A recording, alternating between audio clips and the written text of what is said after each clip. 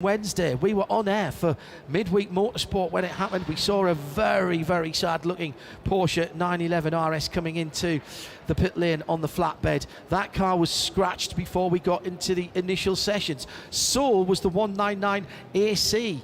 That was the AC Automotive. That was the TCR Audi. That car went awry as well. But still, 79 cars on the grid for this. It's going to be an absolute cracker. Blue skies, great looking weather, no hint of any of the problems we had a couple of years ago with the rain. The atmosphere is building, and we can't start this race, really, can we? We had to do it last year without Nick's pit walk, or grid walk, should I say. However, we're back with a full grid, and that means Nick Damon has all the time he needs to sample that atmosphere. Good afternoon, Nicholas. Good afternoon, John. Good afternoon, world. There's never enough time to sample the excitement of the Dubai 24-hour, the 17th running, the pit lane. Now, we're still waiting for a couple of cars, so we're going to focus on something that's brand new. This massive trophy, and I believe it's about 100 kilograms. So, yeah, that'd be a bit thing to pay for the freight. Now, interestingly, of course, 17 runnings. Let's have a look. Now, look, first year, this man, Toto Wolff, won, and I guess he was significantly more happy in the United Arab Emirates in January 2006 than he was in December last year. Another one to point out here is our winner in 2017, Herberth Motorsport. They didn't even get as far as the start of the event. A massive accident during taxi ride, free training, pay for an extra couple of laps on Wednesday evening. Car was gone. And of course, last year, our winners, GPX Racing, they're not here, but we do have Axel Jeffries. He's actually in the pole sitting car. Right, the pole people aren't here, but the second are. Well, we're going to freebase a little bit as we hop around, go past the woman in her underwear. This is the car in second place, which is the number 4 car, the car collection, the Abu Dhabi Racing by HRT. I think Manuel Metzler is sitting down. Manuel? So he's... are you starting the number 4? Yes. Good qualifying. The Mercedes have always gone well, so you must have a lot of confidence. I mean, it's difficult to have confidence when you have 80 cars on track. I mean, it's that will do less mistakes and less penalties, and contacts will win the race. So, I mean, you can be quick as much as you want, but you have to stay out of trouble and take care on traffic for sure. It's noticeable. You've brought this car to the pit, to the grid a long time before the others. You're just trying to warm it up with the sun. I have no idea why. They just told me go on the car and go on the grid, so I did it. So I don't know. Thanks, Manuel. So that's the bright yellow number 4.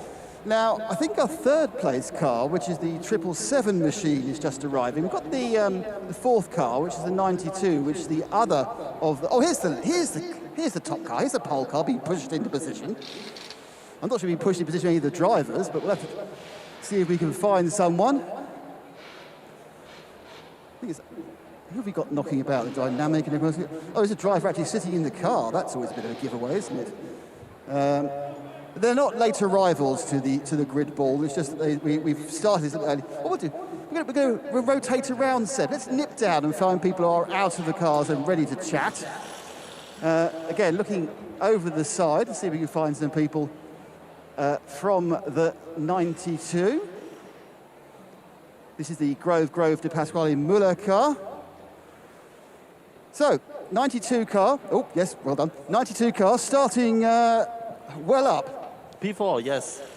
Has it helped that the Renault brothers can now give their full attention to managing your team? Yeah, it's not nice to say this, but yeah, for sure. Yeah, it was a big crash. But yeah, the guys will help us for sure. Strategy have lots of experience in this race, and for sure everybody knows this race is all about strategy, being lucky with code 60s. This year we have so many cars, so the free practices and the night practice was like a big mess, you can say. Many cars, keep the car on track, don't destroy your car in the first few hours, and survive the night to have a good car for the end of the race. Now, you're in the Porsche. We've got just about every sort of other GT3 car around you. You've got a Mercedes in front, you've got Audi in front of you, Mercedes around. Have you managed to get an idea of where the strength of the Porsches and where the strength of the other cars are? Normally we're quite good in qualifying. We qualified second row, so everything is really tight. So I think that's what motorsport needs, to be everything tight and excited for the race. So let's see in the first hour how quick all the others cars really are, and we push our maximum and see. That's Sven Muller from the 92 car.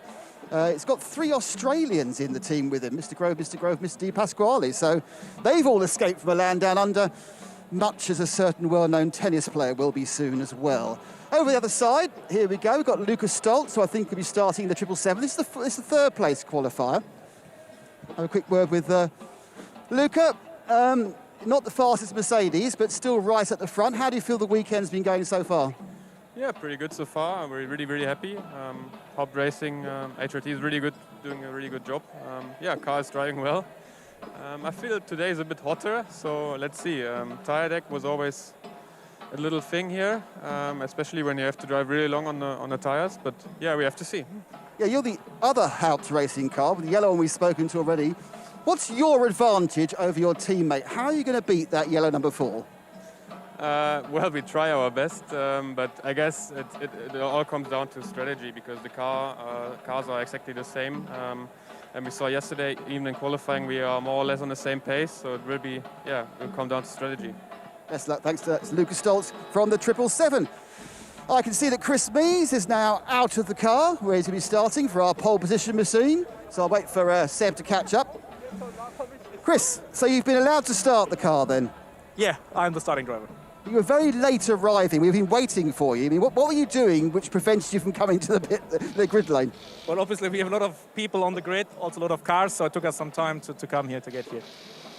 Now, you're in the best place because there are so many GT3 cars, you're at the front, but how aggressive are you going to be to stay in front? Well, it's a long race. I mean, we're all professionals, Marcello on the other side, Luca Stolz behind me. Obviously, we want to give a good show, good fights, and give the fans some things to talk about later. But obviously, we aim for being up front at the end of the race. It's a long 24 hours. It's a hard race. It's a lot of cars on track, a lot of mixed classes. Everyone is going for their special class win, so everyone on the track is fighting hard. We almost have 100 cars on a short track, so it's going to be interesting with the traffic. You've got several Mercedes and several Porsches behind you. What are the advantages this Audi has over them? Well, we're a bit of a lonely star up here. Our teammates are actually in P7, which is really good. So hopefully they can come up front a couple of places, and we can work together like Mercedes and Porsche will do. Good stuff, thank you. Oh, tactics. Chris inferring tactics. This isn't the DTM. People will be fair, I'm sure. There'll be no Checo Perez blocking for no discernible reason. It'll be absolutely fair. Okay, the 75 car, which is the SPS racing car, is next. That's the Gunon Enger Greiner Habul car, and Jules Gunon is here. Jules, the SPS team, very experienced in Dubai. Happy so far? Yeah, really happy with Kenny, Mick, and Maro. We have a really strong package. Kenny is one of the best out there, and I think we have a really good, strong pro lineup. SPS is also a well-established team. They have been winning a lot of time here in Pro-Am, so we're going to try to win them the first race in Pro. We are all ready for it. We are well prepared, and we're going to give it a big go. In the pure pro department, the AM driver only needs to be in for a couple of hours. Is it still really the AM driver who will decide who wins? I think so, and that's why I'm really happy that Kenny is with us, because for me, Kenny can make a big difference to all the other AM. You say it's only 2 hours, but imagine you are losing 5 seconds a lap. You never catch back these seconds, and we don't have a safety car in those races, so it's really important that everybody does the best job possible, and we are all ready for it. Thanks. Kenny, sorry, I missed your surname there. Kenny Habul, I've just heard you're the most important person in the team. Yeah, they put a lot of pressure on me. They like to make it difficult for me, these superstars. Everything comes easy for these guys, comes natural. Look, we feel great. I feel great. The times are fast. We have a really good lineup. For me, it's more about staying out of trouble than the ultimate lap times. I mean, you'll see some of these cars around us just push for lap times and they hit someone. And it's so easy here, especially at night. no disrespect, but a lot of guys back in the field, they don't look in the mirrors. They can't look in the mirrors. They're using all their energy to drive. And, there's 4 or 5 in a corner and it gets crazy. And it's just, to me, it's a game of luck also. And you have to have lady luck on your side. So you're going to drive more sensibly than your logo. You're not going to be a raging croc. Well, maybe for the start. Get some aggression out, just to get my blood pressure down a little bit. Then we'll slow down and relax a bit. Kenny, thank you very much. Honest as ever, the Aussies. Right, travel. I'll get round the back of the photographer. That's well. The 54 car. Let's see, we've got the next one up. Is the second of the WRT cars. Just see if I can see a driver. They all appear to be absent without any sort of exeat or a note to get out of the way. Actually, I'll go have a chat with someone we don't normally chat with. Manfred Sandbickler from Hankook. Man, it's great to see you, mate. Give us an idea of the logistics for you to get tyres on 82 cars in about 7 different classes, about 12 different manufacturers, 47,000 different tyre sizes. How hard is it? Experience, quite simple. No, it's a tough work, really. We start already in the summer to prepare everything, to have the right sizes available. In the final stage, the last 3 months is now the fine-tuning to have the right number of tires with us. The wets, of course, hopefully this time we don't need them anymore, but the rest is really experience, and we have now a lot of experience with preventing together, and this brings us in a really good position. So are all the tyres the exact same compound, or do you adjust them for the classes and the weights of the cars? No. Everyone have the same tire. We have one compound for the whole grid here. You can start from the Audi, Porsche, Aston Martin, whatever you ask for. It's one single compound for all of them. And most of them have more or less the same sizes. Manfred, thank you very much. And it is a mass container requirement. There's so many guys here fitting and mounting tyres. Let's see where else we can find. We're just going to have a look at the wonderful world of the team that is #1 in AM. This is CP Racing. We've spoken to Phil already. I'll have a quick word with Shane. Hello. How you doing, Shane? I'm doing great here, man. Top AM car, so great start. Yes, such a pleasure to be here at the front of the AM grid. Guys have just done a phenomenal job on the car. As always, CP Racing does a great job. And, I actually enjoyed the 3-driver qualifying format. It was great because it really makes everyone on the team step up. You can't just have one good guy and somebody, back in the motorhome sleeping. So we all put our best foot forward, and we're here up in the front. Now, you've driven all around the world. What do you particularly like or dislike about this Dubai track? Oh, this Dubai I really enjoy it here. Super challenging, but, the racetrack does have good places to pass on. A lot of racetracks you go to, it's so difficult to pass. There are some good passing places, but with what we have, like over 80 cars or something like that, and even after night practice, it's still going to take a little bit of luck. I don't actually believe in luck. I believe in hard work and preparation. And after what I saw in night practice, I'll take some luck. Thanks, Shane. Well, Shane is a big fan of this Dubai Autodrome.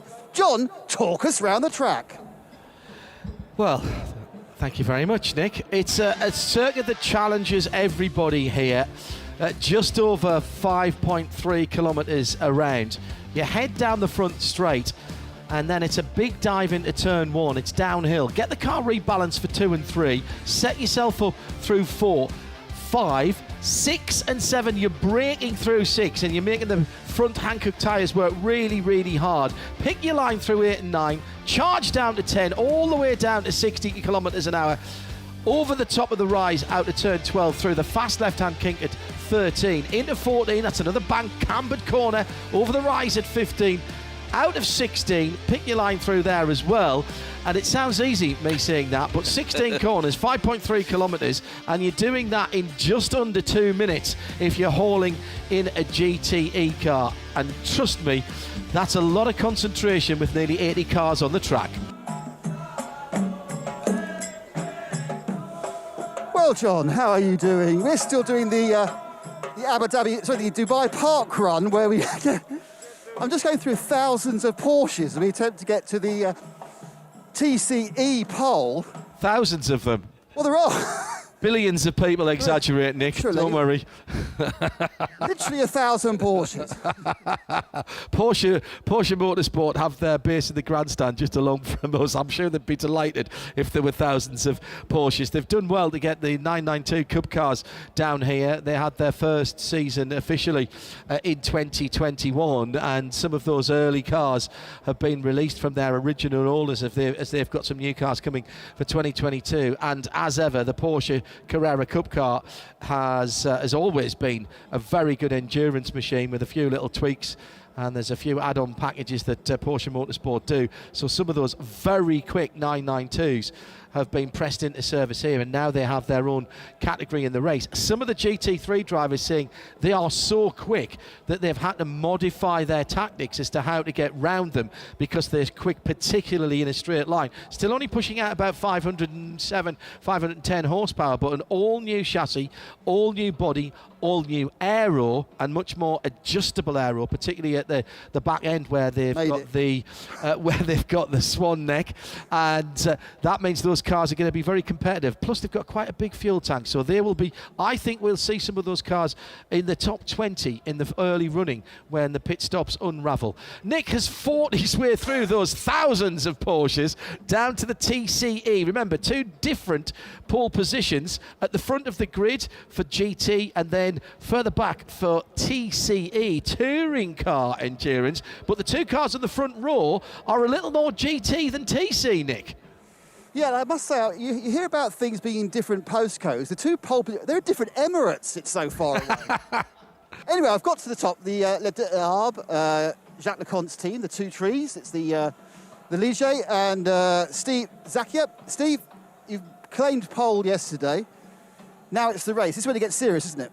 Yes, serious things, but we know that the race is long, so we have to be careful on the track and stay on the track all the time to have no trouble.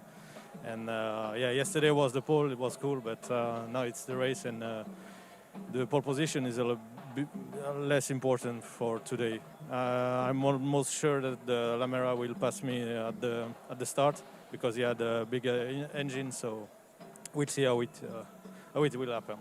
But this year we don't have a staggered start, so you're going to be right in the back of those GT4s very quickly, aren't you?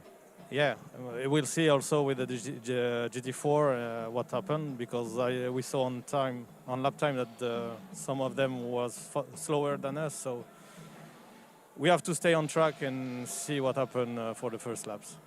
Thanks, Steve. So there's Steve, very conservative, taking that very conservative line. I think he may be right with that Lamera, but I'm pretty certain it might have a bigger engine, but it doesn't quite put out as much power as the Ligier. I think the Ligier is 350 and the Lamera is about 320 or 330, but they're both very light cars, Nick, coming in around about 1,000 kilos, tube frame, classic tube frame GT racing cars, and a new breed in some respects of a GT car. We've got the new GT4 Ginetta, of course, in the race as well. But that Lamera, we're not going to miss it with that big purple star on it, are we? No, they're doing some last-minute tyre wrap work inside, which I'm quite pleased about. The drivers aren't immediately obvious. I'm not sure where they've gone over in the shade over there, actually. But we'll carry on going down because there's many other classes to enjoy. The 116, which is the top of the TCR cars. This is the brand new Audi. And everyone went, oh, it's not fair, they've got a brand new Audi and we can't go that fast. Not quite sure who's going to be starting the car. Again, there's we've run all this way and there's hardly anyone to talk to. It's just not fair, honestly. 116 is the car that Rob Huff is driving, and I would think that Huffy would be starting the car, but well, he may have gone for an emergency brake then. This is the car in second. This is the 159. This is the Thai only team. Let's see if we can find a Thai driver. Let's put it by Selector, which is a good start. Wait, where are your drivers? They're hiding in the shade. Okay, let's go. Now this is going to be interesting, Nick. What car number are we at? We're at 159. Ah, yes, 159. So your driver choices here. I've got one already, John. And, right. It's Kashuri. It's Kei Kashuri. You're very lucky. Thank goodness, because some of the other names I would have had a major struggle with. Anyway, great performance. You know, an all-tie team. You got yourself on the front row for the TCR class. So happy so far? Yeah, it's quite happy with the car. The car is quite good setup, but we still have something to improve. So it's good for the race. Yeah. How balanced are your 5 drivers? Are you all much of the same speed? Yeah, we all much at the same speed. So it's good for the strategy. So it should be good for the race. And what's your strategy for the start as a team? We just try to keep the position at the start and try to keep this position as long as we can. That's it. Good strategy. Great stuff. Thank you. That's the 159. Is that just wandering across, see if I can... Which of the Kasuris was that, Nick, that you were talking to? K. They're both K. Yes. The younger one. Was that Cantasac then or Canta D? Honestly, Perm 1 from 2. Okay. Very nice, though. And here's an old pro, as they say. What do I call you? Hi, how you doing, Rob? Very well, thank you. Yeah, looking forward to the start. Yeah, I mean, we've just got to take it easy, stay out of trouble, try and survive the first 20 hours and see where we are with 4 hours to go. And yeah, I mean, you know, it's the first race of the Audi for an endurance race outside of WTCR. And so far, it's proved an amazing car. You know, it's a delight to drive. It's very fast. I've got some great teammates in the car with me as well. So yeah, just looking forward to a steady, fun, and successful 24-hour.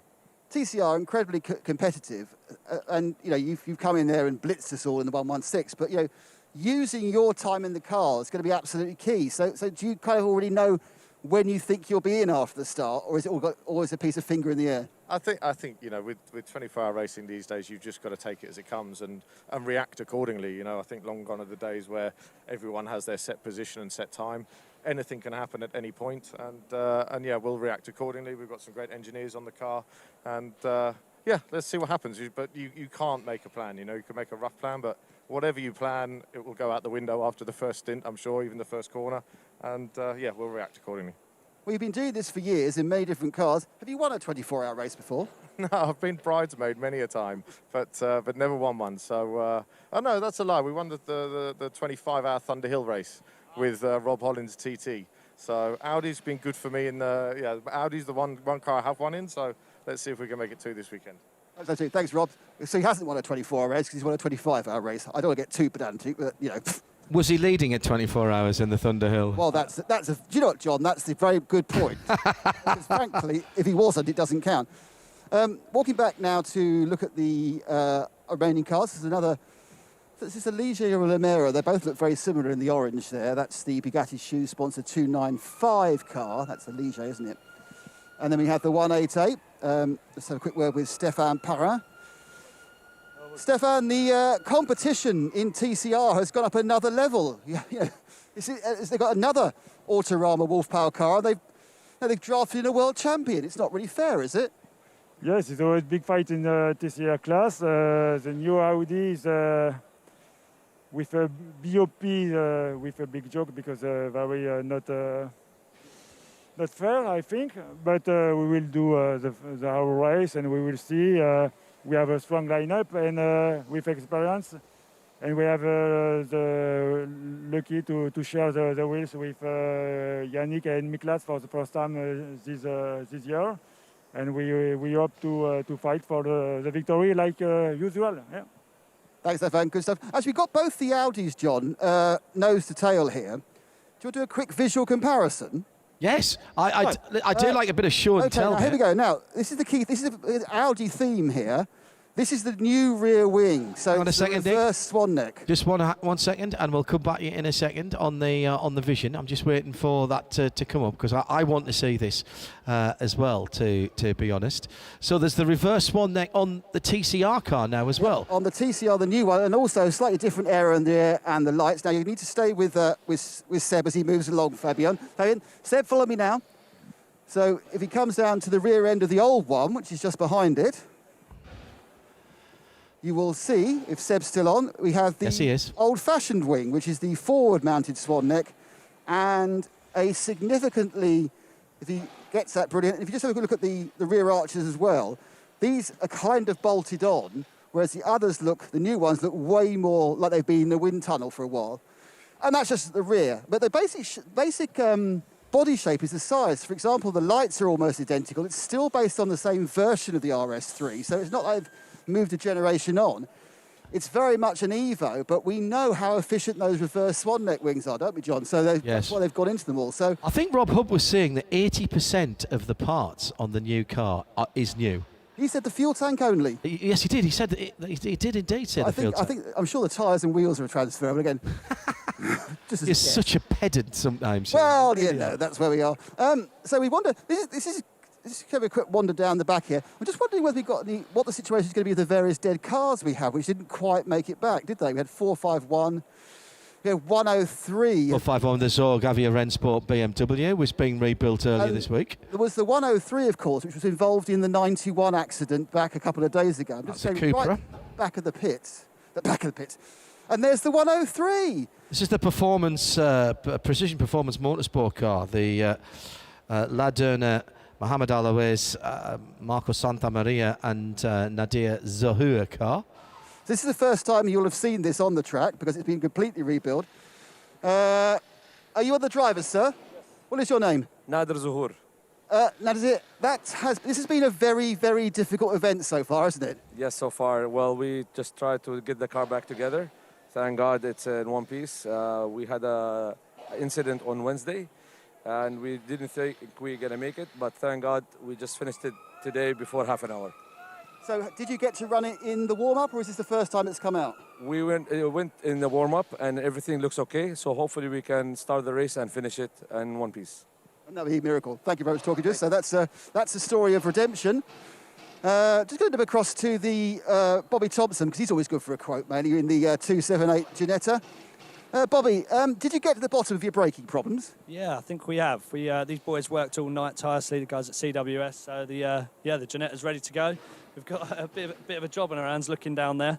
But yeah, ready to go. It feels good on this first initial lap, so it's just whether it lasts the next hour and a half. Hour and a half? This is a 24-hour race. Well, I was more worried about for me. Excellent. The first driver not to go, it's a team game. It's about my 2 stints as far as Bobby is concerned. That's my only worry at the moment. Once we get past that, then let's see how we get on. But for me, it's just about getting as far up we can in this first stint. And are the Porsche boys in the V8 talking to you? Yeah, they are. We're, we've got the best guys from Ginetta here. We've got Lawrence himself driving that GT4. So it's good to have the guys that know what they're doing all around us. Great stuff. Thanks, Bobby Thompson from the 278 in the TCX class. Oh, we'll carry on moving forward again. This is great. I've got all the way to the front, all the way to the back, had a bit of a free run. I was worried about missing out on Nick, I told you have as much time as you need to do this. We are back with a representative-sized grid in the Hankook 24 Hours of Dubai. You're back on the grid. All is right with the motorsport world as we're starting. 10-minute board has just gone up at the head of the field. That's 10 minutes to the start of the single formation lap. So start picking off some of the stories if you want. I'm going to try and move back out of the TCR into the tail end of the GT race that we kind of skipped. Well, actually, I ran past part of the point where my radio pack fell out of my pocket, which was rather embarrassing. So you look at moving here, just see if we can see the 451. That's the car, and I think that is there actually. I think that's at the back of the grid as well. That's the Avia Zorg Rennsport car that was rebuilt. Just putting in one of the drivers. I mean, basically they've had to completely rebuild the nose of the car. It didn't look like a particularly difficult accident. I mean, obviously all accidents can be a problem. Didn't look too bad. Bjorn Simon, he's in the car at the moment. Don't know whether I get a quick word with them. They're belting up at the moment. So he's just getting all these belts done as tight as possible. Very important, because obviously you have to be strapped in, because if you have an accident, you want to be held in place. But also, you do not want to be trying to put your belts on as you're going around the formation lap. And there are some very important lap belts that you can't see, and if they're not put on properly, it's simply impossible to drive the car, is all I'm saying. Grab a quick... Bjorn, you must be very pleased to be starting after the problems the car had before. Yeah, exactly. Unfortunately, we have to start from the end of the group, so we will try to push as much as possible to get to the front during the next 24 hours. Looking forward to it. Car fully repaired? Sorry? Car fully repaired? I didn't get it. Is the car fully repaired and back to... Yeah. The team did a great job and repaired it, and we are good to go, yeah. Great stuff. So we picked up those 2 stragglers from the problems on previous days, and we can meander past some other cars. This is one of the GT4 cars, just suiting and booting. I'll let him get away with it. One of the GT4 Mercedes. Obviously, one of the more interesting GT4 Mercedes is just up here, and that is the Gotha family outing car. I can just see Stewie Hall, so I'll grab a quick word with... Stewie, how are you? All right, mate, yeah. So you've got both your prodigies and your boss and your mate in the car. Yeah, couldn't be better. I just want the other prodigy in there, but he's just gone to drive a GT3 car. So he's got 2 Porsche. Yeah, but he's doing a great job, you know. Spent a lot of time with Benji, and he's doing a fantastic job. Now the younger little monkey's in the car and also doing a fantastic job. So it's really, really nice to see and lovely to be here. So how is Benji going to split his time? Is he just going to do a couple of hours in each car, or is he concentrating more on the WRT car? No. They're 2 different. So he's got quite an important role to play in the Audi this weekend. He's doing a lot of mileage. So he's going to stick with the Audi. He hasn't qualified this, so Ollie's going to, we're going to up Ollie's mileage in this. So yeah, they're both going to get a good workout over the next 24 hours, that's for sure. I hope they've been training over the winter. So are either of them quicker than you yet? Of course they are. I wouldn't be doing my job if they weren't. That's a big smile for a slower racing driver. No, it all counts in the race, but they're both quick lads. I've spent a lot of time with them. Probably 10 years now with Rothko. So if they weren't quick, I wouldn't be doing my job. I couldn't be prouder to be sharing a car with them and the boss, and obviously my good mate Geordie. So, we'll just take it as it comes. It's a long race. It's a new experience for Ollie, but so far he's took to it like a duck to water. He's only just 17, and he's driving like a kid that's been in the car for years and years. So, yeah, can't wait. Just get stuck in and hopefully be speaking to you in like 24 hours time. Yeah, Nick, can you... right in the middle of the speed pack, effectively. That's quite a busy day, isn't it, going past and being passed by people? It's certainly a new experience. I've got to learn to look in my mirrors for the first time in a few years after spending a lot of time in the 3. But, it's got 4 wheels, and that's my job, to drive it as fast as I can. So, Dragon doing a fantastic job. I don't think we could be in a better car and a better team. And obviously it's a Merc. I've done plenty of miles in a Merc, albeit a GT4 Merc. It's quite similar inside. So, yeah, let's see. Great stuff, actually. Best luck to you and the boys and the team. So, I think this may be, unfortunately, coming to the end of our wander up and down the pits of the Dubai 24-hour. All right, but certainly appreciated the extra minutes. Thank you very much to Fabian and the team. And the trophy's being wheeled down by 17 burly men, I think, because it's 700 kilograms. Anyway, John, I'm being chucked off, so over to you and the boys. In the Haggerty Global Broadcast Centre, we are bowing to the grid walk of Nick Damon. It's great to have it back, whether you're joining us on the live video stream or on the audio stream at RS1, part of the Radio Show Limited network of channels. Great to have your company. We'll run through the sharp end of the grid for you in a wee moment time. Quick look at what the weather is going to be doing for us over the next few hours. As you might imagine, it's looking pretty good. Our weather this year coming to you courtesy of Visit Cayman Islands, and tonight it's going to be pretty clear, dropping down to, well, a rather sultry 21 degrees overnight, and really the humidity not going down much below 50%. A little bit of chance of fog in the morning, and also the wind getting up around about 10 o'clock in the morning, 30 to 40 kilometres an hour. And as we know from here in the past, that could bring its own problems with visibility, particularly down towards turn 1. It'll rather depend which way the wind is coming from. South-southeasterly is what it's saying. So that's right across the track from effectively the outside of turn 16 into the pit lane. That's the weather here courtesy of Visit Cayman Islands. Phil Anson is with me in the Haggerty Global Broadcast Centre. And Phil, first of all, has seen pretty much every one of these races, either calling them or being in the booth behind us, because he's been helping us out down through the years. He's also the voice of the English language Formula One broadcast across the region here for NBC. We've had a cracking week so far, probably enough interest and talking points to fill a race, but yet we've still got the race to come, and here's the grid lineup, and you called it on pole position. Thank you very much, John. Yes, the MS7 by WRT will be started. The Saudi Arabian team in the Audi R8 LMS GT3 on pole position.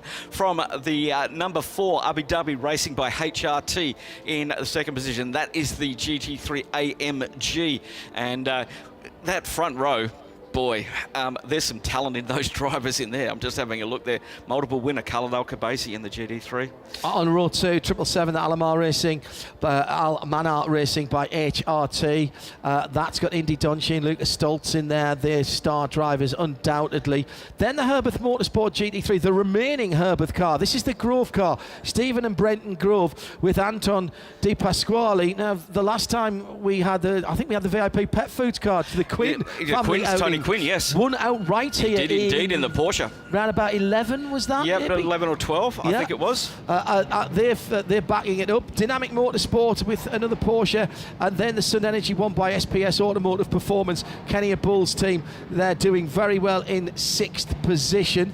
On row number 4, that's the 7th position. That's the Benji Gotha, Arnold Robin, Maxine Robber, Jean-Baptiste Simonin and Frederic Verviche will start that car alongside the first non-German mark, Barwell Motorsports. Mark Lemmer is desperate to heave this away from German manufacturers. There's never been a non-German winner of this event. Yep, and 2008 was when Quinn won that one. And row number 5, we've got the MP Motorsport.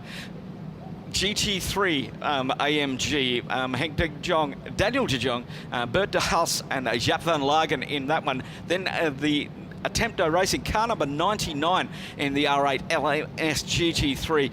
Florian Schultz, Luca Enster, Alex Aaron Acker, Nicholas Scholl and Finlay Hutchinson taking the wheel of that one. Row number 6 and position 11, CP Racing in the AM category, in the GT AM category. Charles Putman, Charles Esplinup, Phil Quaife and Shane Lewis in that one. Yeah, Phil Quaife, a late replacement for Joe Foster, who hurt his ankle. Then it's Dynamic Motorsports Porsche.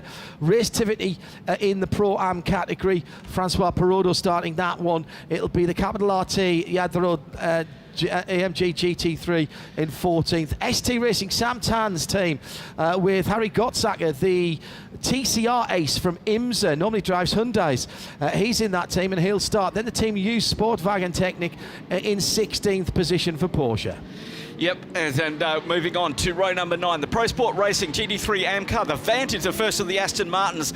Max Demarais, Julien Demarais, Jean Gloriex, and Simone Balcan. I do apologise if I get them wrong. I'm from Australia. Okay, following on from that, it's the Duo Racing by Herberth Motorsport, car number 93. As the cars are now rolling. Sam Tan's car is not rolling. The number 1 car from last year's championship win, the new GT3 BMW M4, and that blue car has not got away. Now, if that car doesn't start, it will have to be pushed back into the pits. Yes, he'll have to go back in through the pit gate that's on that side. If he gets started, he is allowed to take his position before they get to the formation line. Let's carry on then. The 30 in position number 19, Schubert Motorsport. Then ST Racing in 20th. Car Collection in 21st with SPS in 22nd. On row 12, it's Dual Racing. The Mutrans are back, and it's Ramsey who will start a new era for those guys with TF Sport and an Aston Martin Vantage. Leipert have their Lamborghini in 24th position. Row 13, Car Collection and Sandlock Racing. It's an all Audi row. Row 14, Team GP Elite in the GT3 Cup 992 category with Red Camel Jordan alongside them. That's all Porsche. As is row 15, ID Racing and Leipert Motorsport. That's a Porsche Lamborghini Lamborghini row. PK Car Sport and Uber Racing are row number 16. Row 17 on the grid in 33rd position is HRT Performance. Then Team GP Elite, FAC Auto Tech as the GT, the 992 AM category running car. ARC Bratislava, another one of the Lamborghinis. HRT and Huber on row 19. FAC Auto Tech and Razun Mordan Racing with the KTM Crossbow, fantastic looking GT4 car.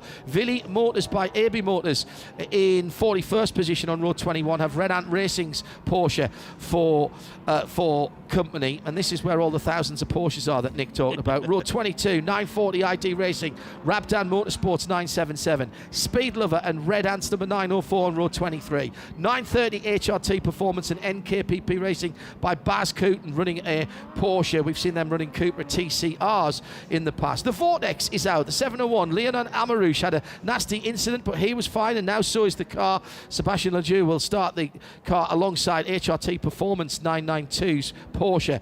Then Pro Sport Racing and Heart of Racing in the GT4. That's the front of the GT4 field there for Pro Sport and Heart of Racing team, with Dragon Racing's GT4 machine that Stuart Hall was talking about earlier. Then Colin White in the GT4. That's the G56, the new V8 engine, 478. Remember that. That's got Lawrence Tomlinson, the man at the head of Ginetta, driving that car. RHC Jorgensen Strom have to be driving a BMW, and they are. They're in 55th. 56th is Atlas BX Motorsports on row 28. Row 29 is Team Aviazor Rensport with Johnson Consulting, and Haida Motorsport with Century and Team Aviazor Rensport. That's your GT starting grid. The TCE, the two GT-looking cars with the Ligier and the Lamara on pole. Then it's Audi and Cupra with Autorama and BBR. AC and CTF Performance. That's another Ligier there for CTF. Lamara GT Lux are on position 7. 8th is Oris Racing. 9th and 10th, Holmgard and Autorama, the VWs, and a second Autorama VW in 11th position from Yeti Racing in 12th, the BMW. Two BMWs on the 7th row of TCE, Schubert and Kojimo TLRT. Sally Racing are back, great to have them from Denmark in the Cupra. Then the standard Ginetta, the V6 car running in TCX on row 8. PPM, Passion Performance Motorsport, back on the grid in that repaired Cupra. Zenga Motorsports are there as well, as is the Ligier right at the back of the grid in 19th position. It's a cracking looking grid. We reckon there are 79 cars out on the grid, with some of those cars having come back from the dead. Wherever you are in the world, thank you for joining us. This is kind of the official start of the 2022 motorsport season. 24 hours on the clock, and Christopher Mies is leading the field around. Take a deep breath now. It may be a while before you get another one. And thank you to our dedicated team of marshals and officials here. And it'll not be the first time I say this, also to our camera operators who have got long shifts coming on in hot and cold and dark and humid weather. For all of you here who are working to make this happen, and particularly to Creventic, thank you very much. The Hankook 24 Hours of Dubai 2022 is go for the 24-hour endurance classic here in the UAE. Pole sitter Chris Meese dives to the right, our right, his left, down towards the right-hand corner at turn 1. And he's done exactly what he has to do. Raffaele Marciello in the Bilstein, the blue and yellow coloured AMG gets away. No split start here. So the TCE cars are coming through now, but it's the MS7 by WRT Audi, the fastest qualifier. 001 on the top right-hand side. This is the new Lumi rank system. This is new for 2022. It also puts the flag in the cab system as well for the drivers. You'll see a variety of different bits of information there being displayed throughout the race. GP Elite cutting their way through in their Porsche as they come through turn 9 onto the back straight, but the two leaders are pulling away. MIE flashing with 001, that's Chris Meese. You've seen this in other series, and it's been taken on now by Creventic as they try to enhance even further the spectator experience, whether here at the track or further afield. That Mercedes AMG looks a little bit of a handful there for Raffaele Marciello. He's having to fight the rear end of that car. Chris Meese setting a very good pace indeed. Looks like he might hold on to the lead this first time. He didn't seem too confident, to be honest, when Nick spoke to him on the grid earlier on. Down towards the ball at 13 for the first time, and it is still the MS7 Audi R8 LMS GT3 into the tight double apex left-hander, and I think it is going to be Audi that leads the first lap of the race, and we can breathe a little bit of a sigh of a relief as everybody has got through that one. I'm scanning back down through the field. I can't see anybody way off the back.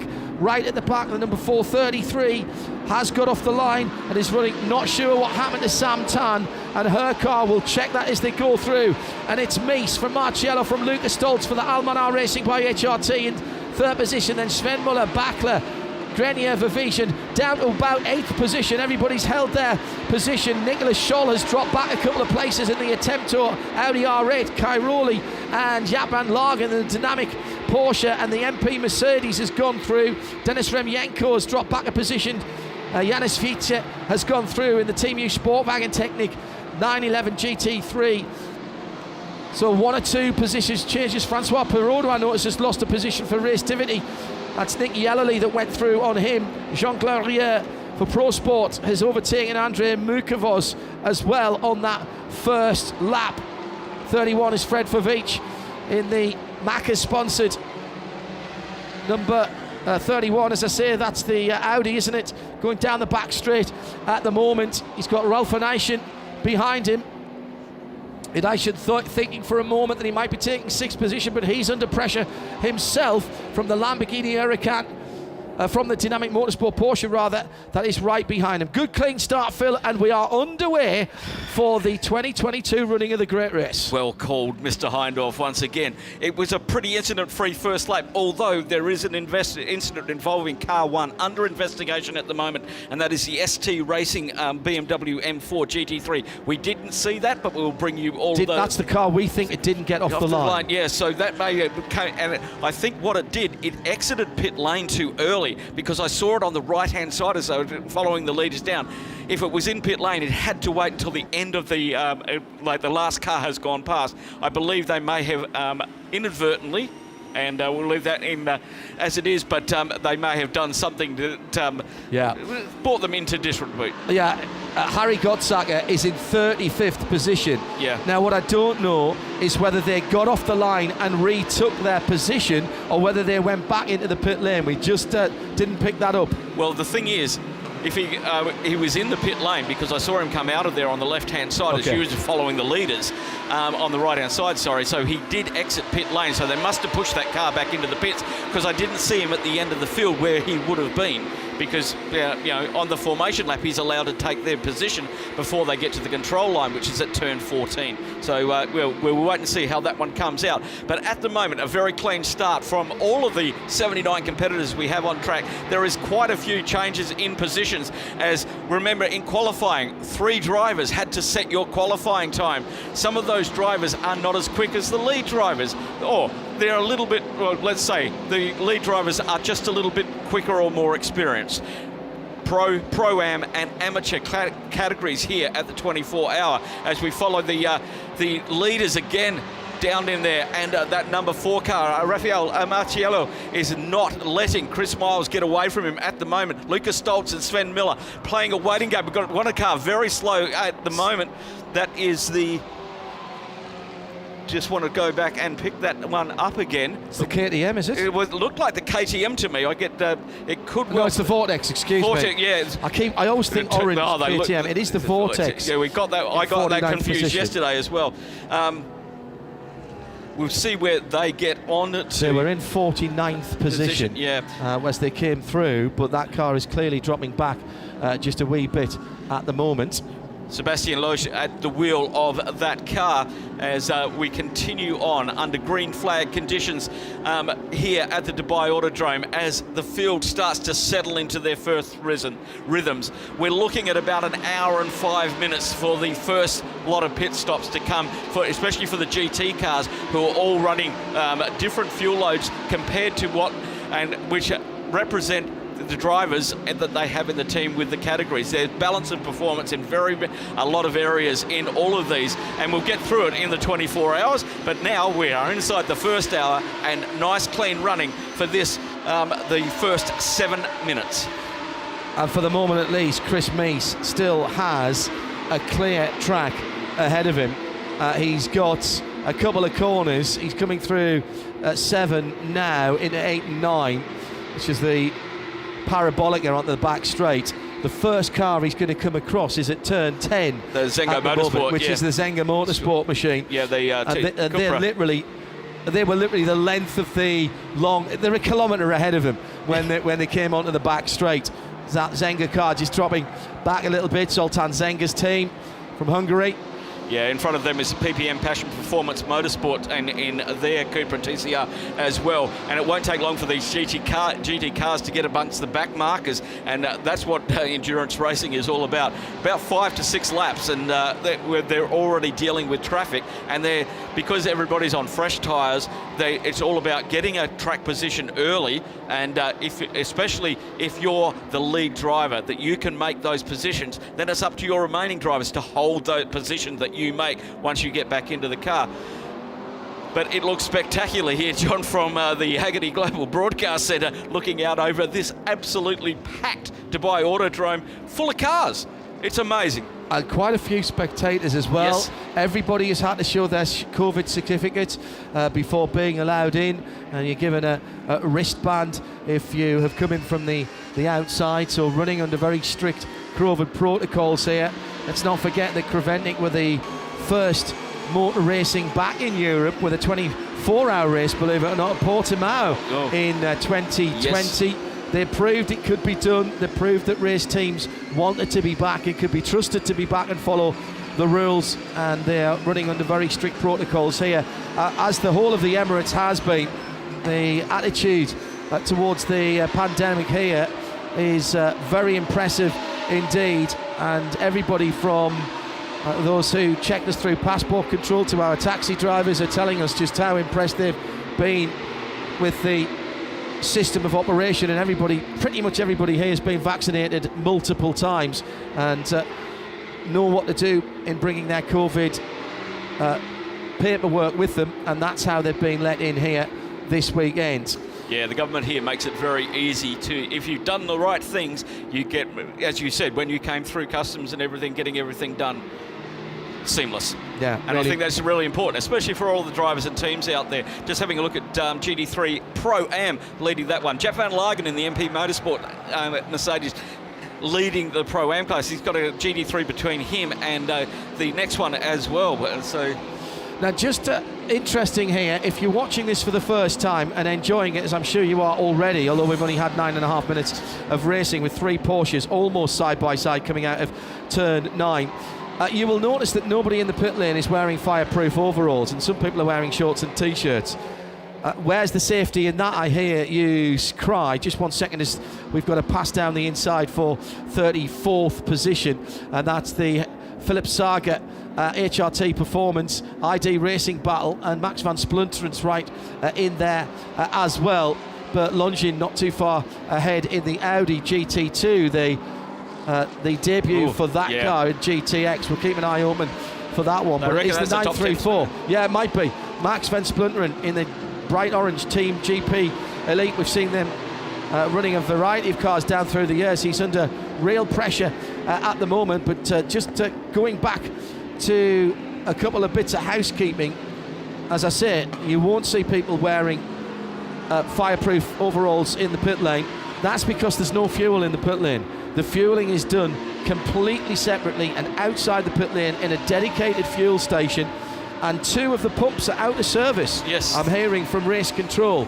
So that they'll be being worked on even as we speak. But tactically, if we get an early code 60, which is how we neutralise the race here. It is highly unlikely, if not 99.9% authority, I can say, that we won't see a safety car. We might see some intervention vehicles, but in Creventic racing, in the 24-hour series powered by Hankook, it is all done by full course purple flags, 60 kilometres an hour, 961 Porsche. That's the FAC Auto Check car. At the moment, it just goes around 961. Yeah, has immediately rejoined that car. Did they jump, or were they pushed down at turn number 1? They were side by side with a red, white and black. Oh, now a bit of damage there. The KTM is red, white and black, not orange, which has thrown me out. Totally. But that's the new GT4, relatively new GT4 at KTM. The good news is the 961 is pointing back in the right direction. It's Alexander Fack of Fack Auto Tech. He's lost a couple of positions, but he is pointing in the right direction. He'll be hoping that there's no suspension damage on that car. It looks like a Porsche Carrera Cup race in the midfield. We've got 2 different versions of Carrera Cup cars, the 991.2 and the new 992 car. You can tell the difference. The swan neck rear wing, as on the 924, the silver and blue car, that's a 992. The car ahead of it is a 991 with the normal under fastening to the rear aerofoil. There's a huge performance advantage in the new 992s, and the pro drivers telling me after the inaugural season of the Porsche Carrera Cup North America presented by Visit Cayman Islands that those cars are as quick as GT3s. One of the Lamaras, it's a 223 car with the grey star on the side, has come to a halt just on the outside. That's the Lamara GT3 look. Sebastian Guignard behind the wheel, 4th in his class, and that's a really dangerous spot because it's fast down there. It's very dangerous. Now, if that car does not refire, that's going to be our first full course purple, code 60. Sebastian with the bright orange helmet trying to get that restarted at the moment, Phil, but there's no lights or anything on that car. That is completely dead at the moment. Yeah, keeping an eye on that. You can see the marshals on the radio to race control, just checking whether they can fire that car and get it code back 60. and run. Yeah, under code 60 already. 15 minutes, 15, yeah, well, 23 hours to go, and we got our first code 60 and about quarter of an hour into the race. So the situation now is that all of the marshal posts display purple flags with a white cross and a white 60 in a circle in the middle, and on the dashboards of all the cars we have the code 60 signs as well. No overtaking, 60 kilometers an hour. There are target times for the lap and for the sectors. In fairness, most of the teams have a secondary limiter for 60 kilometers an hour 40, as well. 40 kilometers in the pit lane. Correct, 40 kilometers in the pit lane. Yeah, a lot of these new GT3 cars have got the ability to program multiple limits for just such an occasion. Effectively, what we're doing here is we're freezing the field. Yep. And nobody should have an advantage or a disadvantage. Number 67 Porsche is the bright gold car right alongside the number 77 Audi. Dynamic motorsport car. Yeah, and the 77 is the Barwell Motorsport. Sorry, that was the Lamborghini. My apologies. And just they did not want to give an inch at all there. And there's no real need to do. There's no rules like overlapping as there would be in Australian motorsport, for example. So, but the dynamic car has dropped back in behind the Barwell. Do we machine. have? Oh, we here we go. Early pit now. Now these cars actually are the first cars to hit the pit lane. Now let's see. Chris Meese has come in the MS7 by WRT. Now, he's shown in the pits. Does he go straight through? I can see him now right underneath us, the 777. Lucas Stoltz following in. Nick Damon, we welcome you to the broadcast in your full-time job as pit lane reporter. Are they going straight to fuel? Chris Meese, they're both a long way down. Meese has gone for fuel. Is it Stoltz behind him? It is. Yeah, he's gone for fuel as well.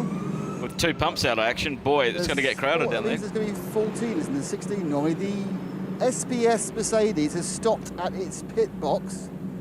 The 3 other GT3s trundling down the pit lane. They've all gone for fuel as well. I can tell you now, Nick, that Sven Muller and the Herberth Motorsport Porsche have done something very non-Herberth. Normally, code 60, the Herberth Porsche's in the pit lane. Sven stayed out, and so has Klaus Bachler for Dynamic Motorsport in the 54 Porsche. So they've both stayed out. Jean Glorier for Pro Sport Racing in the Aston Martin Vantage.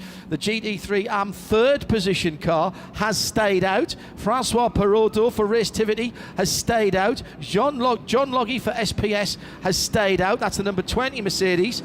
The Duo Racing by Herberth Porsche 93, that's a Pro-Am car. That stayed out. Patrick Kolb has stayed out for Car Collection. Ramsey Moutran has stayed out in the other Aston Martin from TF and Dual Racing. I tell you what, though, they are absolutely rolling the dice. Those who do come in, not sure how long this is going to be or how many they're going to have. The thing here, John, under the code 60, you're only allowed to fill 50% of your capacity. Yeah. Now, they wouldn't have used 50% of their capacity because they're allowed to fill the tank fully up to do the start. Stop. So it's a splash and dash. It'll extend their first stint.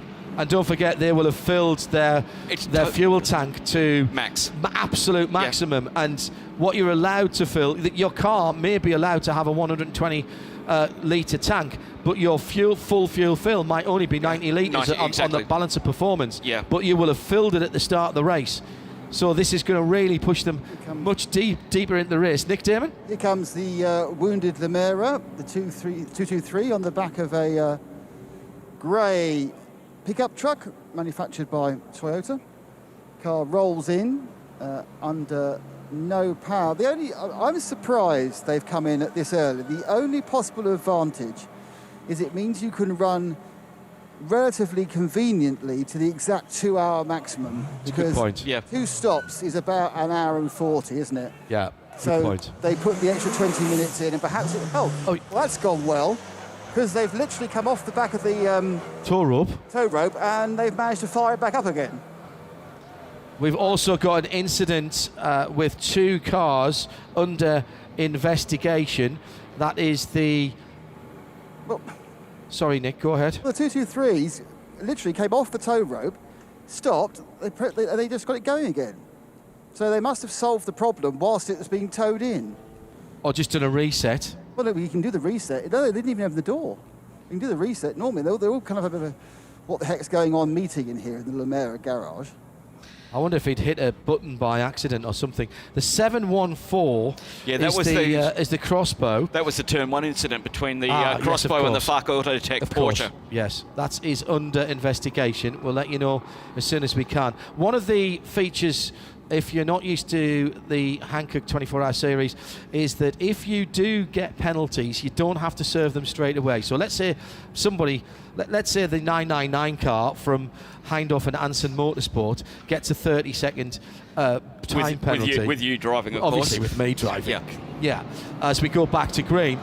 You don't have to come in straight away. You can serve that at your next time through the pit lane, and then you can take service. There's a pit penalty box on the way into the pit lane, so it isn't like some other forms of motorsport where a drive through the pit lane means you can't do anything. No, you can come in, you're stationary for that 30 seconds, and then you can go do your service and your fuel if you want to.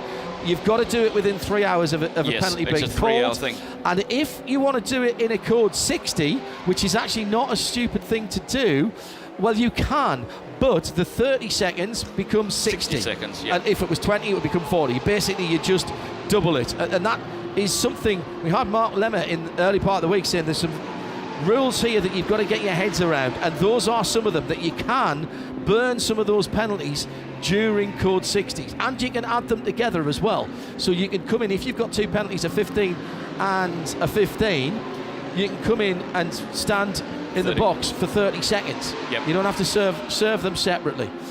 So at the front of the field then, the cars that stayed out, Raffaele Marcello, well, I thought he'd been into the pit lane, but clearly he didn't. The number 4 car, no, he didn't, I said that. Yep. So the Abu Dhabi Racing by HRT car leads now from Herberth Motorsport in second. Those were the 2 best placed cars that did not pit.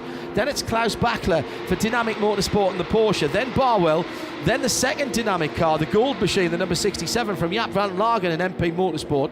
The first car that has made a pit stop is Chris Meese in the MS7 by WRT Audi that was on pole position, and they are down in 17th position, 35 seconds away from the lead, but they're effectively have got another 20 minutes of fuel on board. And that is the key here, because we know these tyres will last. Yeah. And that is the key, that these it's all one compound for everybody, and we know these tyres are good for 2 hours. Pump 3 and 4 are back in order just after that code 60, which because everybody was going to the pumps and we had them out of order just for a moment, which may have affected some of the drivers.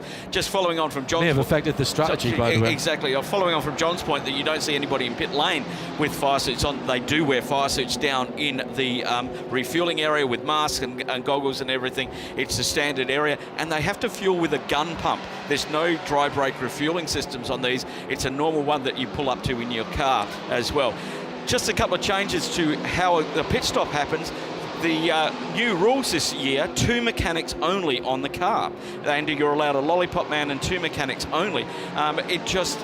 In the COVID times, how many people can you get to a race?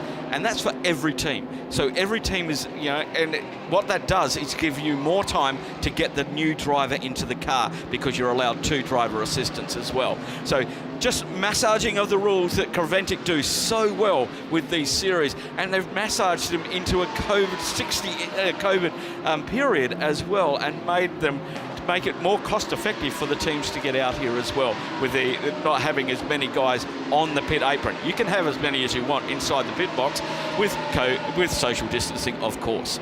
Hello to Jerry Z, to Scott Fitzsimmons, Sarah Rigby, Dave Alcock, Ian McCarthy. Also to Drew Adamson from the iRacing broadcast team. Good to know that you're listening and watching from Boston, USA. I really hope that you've got another busy season coming. I suspect you have, and I know there's more content coming from iRacing. Hello, Drew.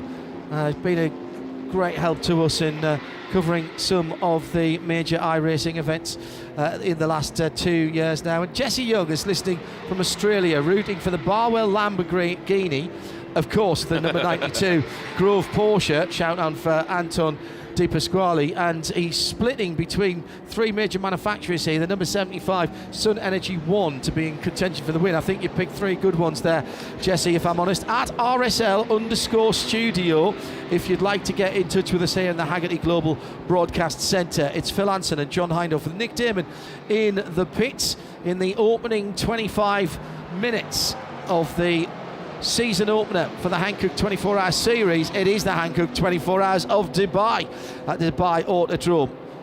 And car number 1 we saw come out of pit lane has copped a 2-lap deduction from race results due to not respecting flag signals. He went through the red light at the end of the pit lane.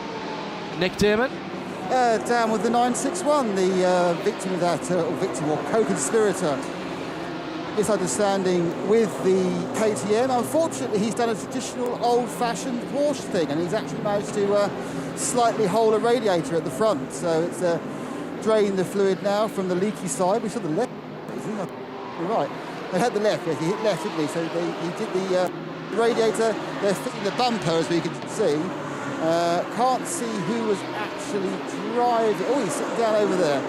Let's see if I can. I'm not sure if the technology will work, because we're going right deep in. I also don't know which driver it was, so this is always risky. It's Fat. It's on Fat.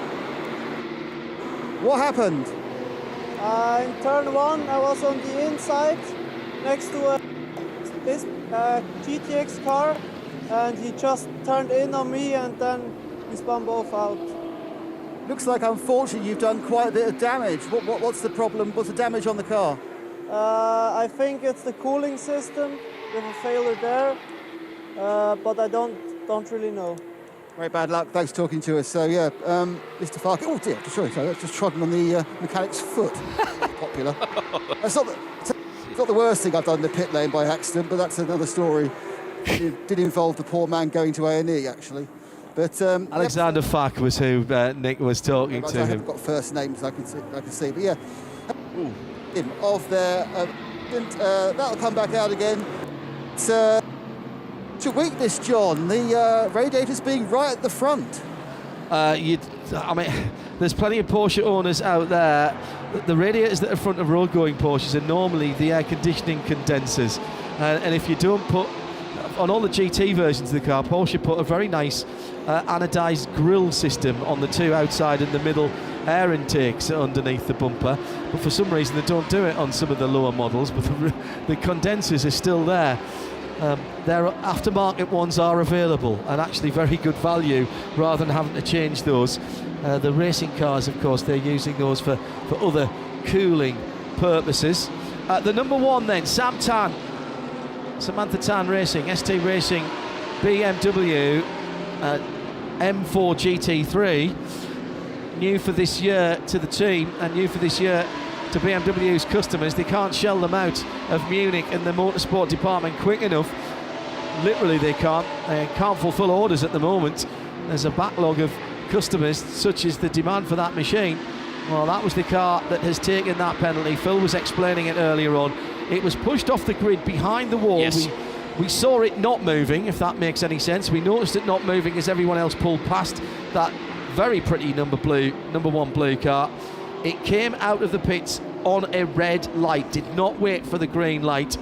I think it was Harry Gottsacker who was starting the car, and he'll be disappointed with himself for that. He's an experienced Hyundai driver in TCR for Brian Herter Autosport in the USA, and he will be, I think, very disappointed with himself. A two-lap, a very punitive penalty there, but that's a serious mistake. Yeah, disobeying flag or light signals is, yeah, you don't want to do that. Zengo Motorsports in the pits, back in the box, the 133 in there at the moment. We have another penalty as well, 60-second penalty for overtaking under code 60. I saw it. It happened between turn 14 and 15, and it's a RHC Jorgensen Strom by Century BMW M4 GT4, and they are going to cop a 60-second time penalty for that one. But again, remember, they don't have to serve that one straight away. Nick Damon is down with Zenga Motorsports.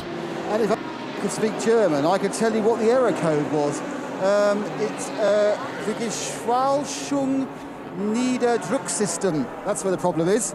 So if my terribly bad phonetic German can be translated by someone like right turn lever, that's the page of the errors they're looking at. But the car undamaged. Say that again.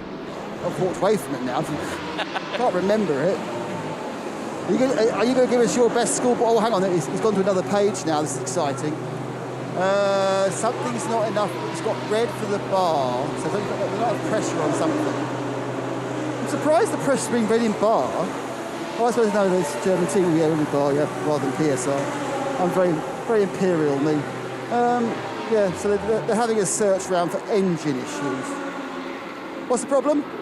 We have fuel pressure issues. We don't know what's going on at the moment. We are trying to find out.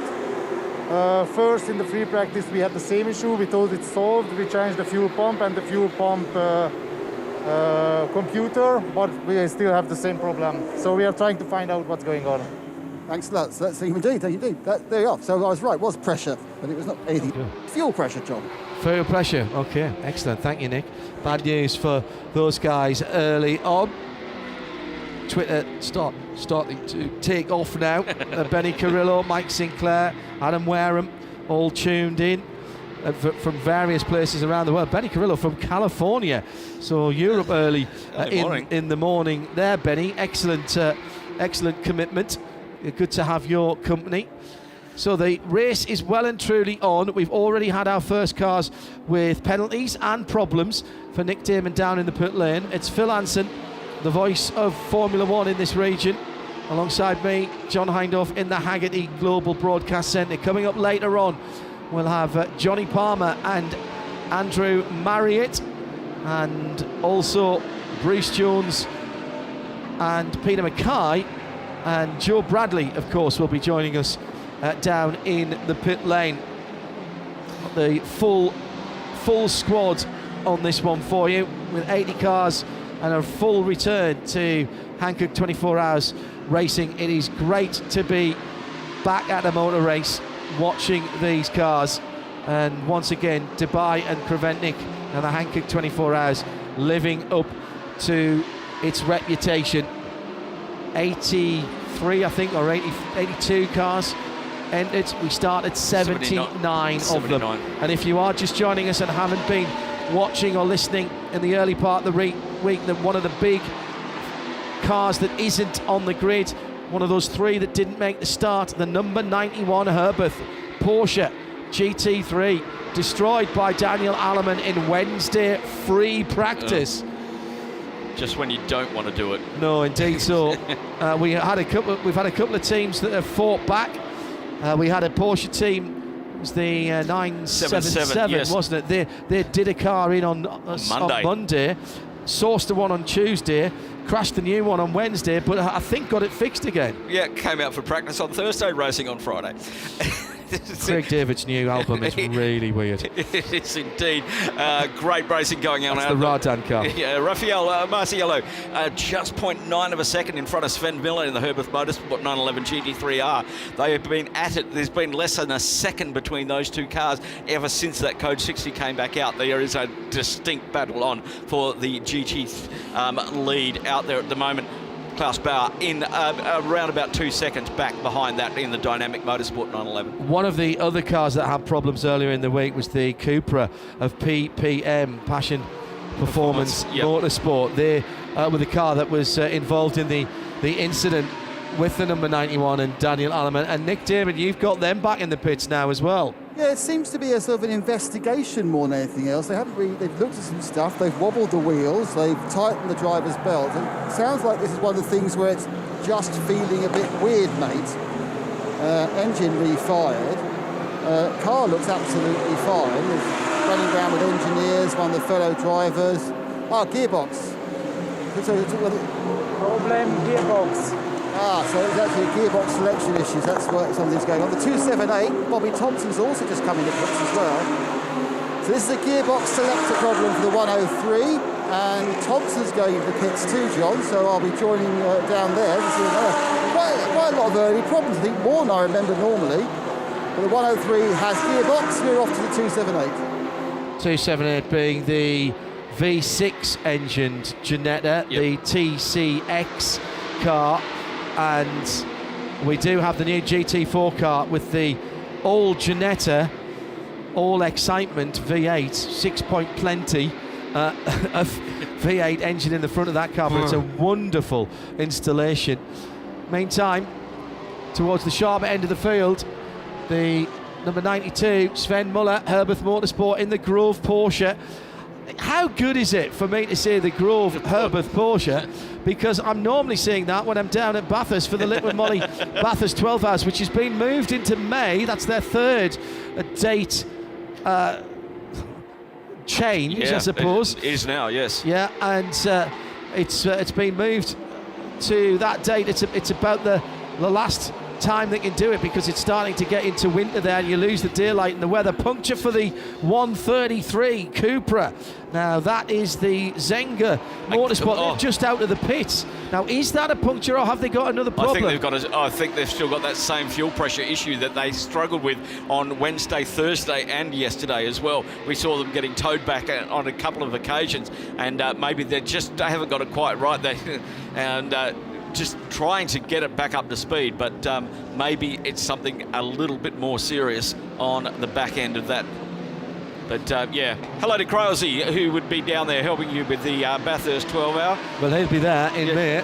In May, indeed. Whatever happens. I really feel for supercar events who run that event now. They've had no luck. Car off the track there for a moment. That is one of the Ligiers. 207. That car. That is the 207, I think it was. Let's go back to Nick Damon. Yeah, it's just had the kind of a chat wave from Bobby, who's staying in the car. Straight from the front left. What's the problem? We've got some sort of issue where the brake pedal just stays down, and then eventually overheat and we have no brakes. So we've got the pace to be in the lead, but it's just just holding it and getting it there, and it's so early in the race, you know. So I'm sure the boys will get on it, and we'll try and fix the issue. So this is a different braking problem from earlier in the week then? Well, they all start a bit different, and it all results in the same thing, having no brakes at the end, unfortunately, which in Dubai, with this speed, you need them. I think at any racetrack. Thanks, Bobby. Thank you. I think you need brakes, to be honest. Yes, another issue, but this time manifesting on the front left. John. Yeah, thank you. Whatever your name is. Thank you, Dick. Sorry, I was only messing. Yeah. I want to finish off the thought about Bathurst and the Little Money 12 hours. Plenty of battlings going on down through the field, bit of side-by-side action there. Out of the 1,000 Porsches that are out there. Yeah, that's the battle for 32nd position. And that was Max von Splunteren and the Team GP Elite, that bright orange with almost the Coca-Cola white stripe over the front and rear wheel arches. I really feel for supercars because they are running out of daylight, they're running out of time. Yep. It's a 12-hour race, it's winter in Australia, it'll be getting cooler. Zorg Rennsport, the Avia 451 car, that's the car that had problems earlier in the week, that's got an issue at turn 13, it's staying way off the I think start it's for Bjorn. heading back to the pits. Yeah, Bjorn Simon doing a very sensible thing and staying off the circuit as much as possible. I'd expect to see him pull into the pit lane after turn number 15, which he is indeed doing now. So that's a call for Nick Damon to go back down to Avia. The weather, the daylight, a very congested calendar in Australia. They've plonked themselves in the middle of one of the busiest months worldwide for endurance racing. It's a clash with an SRO, another SRO event. It's a clash with IMSA. It's a clash with ELMS. It's a clash not necessarily for the same type of cars, but with Monaco Historiques, which is a huge media event with British touring cars, and they haven't really had the opportunity to do anything else. I really feel for them. They have to pick a date and try and get it done. What that will do to the international entries is the big question. Yes. Now, it could be that the cars would get there because, well, it's right in between N24 qualifying, Nürburgring 24 qualifying, and the race. So shipborne transport is out of the question. Yes. Unless you've got spare cars, and factories sometimes do have spare cars. But as we mentioned earlier on, BMW don't. They can't supply all of their customers at the moment. So it's going to be interesting to see how it plays out. I really hope they get a race on. Crealsy on Midweek Motorsport a while back was talking about how important it is to get the race on with something down there, and you may just have to really bite the bullet this year, fans of that brilliant race, and it is one of my absolute favourite races since I've been going there in the last, it would have been my 10th year going this year, and I just think to myself that if they can get it off somehow, then that's better than maybe not doing it at all, unless they can find a date. The problem is, as you know, Phil, Bathurst doesn't have dates coming out. Well, it's a road. It's a road. They have to close it. Oh, big smoke there out of the vortex. Yeah, but a lot of smoke on that left rear coming out of turn 15. That's a tyre rubbing. Is it a tyre rubbing, or is that? Is there something? Oh, that. No, I think that's one side of the exhaust, or underneath the exhaust. Sure. We'll watch that while Nick Damon updates us with more cars having trouble. And Nick, it seems to be that the cars that are having trouble are having multiple strikes on the troubleometer. Yes, we've just seen the 451 come in. They actually just changed the tyre. What car's that, Nick? 451. The Sorg Rennsport car, the car that was rebuilt, well, not hastily, about a day and a half. That just came in for the tyres. Then we had the 222 Lanera come in, so that's the standard one, not the Lux. It's one without the leather and the air conditioning. That's the Lanera GT. That came in for another one of these very strange, let's have a bit of a look at it jobs. The second time the Lanera's come in, been patted on the backside a couple of times and gone out again. So my guess is they've been doing some little data update or little fix on the car, and that went out as well. So we've had a number of cars visiting a number of times, and both the rebuilt cars were in at the same time, but they're both now out. You're going to get the vortex in a second, Nick, because the the right rear suspension's collapsed on that car. Yeah. That's what the smoke was. That was the smoke was, and we had the left front wheel off the ground at one stage. So I think there's something not quite right not all four corners are connected, I don't think, on that one, as he's got a long way to go back to the pits. All sorts of issues going down through the curves at 3, 4, 5, and he just rotates it around on 6. He couldn't get the car turned at all, and they're making his way back to the paddock now, trying to stay out of everybody's way. He almost got in the GT3's way down to the start-finish straight as he was pulling over to the right of the circuit. It's so busy out there at the moment, he couldn't get all off the track, and he's going significantly slower. He needs to have a real good look at where he places the car. He needs to be on this. He needs to be off the circuit. Staying on the circuit may cause another incident, which would not be very nice given the closing speeds heading down to where he is now towards turn 13. He's got a GT4 BMW right behind him, which is probably 100 kilometres an hour faster than him at the moment. So he has to be very, very careful. He should be up on the overrun at the moment of turn 14, staying right out of the way, because this is where cars overtake.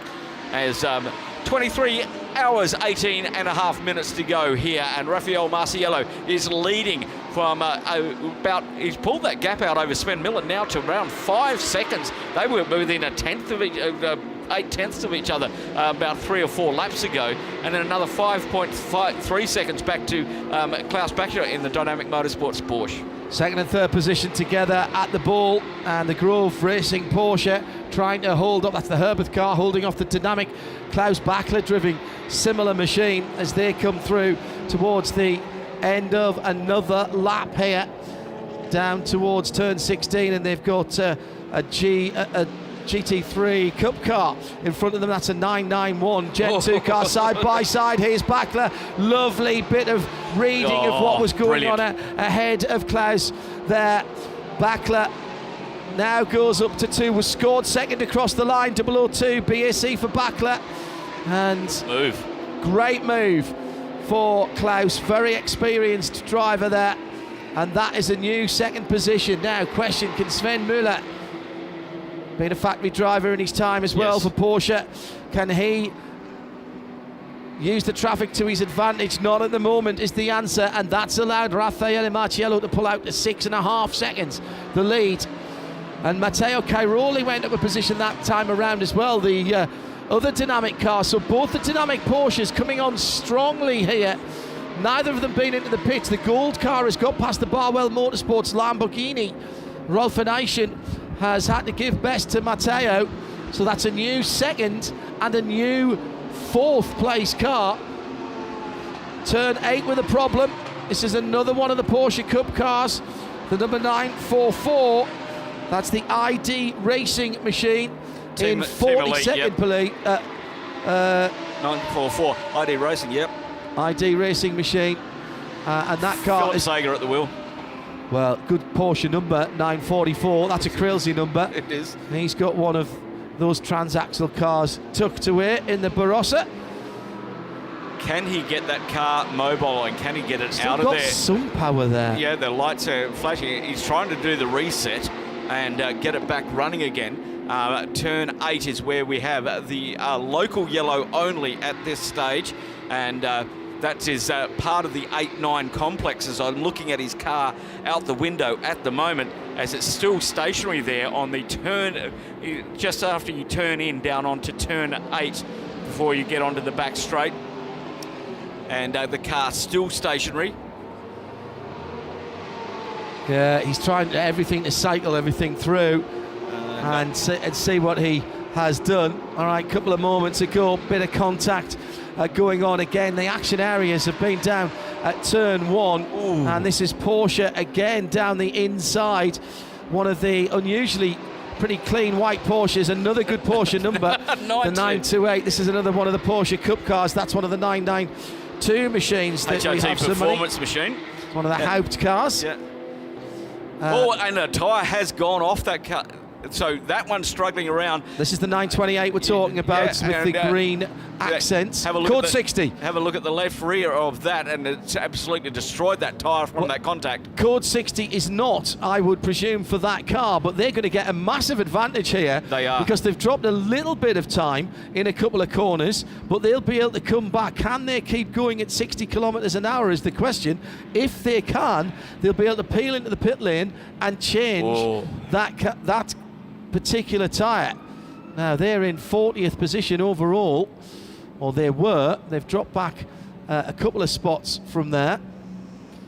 Yeah, that's going to be interesting. And everybody is coming into the pit lane. Nick Damon, it's about to get very, very busy again. Now, this time I presume that the MS7 car will stay out and retake the lead. Let's watch that as Nick Damon tells us what's going on down the pit lane. Okay, 75, the SPS Mercedes comes in for a full service. The number one, that's the car with the 2-lap penalty, the BMW that's gone straight through for fuel. The 93, which is one of the other Herberth cars, that's the Duo Racing in partnership car, that comes in for a full service. Dual Racing, their Aston Martin is getting a full service just to my right. There is a 34, the Johannes Kirchhoff car, that is also getting a full service. So a lot of people get even these GT3s changing drivers after 45 minutes. Interesting. You see that CP Racing is coming down the pit lane with the blue police lights. It's got the front of the car flashing. Not sure where they fit in with the overall scheme of things. So the 85 car goes past me. Not sure if it's changed drivers, but it is going for fuel, as does the Dual Racing car. Another batch of cars comes in now as they've managed to complete their lap. Oh, the just a moment, Nick. It was a little more, I think, than no, the tyre that I've just seen being recovered was from the 928, not the stop Porsche. Sorry, that was very, very confusing to me. Sorry, Nick, go ahead. Just in the GT2, Porsche's gone past as well for fuel. There goes the 933 for fuel. The Heart of Racing car comes in for a full service. The 13, the Mercedes, that is also going for fuel. 909 goes for fuel. 929, that's two of the 1,000 Porsches now behind each other going for fuel. In comes the 478, the V8 Ginetta, that's having a full service and driver change. The second, the Sam Tam Racing cars, the 28 goes past me. Yet to see any of the leaders. I take it they haven't yet got round to the chance to pull off. The number 4 is the leader. That's Raffaele Marciello in the Abu Dhabi racing car. He's just gone past the pit lane entrance now, Nick, and he's not coming. I think that's because the pits, the petrol pumps could well be fuel. Yes, indeed. 116 goes down. That's with Rob Huff, or we did have Rob Huff when he entered the pits, and that's gone for fuel. I'm be surprised if no, the Porsche behind him didn't go for fuel. So obviously we have got a situation at the moment where all the pumps are filled. Here comes that bright yellow Mercedes from the lead, and that's coming in for a... sorry, it's number 4 car. The 4 car's not in the lead, is it? Yes, it is. Yes, it is. That was the leader. Correct. That's coming in for a tyre change, John. So that's getting a set of tyres. Third place, the 92 car comes in as well. Klaus Bachler's come in from second. The top 5 are all in the pit lane, Nick. So that's Abu Dhabi, Dynamic, Herberth, Barwell, all in the pit lane. So I suppose they probably think, well, they probably want to take tyres anyway, because that's, you need to change tyres. You want to not run through the 2 hours, but the key point is it'll buy them a bit of time at the pumps as well as the 19th car with a... Nick, how much difference is just the 2 guys over the line making? It seems as though those pit stops are much slower than they used to be. There's a problem. But what I will say is the number 4 car came in before the 92, but the 92 has left long before the 4 from the pit. So yeah, I think you'll find that once again, you know, the Herberth boys have got themselves sorted out. Here comes our 4th place man, Rolf Nijken now in the 77 Barwell Lamborghini. And is he going to go? Oh, and you can actually see the cars queuing. You can see the Haupt number 4 queuing to get into the fuel. And in seeing that, the Barwell car decided not to queue. So the 4 car missing out. Well, that means there's a big queue in front of him, because that is only the entrance to the fuel area there, Nick. So that's going to be sitting there for quite some time. 2 cars have just left. It's literally, this is just like queuing into Tesco on a busy Saturday. Other supermarkets are available for those of you who aren't from the UK. 3 more cars peel in, which is just a bit ridiculous because they're going to wait. No, 2 of them did. The 3rd one abandoned. If you think it's going to last another lap, this code 60. It isn't. Go round again. 1 minute to the end of code 60. So, yeah, under 1 minute because the 944's in the pits. The 4 cars made a major error there. That's Raffaele Marcello in the Abu Dhabi Racing by If they HRT. came down next lap, don't forget they can only get half a tank as well, and he's abandoned. He drove through. He's gone through. He got a clear run, and I'm pretty sure he's abandoned the fuel stop, the forecast. Agreed. So wasted time. He's on an outlap now. Well done, Nick. Thanks for that. We're going back green any second. We'll reset the field for you as we're coming up to 55 minutes of racing. Just one of the later callers into the pit lane, the number 20. This is the dark-coloured Richard Mille and CrowdStrike sponsored AMG. That's the SPS Automotive GT3 AM car. This is the P-Berg Kurtz John Logie who started the car, and Rima Jafali, the Saudi Arabian first Saudi Arabian female license racing license holder. Yes. Yeah. So first to get an FIA international license. As the 944 makes its way down the pit lane. Green, and we are back under racing situation again. Everybody gets the green at the same time, courtesy of their LumiRank display inside the car, so everybody accelerates at the same time. It makes it a little bit fairer. I'll guarantee you that the engineers are still calling it to the guys. Yes, they will. I guarantee you. That's your safety. That's your backup. That's your redundancy. When this sort of thing happens, as everybody gets up to speed. Remember, the tyres are down on pressure. They've been doing 60 kilometres an hour. They've got to get them up to pressure, up to temperature. It's really easy for a code 60 to breed a code 60, unfortunately, because of just you're driving around with tyres that are not grippy just yet, and everybody wants to race you. Coming up to the end of the first hour, we've had a couple of code 60s and not sure everybody has made the right decisions there. Nick Damon down in the pit lane in the Haggerty Global Broadcast Centre. It's Phil Anson and me, John Hindhaugh. Welcome along wherever you're watching or listening via 24hseries.com or radio-show.co.uk. We've got sound and vision together. If you have to move away from us, and we realise that 24 hours is a big commitment, even on a Friday and a Saturday, then really it's not a problem. We can give you the audio feed only. That's on RS1 via radio-show.co.uk. Exactly what the commentary that you're hearing for the TV feed that's going out on radio as well, and we'll try and make it as radio friendly as we can and not say look at that, look at this, but we do get a bit excited once or twice. I'm excitable. RS1 all the way through to the end of the race. There's a huge amount of digital content as well on the 24hseries.com site, so if you want to go there, including a more than 100-page event program which celebrates, amongst other things, 10 years of Radio Show Limited being involved in this great race. Out of the 17, this is the 17th running of the Hankook 24 Hours. So dynamic from MP. Matteo Caroli has held on to the lead, courtesy of not coming in. Jaap van Lagen has stopped, but somehow managed to stay in second. I thought it was because he just took tyres, wasn't it? So the only car in the top 5 not to have stopped is Matteo Caroli. They stayed out and have taken the lead from MP, from Herberth, from Dynamic, from Barwell. Rick Bright is now in the Barwell car. That's a change of driver. Brendan Leach for Leipert. That's a change of driver. Oh no, it's not. Brendan started, didn't he? Yeah. No pit stop for the Leipert car as well. So they've clawed their way up into 6th position, only 9 seconds away from the lead, and that's all been down to the fact that they didn't make use of the code 60s, but they will not be able to go as long as those who did and took the fuel. Yes, indeed. But it's further complicated, Phil, by not everybody who came in that last stop took fuel. Exactly, because the pumps were full, because everybody was trying to take full. This is where the strategy game really starts to come in, and when the engineers start to pull what's left of their hair out after almost an hour of running, even though we've had 12 minutes, 17 seconds under code 60 already, it's still really a logistics game. When I first started doing this series, it was a 24-hour endurance race and everybody was along there. GT cars, it's basically now, with the strength of these cars and the caliber of the drivers, it's 24 24 one-hour sprints. Yeah. Literally 24 one-hour sprints. You've got to be on it all the time. You're doing next to quali laps with a full tank as Lucas Stoltz moves up into 9th position. The first in GT-AM at the moment in the Pro Sport Aston Martin Vantage.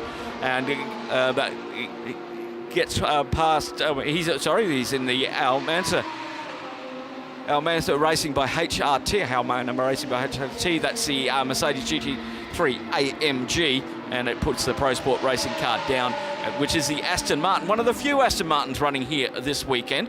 We've got another one. Nabil Matran is currently at the wheel of their dual racing car. And we've got a couple in GT4 as well. Harter Racing, notably in there, having won the Endurance Championship in IMSA last season and last year as well. Coming down to just under 4 minutes before the first hour of racing is completed.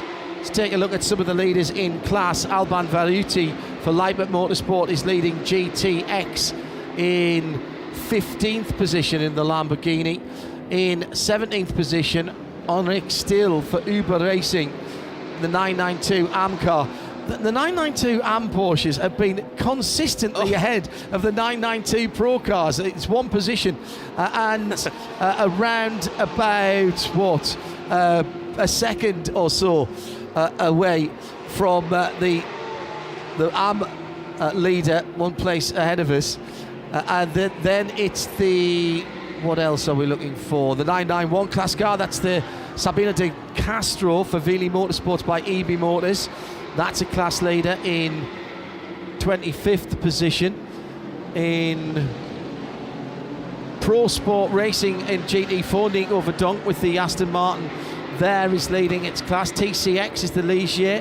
The two trees, or two arbors, or dirt trees. Steve Zacchia started that one and still behind the wheel. Cupra leading DS, the TCR category. That's the BBR machine leading there. So that's the top positions for you.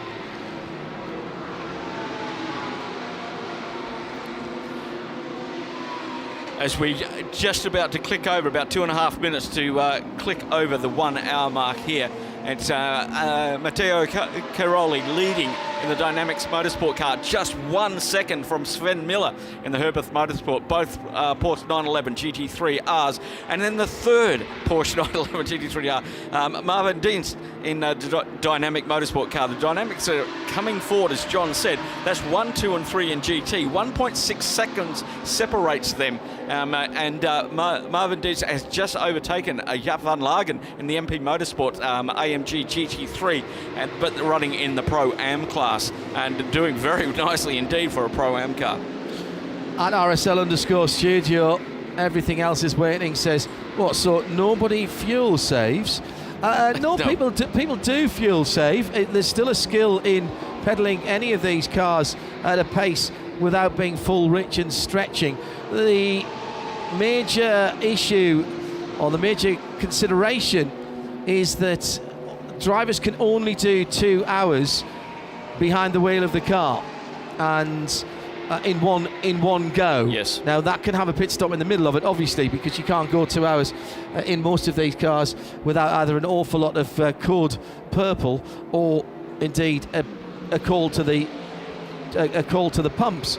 But it is still always worth saving fuel when you can, because of what Phil was saying early on. Huge slide by the Dynamic Gold Porsche, and it was too much of a slide. That's the leader in class, and that has just slid out. And we've got a Ginetta facing the wrong way at the final corner, off the racing line, and has pulled further off the racing line. Beautiful flick well turn. done. It was the Nice. 278. Yeah. That is the V6 engine car, and now is pointing in the right direction. Luckily. That was started by Bobby Thompson, and I think Bobby's still in the car. Yes, he is. You can see that with the yellow THO on the, they've got it on the top left-hand side of the windscreen, of course, because that's a right-hand drive car.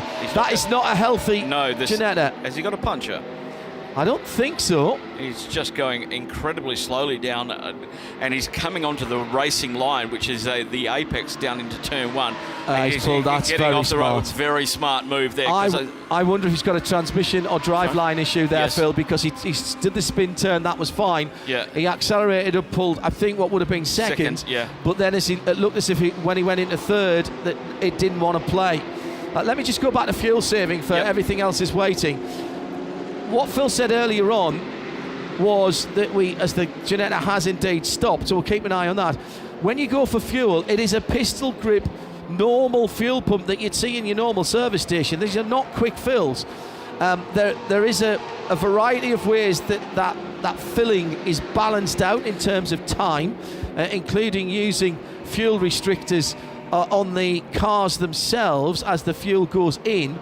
But basically, it takes time, and it takes quite a lot of time. So if you can save a few litres, that is time that you don't have to put in the car. Now, one of the leading lights, early leader, Raffaele Marciello, Abu Dhabi Racing, is slow and is in the pit lane. Whatever was ailing that car, he's coming right in front of the 777 of Lucas Stoltz. He's gone around the outside of him in the pit lane. That's fine, because he's not in the pit lane yet. Yeah. The pit lane doesn't start until now, when he crosses the line. Ooh. I think that'll be all right. And it was clear that the 4 car was going slowly. Yes. The highway code always says slow-moving cars count as stopped, so you can overtake them even if there's a double white line there. It's kind of the same in racing. Nick Damon's down in the pit lane. More drama for a front runner, Nick. It's Joe Bradley now. I've just taken over from Nick. I've got the 977, the Ramadan Motorsport by ID Racing. They're going to be full time. I'm just in driver change. Didn't see who got in. Oh, he stalled. And a nice little pull away there. Nice essence of rubber as he pulled away. We'll try and grab a word with the driver, but I think Seb and I are going to head up the pit lane to Ginetta, and also the big teams are coming in, aren't they?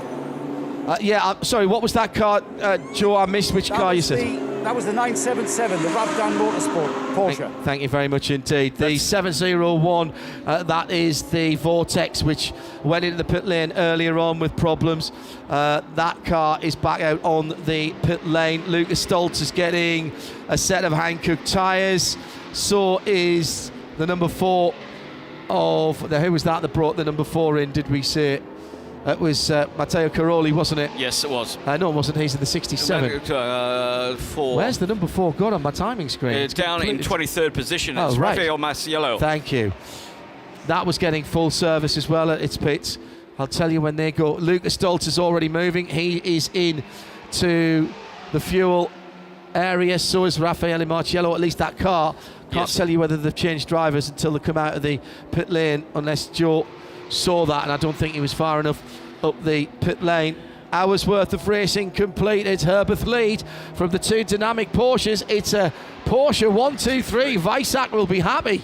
Mercedes in 4th position with MP Motorsport. Then Barwell's Lamborghini ahead of Leipert's Lamborghini. Rick Breukers from Brendan Leach. Then the first of the Audis. First of the Audis is the Paul Sitter MS7 by WRT in 7th position. Yes. Seriously. Only 2 cars in the top 10 who have not stopped are the dynamic 3rd place number 67 and the Leitman number 10 in 6th position. We'll do some class rundowns in a little while. It is still fast and furious out there as we are looking now for the first scheduled stop. I expect to see Matteo Caroli in within the next 4 or 5 laps. Certainly before round about quarter past the hour.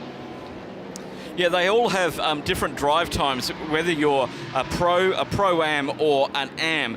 And it's changed a little bit this year. If you've got an amateur driver, they've got a minimum amount of race time, which is 2 hours. If you have a pro driver, they're only allowed to do 50% of the race duration. So we've got a 24-hour race, so it's 12 hours for that. If you're a semi-pro driver, there is no restrictions on how many laps or how much driving time.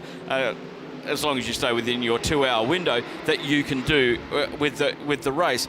And then we have in the GT classes, it changes a little bit for the Pro-Am, because we have Pro-Am Plus, which means you can refuel at 100% under code 60. So the driver, the balance of performance for drivers has been changed a little bit and tweaked to make it even more even, as we found out in the qualifying, where 3 drivers had to qualify 1 car for each of the teams, which made it a much different grid. And I think it was part of the reason we didn't have any real incidents in that first opening stanza, due to the fact the cars were sort of where they should have been. And I think that is a very smart move from Crevendic. And we heard down on the grid, there was a lot of agreement for that qualifying, that everybody has to be part of the team. Yeah, I think it makes a lot of sense. Jerry Z, how long does the fuel stop take?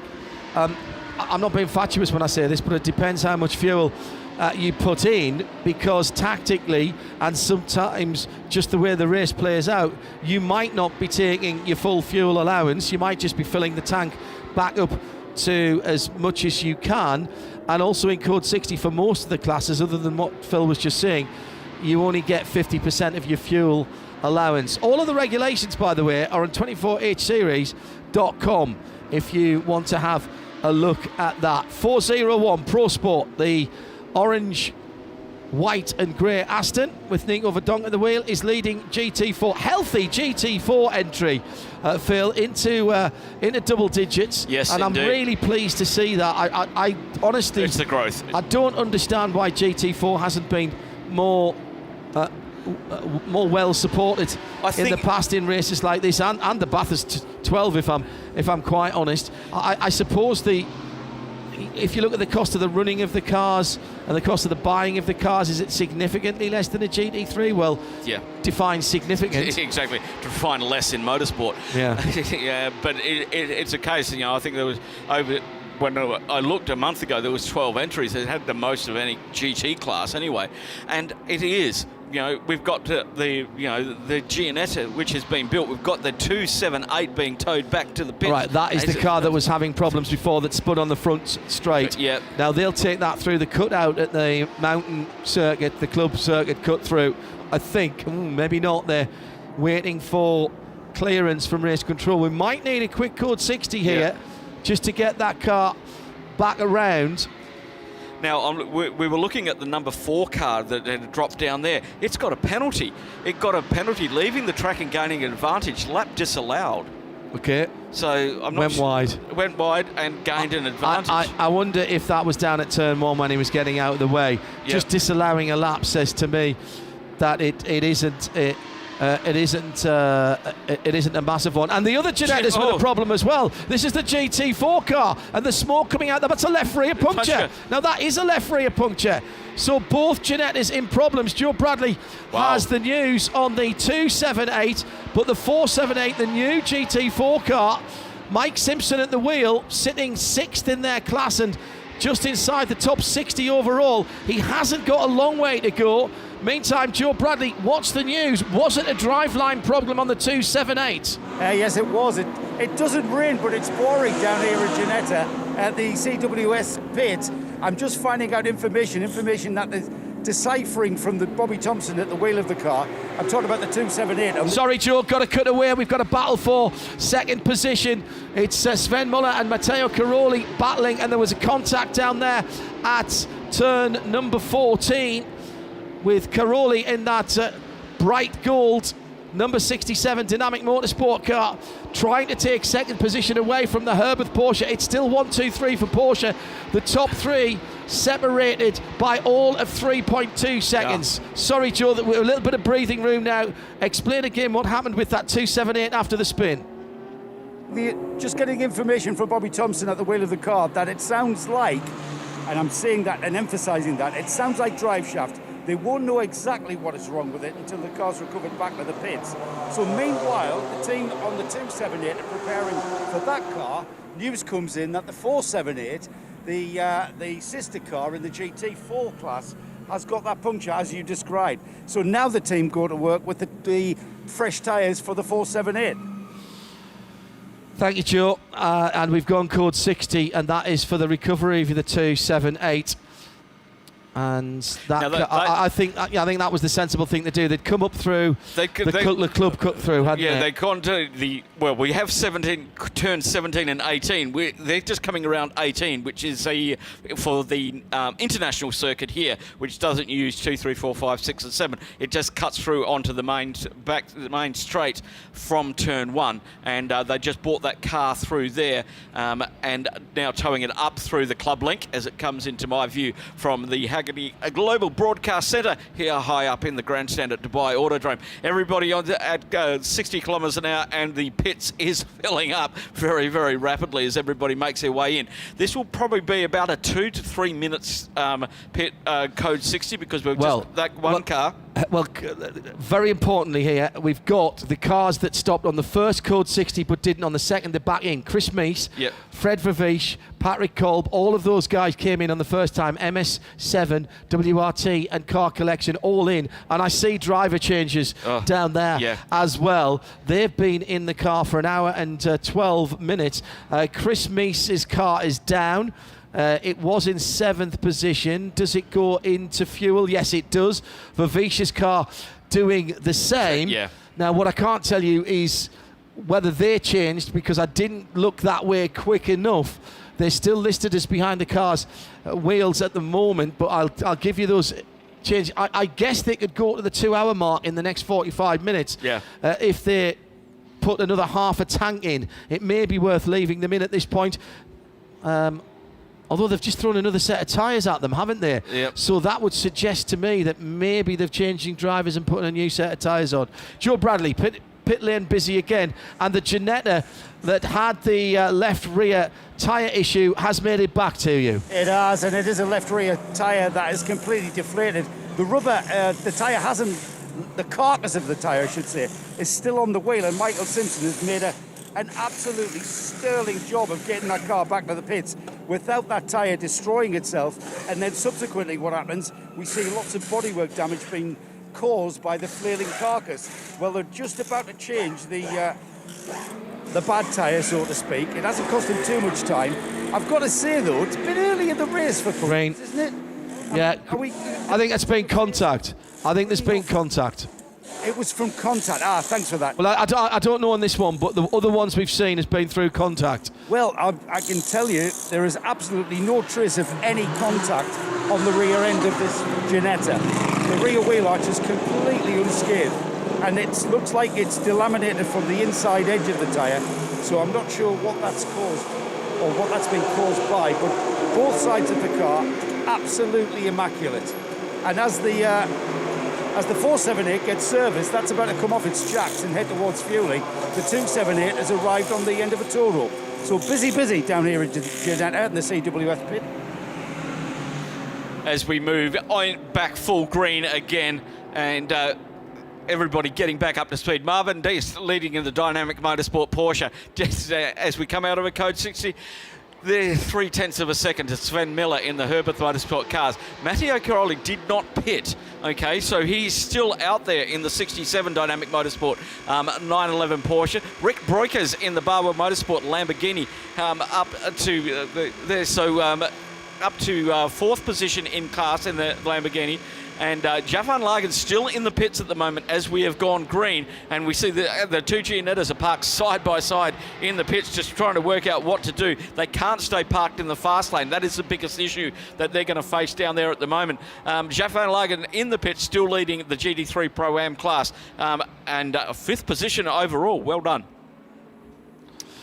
Thanks, Phil. That's Phil Anson here in the Hagerty Global Broadcast Centre.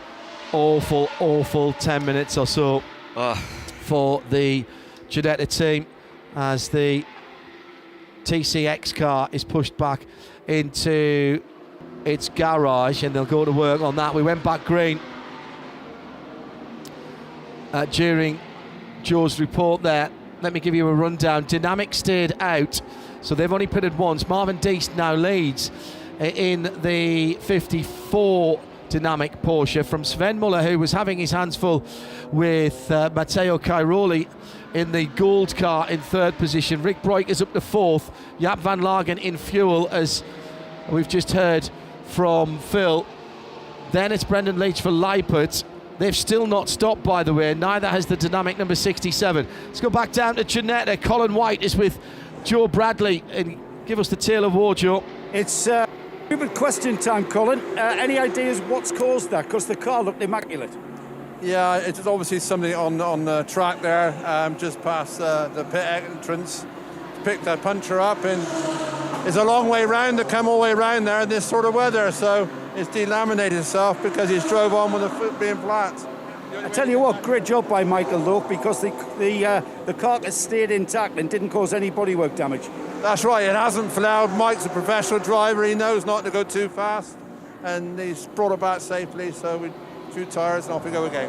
And just behind you, Colin, the 278's just arrived, and I'll leave you to assess that one. Well, what he's done there, he's spun the car around, stopped, put it in gear, and then spun it around like a donut, and then that sheared the drive shaft. He should have pulled away carefully. Ah, right. You see, British touring car drivers, you see. Endurance racing is a lot different, isn't it? Yeah, touring cars is all about, it's a 20-minute sprint race. He's got to realise he's going to drive that car for 24 hours, and that's a long time. And when you've got components getting all hot and that, you've got to be careful with them. You know, the amount of traction you get with these wide wheels is horrendous. You know, not little touring car wheels. All right, Colin, I'll leave you to tell him that. I'm going to leave Colin White to tell Bobby Thompson that. And, he's going to need the London metropolitan area directly to put down his pants, isn't he? Yeah, indeed. Thank you very much, Joe Bradley, down there in the pit lane at the moment, as Marvin D still leading the way. 32 laps in the books. Only 0.8 of a second separate him and Sven Miller from first and second in the GT3 category. Then third place, Matteo Cairoli in the Dynamic Sport 911. Porsche's 1, 2, 3 at the moment, followed by Rick Broikers in the Barwell Motorsport Lamborghini Huracan GT3, and Brendan Leach in the Leipert Motorsport Lamborghini Huracan GT3. To top 5 out there at the moment, separated not a lot, about 9 seconds separating 1 from 4. As almost an hour and a quarter gone here at the Dubai Autodrome. We've spent around about 15 minutes of that under Code 60. Just finished our third Code 60 for the event, as both of the Gianettas in the pits at the moment, and hopefully we'll get one of them back out there, but one with a sheared drive shaft. Thanks, Joe, finding that out. See a cyclist on the screen, Tom Boonen,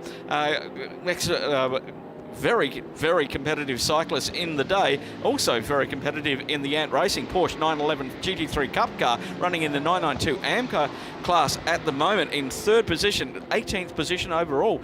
And so the GT3, GT-AM, GT3 Pro-Am starting to get mixed up as they go through their drivers. Can I just say, I did predict that the 992s would get up among the top runners. Yes. We've now got 3 992s inside the top 10, with Lauren Heinrich, who has a 24-hour sim race to do on Sunday. He's flying back for that.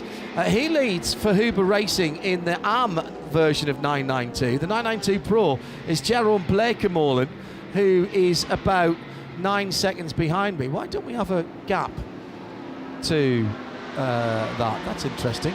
Need another column on that screen.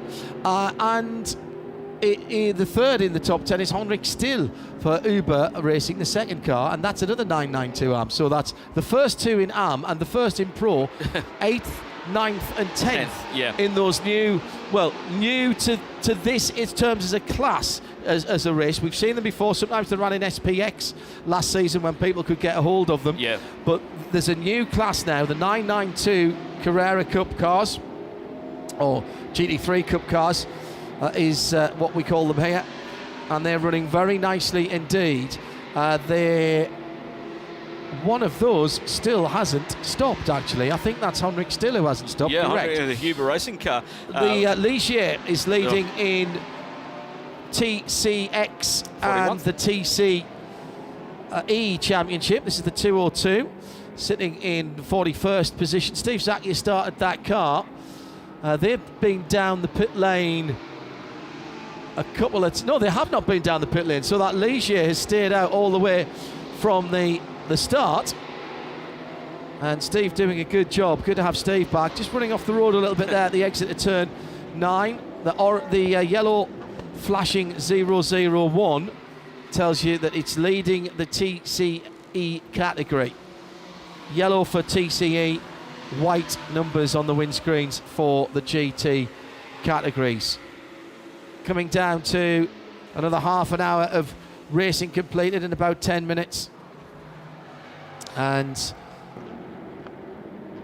Miro Kinopka is in the pit lane at the moment, and in fact is in fuel for ARC's Lamborghini, 4th in GT3 Charles Espinal, by the way, they've cycled through, and Charles is behind the wheel of CP Racing. They've stopped a couple of times during the Code 60, and that's worked for them. It hasn't worked for everybody.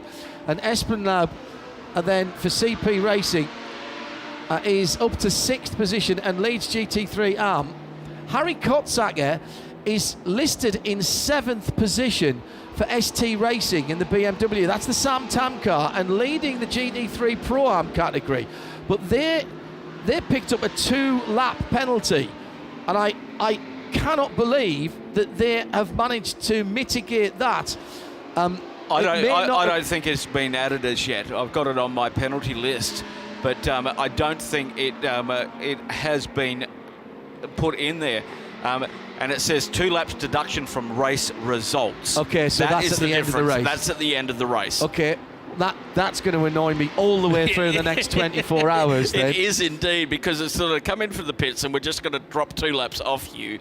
No, they're going to do that after the race is finished. So we've got to have a look at where they are on the lap count. They may still be arguing that as well, of course. Well, exactly. If they've got some video evidence that says the red light wasn't on at the end of pit lane when he drove out. And Harry is a very, very experienced driver. Well, there could have been 2 things. There could have been a marshal giving a green flag and a red light, or there could have been a green light and a marshal giving a red flag. Oh, I wonder if it was the marshal giving the green flag at the end of the pit lane to go with the green flag for the start of the race. Because there's a marshal parked up on the fuel Bowser exit who's got a flag as well, which can be confused with the pit exit. Oh, that is a brilliant call there, Phil. Absolutely brilliant. And I reckon that's what's happened. Hello to Chris Humphreys, one of the Orange Army from the UK. Says, I love Colin White's honesty. Bobby Thompson has stripped the drive shaft. Yes. You get nothing but absolute 100% honesty from Colin White and CWS Racing. Absolutely brilliant. Absolutely brilliant. So the GP Extreme bright orange Porsche comes down across the start-finish line in behind the car collection Audi at the moment. And he's got a bit of a drag on. This is the 934 Lucas Grunewald. He's in 24th position, second in class, and trying to make up a position on the standings. That's not a class car he's racing ahead. He's in a Porsche only class. It's Gustav Edelhoff behind the wheel of the car collection Motorsport Audi, 4th in GT3 They're battling over 23rd position. In fact, Bert Longcham's not that much further ahead, only about another second for the Audi GT2. The GT2 right in front of them now. You can see that with the big periscope. It's an easy one to spot. I like that. Here comes the bright orange, the Opel fruit coloured car, and sticking the nose in behind, maybe where it's not wanted. That's the overall leader. It is. Going through, putting a lap on them both. And that's very close indeed, as the car collection car was trying to get out the way and go past the 188. That was the AC Motorsport car, and for a moment we did have 4 across the track. The leader's not out of this yet. Edelhoff's deciding to tough it out with the leader of the race. Doesn't want to lose the lap down into turn 10. And now is also defending from that orange Porsche as they go through 11. Nice bit of overtaking, but all 4 Hankooks off the track there by the number 934 Lucas Grunewald. Nah, he might not get away with that. I don't think he will. If I'm the team now, I'm saying actually give that back, but it's too late. It's too late. There's too many other cars. He's got too many other cars now. Yeah. He's going to have to live with that decision now as he tries to unlap himself from the leader. That's another one of the 992 GT3 Cup cars. It's a GT3 992 Pro car, and that is very, very quick and very strong on the brakes as well. I was surprised. About to go past a GT2 Audi. Yes. And absolutely, it's got grip, it's got poise. The Dynamic Motorsport, Marvin Dienst has gone through, Sven Muller's gone through, Matteo Caroli's gone through, and then that orange car is holding its own with the leading group of cars. Sven Muller right with the leader, by the way. Marvin Dienst, as they're going through traffic, the white-blue Audi, the white-blue Porsche with the orange, with the yellow end plates, is the leader. And right behind him, the reddish car is the battle for the lead. Just 2 corners ahead of the orange car. The battle for the lead is absolutely on. It was 1.7 seconds across the line. It's nothing like that now as Grunwald has a huge slide. He's got the CP Racing Charles Esplanade 5th place car coming to put a lap on him, but the action is already on the back straight, heading down to turn 10. Coming down the back straight now. Number 2, but the 2nd place car pulls out, is putting the move on down the inside. Fantastic run by Sven Muller, and there is the pass for the lead. Muller takes the lead back from Herbert Motorsport. Marvin Dienst drops to 2nd. Matteo Caroli in there in 3rd position. It's not over yet. The fight continues up to turn 12. Defensive line by the Grove-sponsored Porsche. Sven Muller driving the Hankook tyres off that car at the moment. 22.5 hours still to go. That's new leader, that number 92. Dienst in 2nd, and the gold car behind in 3rd. That's your top 3, all at the apex of the speedball, all in one shot, as the sun is already beginning just to lower its trajectory. We're seeing a little bit of sheen. Who dived in there? That was Caroli. Yeah. That's his first pit stop. First stop too. Hour and a half. Ooh, that's a long run. But don't forget, it's assisted by Code 60, and he would have been full to the brim, not full to his fuel. Hour and a quarter. We've been 15 minutes under Code 60, so it's an hour and a quarter. Take a little bit out of that, hour 10 minutes. Off the track a moment or two ago, Hank de Jong for MP Motorsport in the orange, number 19. That's the Mercedes AMG GT3, 5th in Pro-Am. Joe Bradley has a pit lane caller. Yeah, driver change for came in the lead, this car, didn't it? The Dynamic Porsche. Third. In that, it looked like a Porsche Cup race out there, that battle for the lead. Absolutely phenomenal driving in these early stages. We're having a straightforward service, all part of the service provided by Dynamic Motorsport. Tyres are on, car's off the jacks, and away it goes now, and for the second part of its service, which will be refueling. Joe, did only one Dynamic car come to its pit there? There was only one Dynamic car came to its pit, but I did see a Porsche roll by, and was that the second Dynamic? That was the 54. That was the number 54, the Porsche with the bamboo door. That's gone straight into fuel. So Marvin Dienst did take tyres because he'd been in an earlier Code 60. He's just filling. Now he'll be able to use his full fuel allowance here, whether he needs it or not, and then go to his 2 hours in the car. That's very interesting tactically from Dynamic Motorsport. Caroli, who was in 3rd, did take a new set of tyres. Problems for the 111 Autorama car. This is another top car. The VW Wolf Power Fabian Dance. Yeah. And that is that another dead stick car? Well, it's at turn 5. Oh, hang on. I think the right rear wheel isn't fastened on properly. It looks to be proud of the wheel arch. He's pulled the car up. No. Well, this is a very interesting one here. Fabian Dance is another very experienced driver. He's continuing well off the circuit in the run down from 5 to 6. It's been covered under a local yellow at the moment. Headlights still ablaze, but doesn't look like there's any drive, and I think... Well, he stopped and started. Yes. But I'm looking at that. There's been maybe contact? 95. Aston Martin. This is the 15th position car. Nabi Moutron, the dual racing TF racing car. I think that's a turn 8-9, isn't it? It may well be, and just looking at that, they may have had contact. I'm just trying to see if I can see. It's the same sort of area of the track there, Phil, isn't it? Yeah, it is. I'm putting 2 and 2 together and maybe getting something a little more than 4. Yes. But the TF Sport red and striped car. Well, he's got it rolling. He got it rolling again as the Grove car now heads down towards the fuel station. And just keep an eye out for where that. Well, that was Sven Muller from the lead. Yes. Maybe that was in expectation of a code 60. Although Possibly. in fairness, he's been out there an hour and 10 minutes. So maybe that is about the right sort of time, because he came in last time under code 60, so he wouldn't have been able to get full fuel. Yeah. So he's going to lose the lead now. Let's wait to see Marvin Dienst coming around for Dynamic. Watch out for the 54 car. That's the mostly white car. The 111's been pushed behind the fence between turns 6 and 7.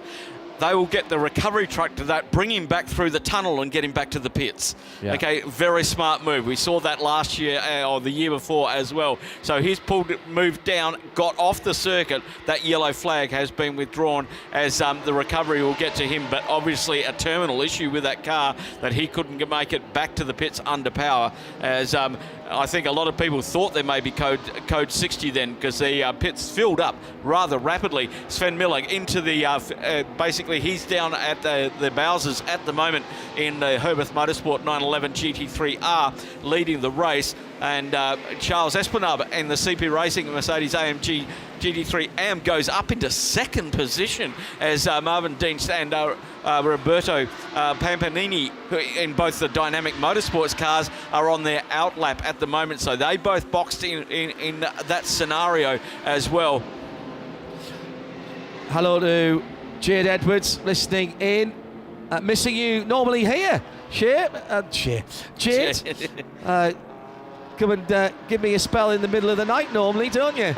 And have a bit of a conversation with us. Jade Edwards, British touring car driver, we can say now. What a journey that's been for Jade, and well done, not just on the talent front, but also putting the deals together. Always had a very good business head, has Jade, and as I say, we're missing her here. She rather resented the that's BTCC drivers for you from Bradley down in the pit lane. Well, I think Colin White wasn't too impressed either, but I'll tell you now, mechanical sympathy, that's Jade Edwards written all over it. Very, very good endurance driver indeed.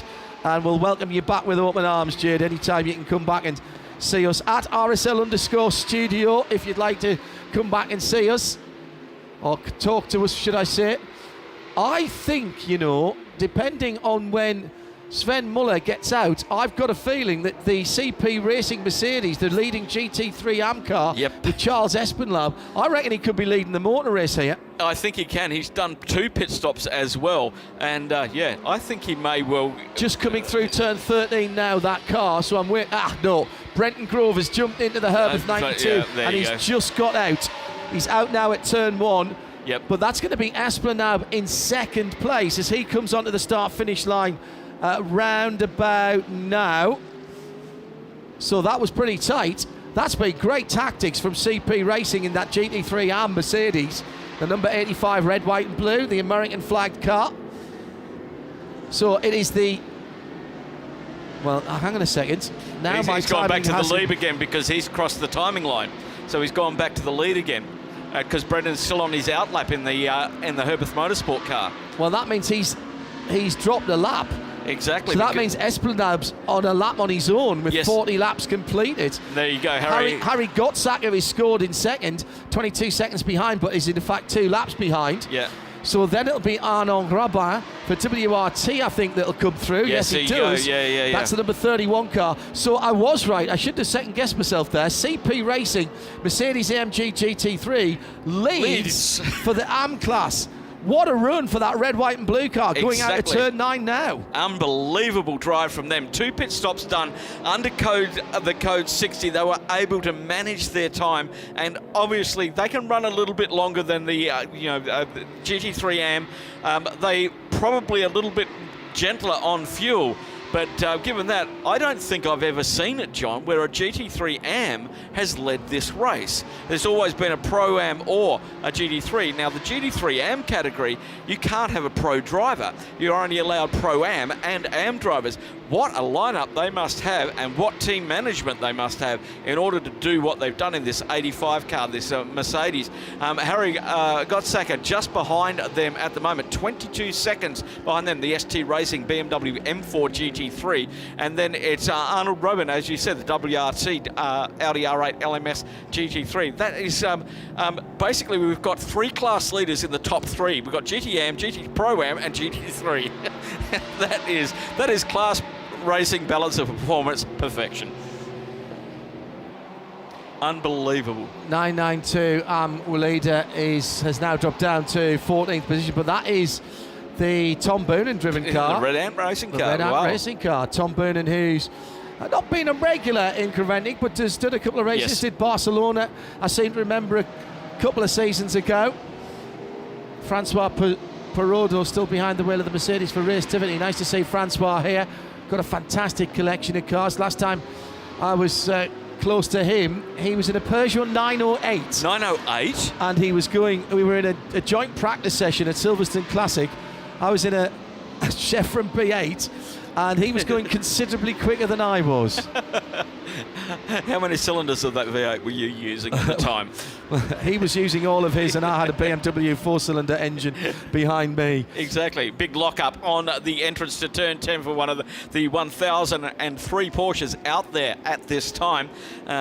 Just having a look who is in the box at the moment. We've got the 944 still in the box, the CWS Gianetta. That is got a drive shaft issue. Then we also have Philip Saga, who is in the ID Racing. That was the Gianetta G55, as it just flicks over. Sorry about that. The CWS Engineering, ID Racing, Porsche in there, as well as a 451, the Team Avia Sorg Rennsport. Heap of penalties for cutting the track, but obviously with those laps in there. Zengo Motorsport just on their outlap now, so they've been in the pits for quite some time and had that fuel pressure issue. Just hearing some news from other parts of sports car and motor racing. Head of BMW M Sport and Motorsport, Mike Crack, has just been appointed to Aston Martin F1 and will be replaced at BMW by the former Audi Sport head of factory motorsport, Andreas Root. He'll take up his position as head of BMW Motorsport and BMW M from the 1st of February. So domino effect there with one moving on. Problem for the 133 Zenga Motorsport car. They've just come out of the pits. They're on their outlap. I think that's another. I think that's another wheel not fastened properly. The left rear of that car didn't look right. I thought it was the right rear of the last Cupra that we saw. But to me, that left rear doesn't look like it's on properly. It's moving around, and again, it's sitting proud of the rear wheel arch. And that might just be an optical illusion with those wheel arch extensions. Are, yeah. They are. They've had that fuel pressure issue for days now, unfortunately, and it's one of those intermittent things that's so difficult to find. As I'm having a look down in the pits, the 202 is in for their stop. The Two Trees Lagier TCX leader at the moment, Steve Zacchia, has brought that in to the pits for their first stop. Hour and 40 minutes gone. Right, couple of things. People joining us late as in comes the leader from the TCE and the TCX class. It's the Ligier, of course, the Deux Arbres car. And it is still Steve Zacchia behind the wheel, or at least it was when he came in. That 202 car's had a new set of Hankook rubber and heads down to fuel. A couple of people dropping in and asking what's going on with Harry Gottsacker in second place for the GT3 BMW M4. Is he second or 2 laps down? Well, he's second and 2 laps down at the moment. He was assessed a penalty for running a red light at the end of pit lane at the start of the race. The car did not pull away from the line. He was pushed behind the wall, and he restarted into the middle of the pack rather than waiting for everybody to come through. Now, I presume that is still being fought over, but even if it isn't, and that stands, that penalty will not be on the timing screen until the end of the race. So that's that number 1 car for Samantha Tan Racing. Meantime, Joe Bradley has news of Porsche problems and has also got the 111 Autorama VW down there. Yeah, before I dive into the 111 pit, the Autorama pit, I'll tell you about the 931. The 931 HRT Porsche has come in, and it's got a problem with its ABS. Now, this is a problem that was identified, or highlighted, I should say, by pretty much all of the Porsche runners going way back to the test sessions that were taking place here on Wednesday. And what's happening is there's a lot of dirt out there and a lot of sand, etc. And the sensors are being, what's the word? Interfered with, let's say. Yeah, very good. And it sort of makes the car not able to use its ABS. And I'm not sure there's a way around this, because if there was, they would have sorted it out by Wednesday, surely. So we may see these 992 Cup cars in and out of the pits. The 931 already out. Just a second, Joe. We've got another problem for Team Avia Zorg Rennsport, but this is the 452 car, not the car that had issues earlier on. They've got their four-way hazard flashes on and they're crawling back towards turn 14. I know of what you speak there with ABS sensors, Joe, because if you don't use a car for a long time, you can get rust into that, and that can affect the ABS sensors as well, and make them give false readings and either come on all the time, and therefore you get no retardation because they think it's locking up, or not at all, in which case you lock up the front wheels and get no retardation. Sorry, go ahead. And of course, quite, I'm along with you.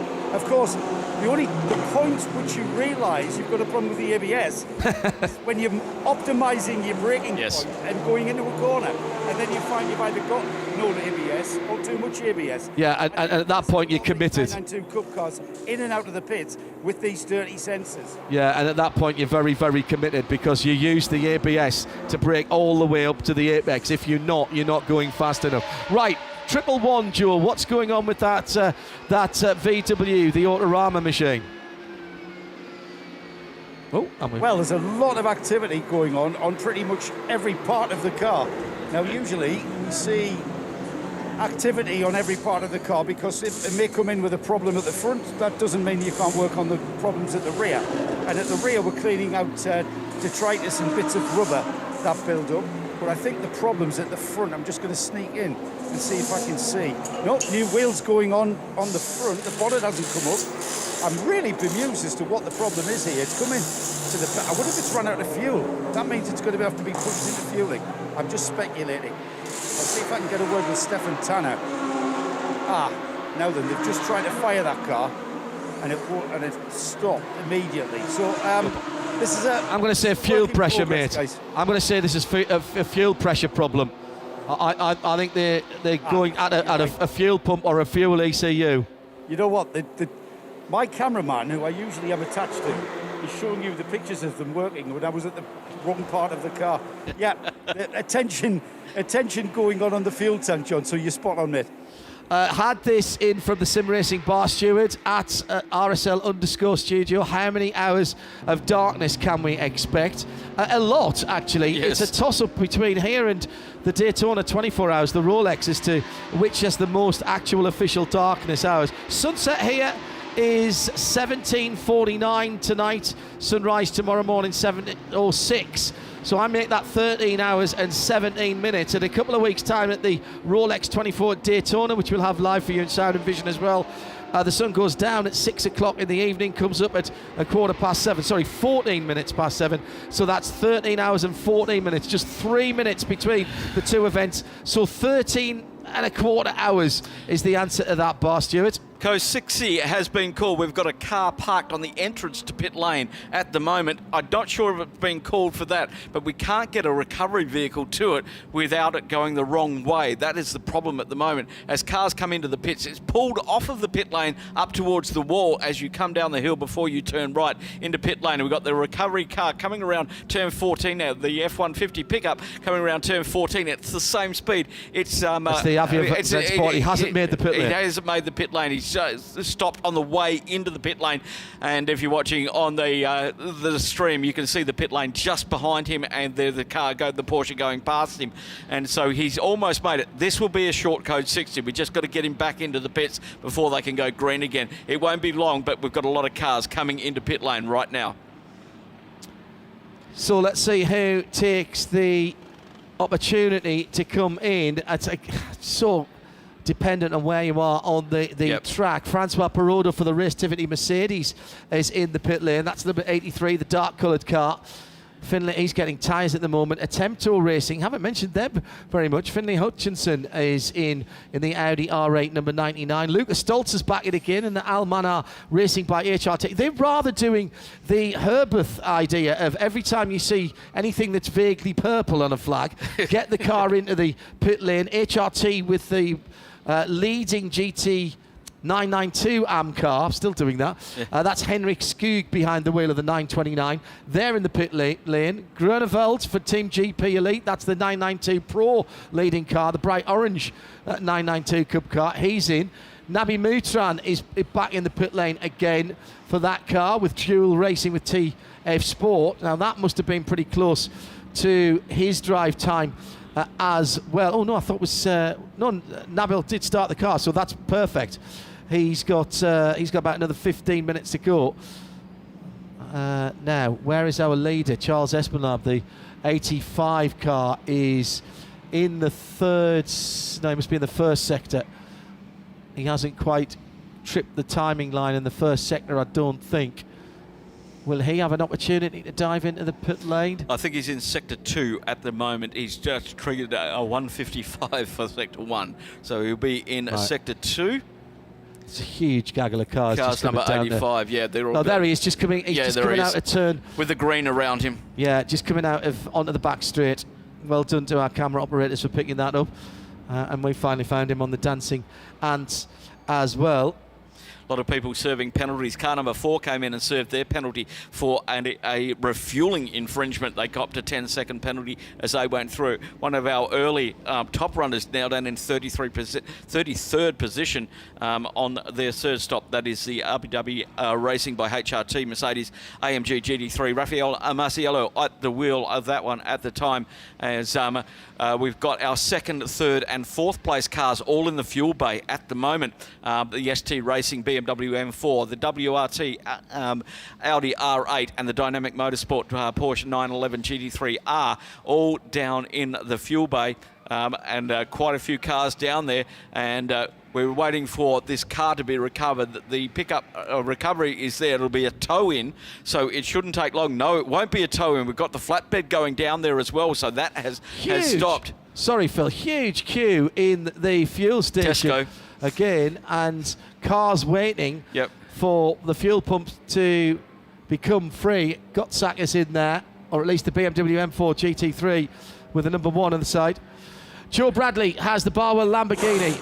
Yeah, I have got Rick Breukers in the Barwell Lamborghini. Rick Breukers is going to stay in the Barwell Lamborghini. It's car 77. It's taking on fresh tyres, and then Rick will no doubt join the queue. I'm keeping an eye on pit in as well, John.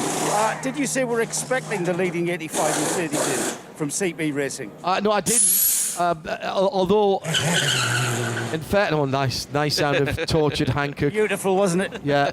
The CP Racing car has Charles Esplanade. He's been in for an hour and 43 minutes, so if he can get in, it wouldn't be the worst thing to do. It's a question of whether there's any room at the inn as far as the fuel pumps are concerned, Joe.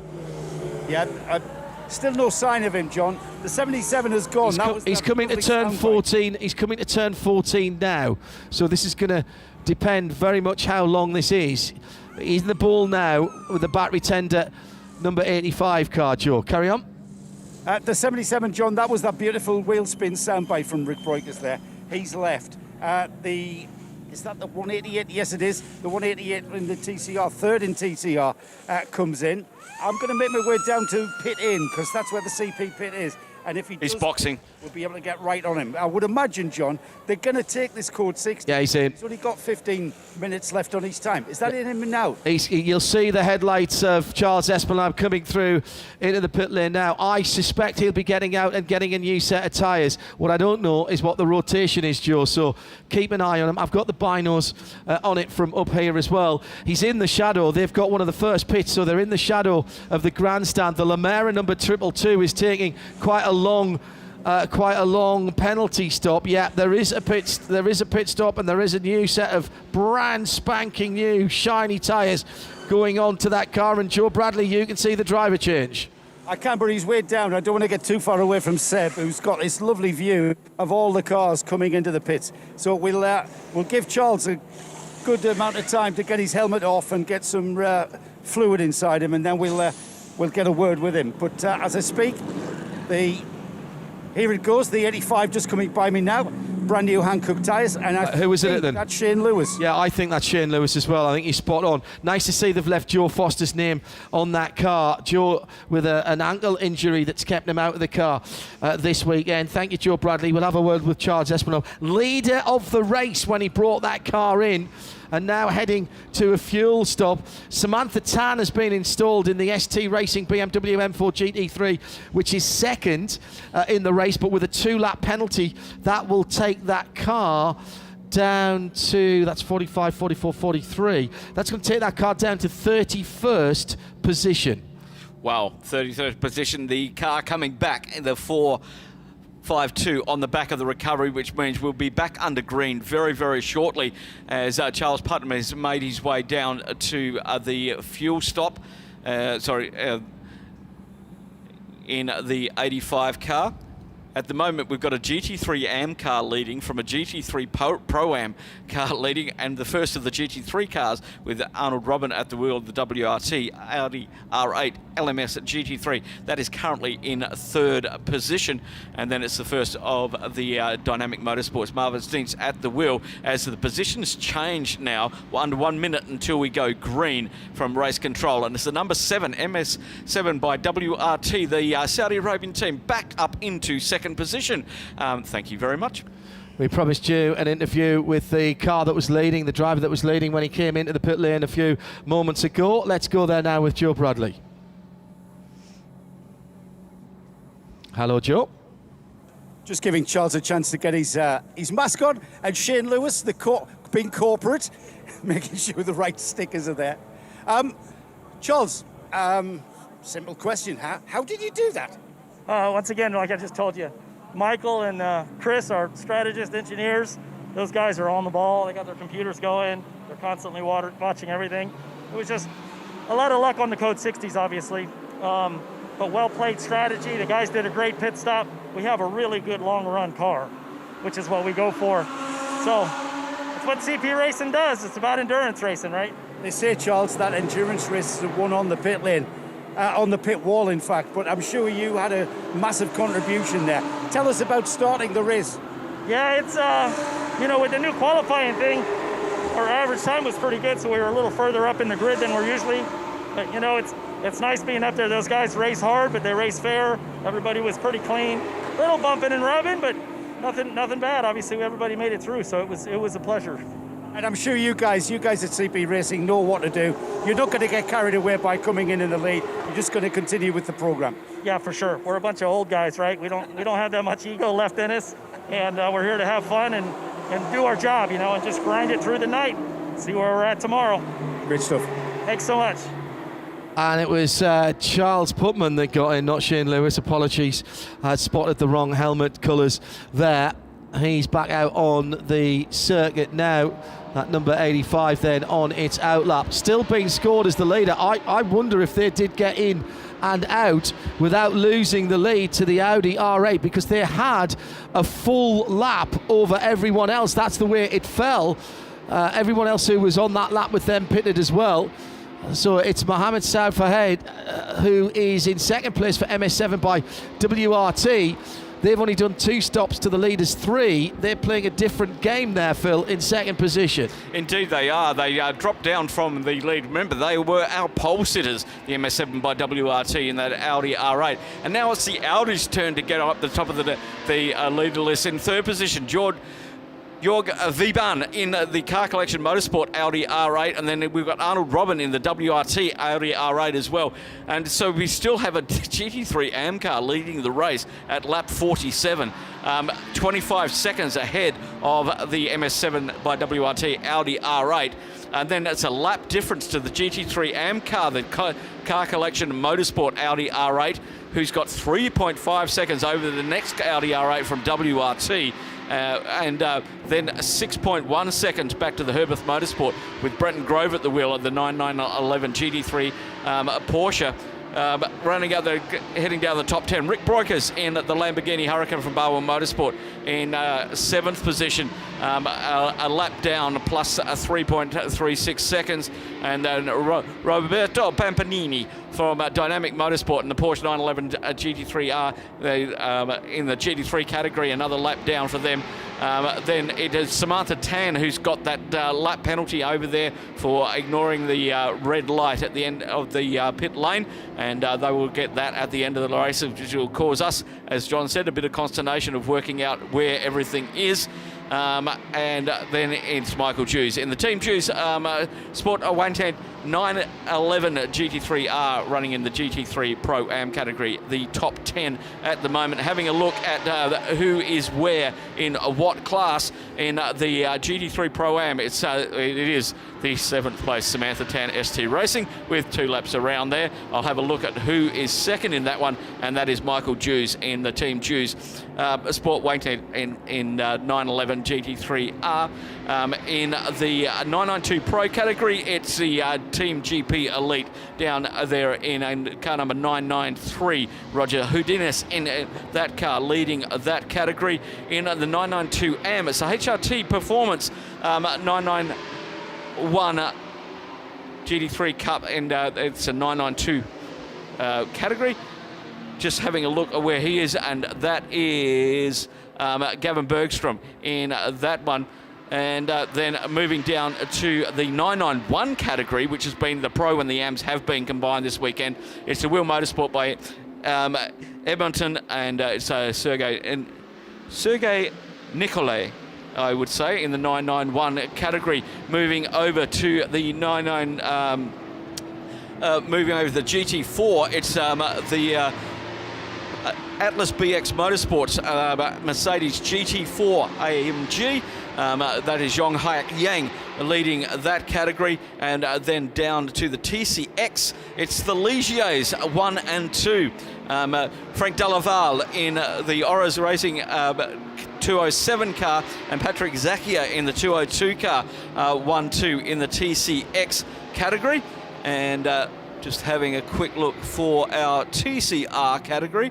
TCR's further up, Phil. This is what's confusing me at the moment. The TCR category there is the Autorama Motorsport car, Muller Menden, in that one, 42nd position overall, because it was the other way around on the grid. We had the TCX cars in front of the TCR cars, and as one of the TCR drivers said, we're going to get amongst them, and they have, and they really have. And that caught me unawares up here in the Haggerty Global Broadcast Centre.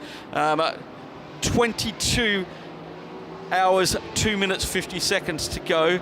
We've had 23 minutes of that under code 60 so far, and the main pit stops for I think all of the categories have been done so far, and now it's about the strategy kicking in. And as we heard down on the pit wall there with Joe Bradley, it's all about how they're managing in the pits, and the strategy and the strategists, and I have no idea how they do it, John. Seriously, it is marbles in the air. Well, there's a lot of digital help nowadays, because there's some very clever people doing strategy software, and an awful lot of information coming through, because you oftentimes not just tracking your own car, but also watching the performance of your nearest competitors as well.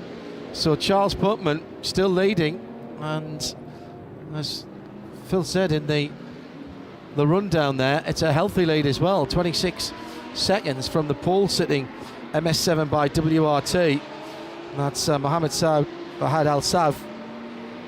He, with due respect to Mohammed, very, very tidy driver, and he's got to do his job now and hand that car back to either Axel Jeffries or Dries Van Toor or Thomas Norbauer as if it was the most expensive holiday rental you've ever had, and you've paid no collision damage waiver, you've got no excess insurance on it.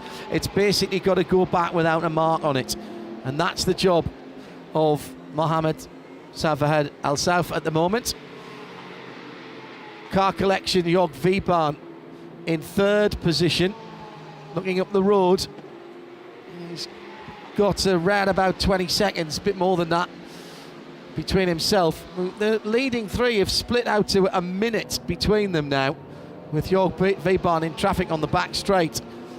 And then Breton Grove for Herberth in that Grove car. When did we say the big Antipodean win was? 2008, wasn't it? You said earlier on. Yeah, I thought so.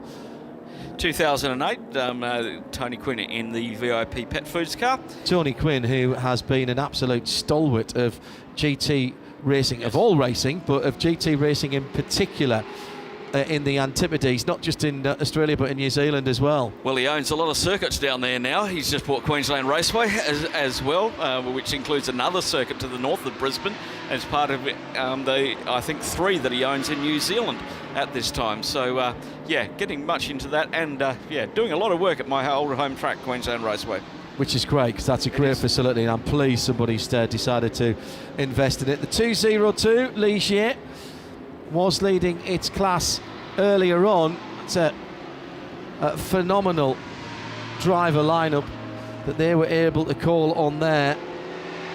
Still leading its category, no, second in its category at the moment, with Patrick Zakia for the Le Desarbres. Two Trees Racing. There's going to be a story behind why that's called Two Trees. True. And we've got Jacques Leconte in the driver lineup for that car, along with Patrick Zakia, Antoine Lepesque, and Christophe Bouchou, who qualified that car most excellently. Well, and he looked like he was having far too much fun. I think he was, and I think Ligier is having far too much fun. They are 1, 2, 3 in the TCX class. It's very and good for the third car there, the CTF performance car, Gilles Perret is in that one as well. He's a little bit further behind, but they locked out the 3 steps of the podium so far, saying that with 21 hours, 58 minutes and 37 seconds to go, but a very, very good performance for the French mark. Hello to David Patrick, to Simon Tibbett as well. He's been watching the Zorg Rennsport trials and tribulations. Motor Racing UK magazine. He's asking of the Barwell Lamborghini, do you know which series that chassis usually competes in? That's a Bradley question. We'll get him to go and find that out.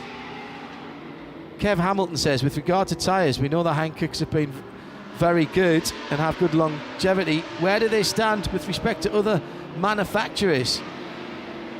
Well, it's hard to say, isn't it, because it's a single manufacturer series, but from the drivers that I have spoken to, say they're comparable with all the big manufacturers, and when they have been in competition, forget they've provided tyres for some very big series, albeit it's so hard nowadays because so few series have open tyre competition. Yep. But certainly for this GT category, they've worked very hard with, let's be quite honest here, a very wide variety of manufacturers, of configurations of cars, front, rear, mid-engined, front-wheel drive, rear-wheel drive, etc., etc. They stand up pretty well. And if you're talking about the road tyres as well, they've just had an original equipment approval for Porsche. So they've got N-rated Porsche tyres, N for Nürburgring, and that is a real feather in their cap. They have been a factory fit from Porsche for the amongst others, the 718 Boxster. Right, let's go to an impatient Joe Bradley down in the pit lane, who's with Jack LeConte. Jack, I'm not used to seeing you as a driver anymore. I'm usually seeing you as a team manager. For this weekend, I changed my position. I would like to do the last race of my career. I stopped it 10 years before to do team manager, and I joined with my friends this race. It is the first time I enter 24 Hours Dubai. This morning I was doing calculation. My team entered 44 24-hour races, and we won 10 of them. And for the pleasure, as now I'm also resident in Dubai, I decide to invite my friend and do this race on the new car, Ligier, which is really a nice car for the category. And for the first appearance, we were very, very happy to have the pole position yesterday. Are you enjoying driving that little Ligier? It's a little bit different to what we've seen you in over the years. This Ligier is a little different because we have we enter in the Le Mans Endurance Series prototype GSP4 with the same engine, but this one is a GT car, and this is the first time we are entering this car. Usually in Europe we are racing with GSP4. When are you scheduled to be in the car as a driver? Basically, I would like not to drive during this night. That means I'm waiting tomorrow morning. When daylight will happen, I will do my appearance on the track. It's great. Thanks for talking to us, Mr. LeConte, and it's we're witnessing some history here with your driving career coming to an end. We're making history, seeing you drive for the last time. When I drove the last time was in Porsche Super Cup race, 2009. Wow. And 10 times without driving in racing. For sure, I'm doing the roll-off of my car, on GT car, on my own track at Val de Vienne. Every time I'm doing this when my team prepare a car for a long distance race. But as a race rhythm, this is a long time, 12 years without driving. Thank you, Jack. We'll talk to you tomorrow after you've driven. Yeah. Merci. Fantastic to hear Jacques LeConte at a racetrack again. I didn't realise, if I'm honest, that he was living out here in Dubai. The 223 Lamera is stopped at turn 14. Jacques LeConte was one of the people that I interviewed at Monza many years ago when I went to do a prologue type event for I think it was GT and World Touring Cars. Were sharing a prologue event, and he was very kind to me. Obviously we'd known him from Le Mans down through the years. What a character, what a character. Now we might be getting a full course 60 here, code purple. Joe Bradley with a little more. Sorry, I didn't hear where you said you were there, Joe. I was just noticed, John, that when I was talking to Mr. LeConte there, and the 85 CP Racing Mercedes came along pit road. Oh. He's preempted the code 60, which I think has just been thrown. Not yet. Ah, right. Well, he's in fueling. So Charlie Putman saw that car stranded just off track, and he's made the call very, very early. So he's gotten into the pits under green, and he's praying that'll put the 60 out. Yeah, and of course, getting in under the green, Phil, means he can use full fuel. Now, that said, he's only been out there for a relatively short time. So, but they will be able to fill back to the capacity of the tank here, so it will stretch them. There's the 60. There is the code 60, and it's happened before the MS7 WRT has come round. It's at turn 13 at the moment, that number 7 car, as he's coming through. Actually, no, it's not. It's coming to the pits as well. I think the number 7 car. Do I see the 7 in the pit lane? Let's see if I can pick him up on the tracker. Yeah, it's a bit hard to pick up as the rescue vehicle heads over to the Lamera. Straight into fuel for Charles Putman. No thought of going for more tyres. He doesn't need them. Waiting to see where Mohammed Sauf Fahad El Sauf is...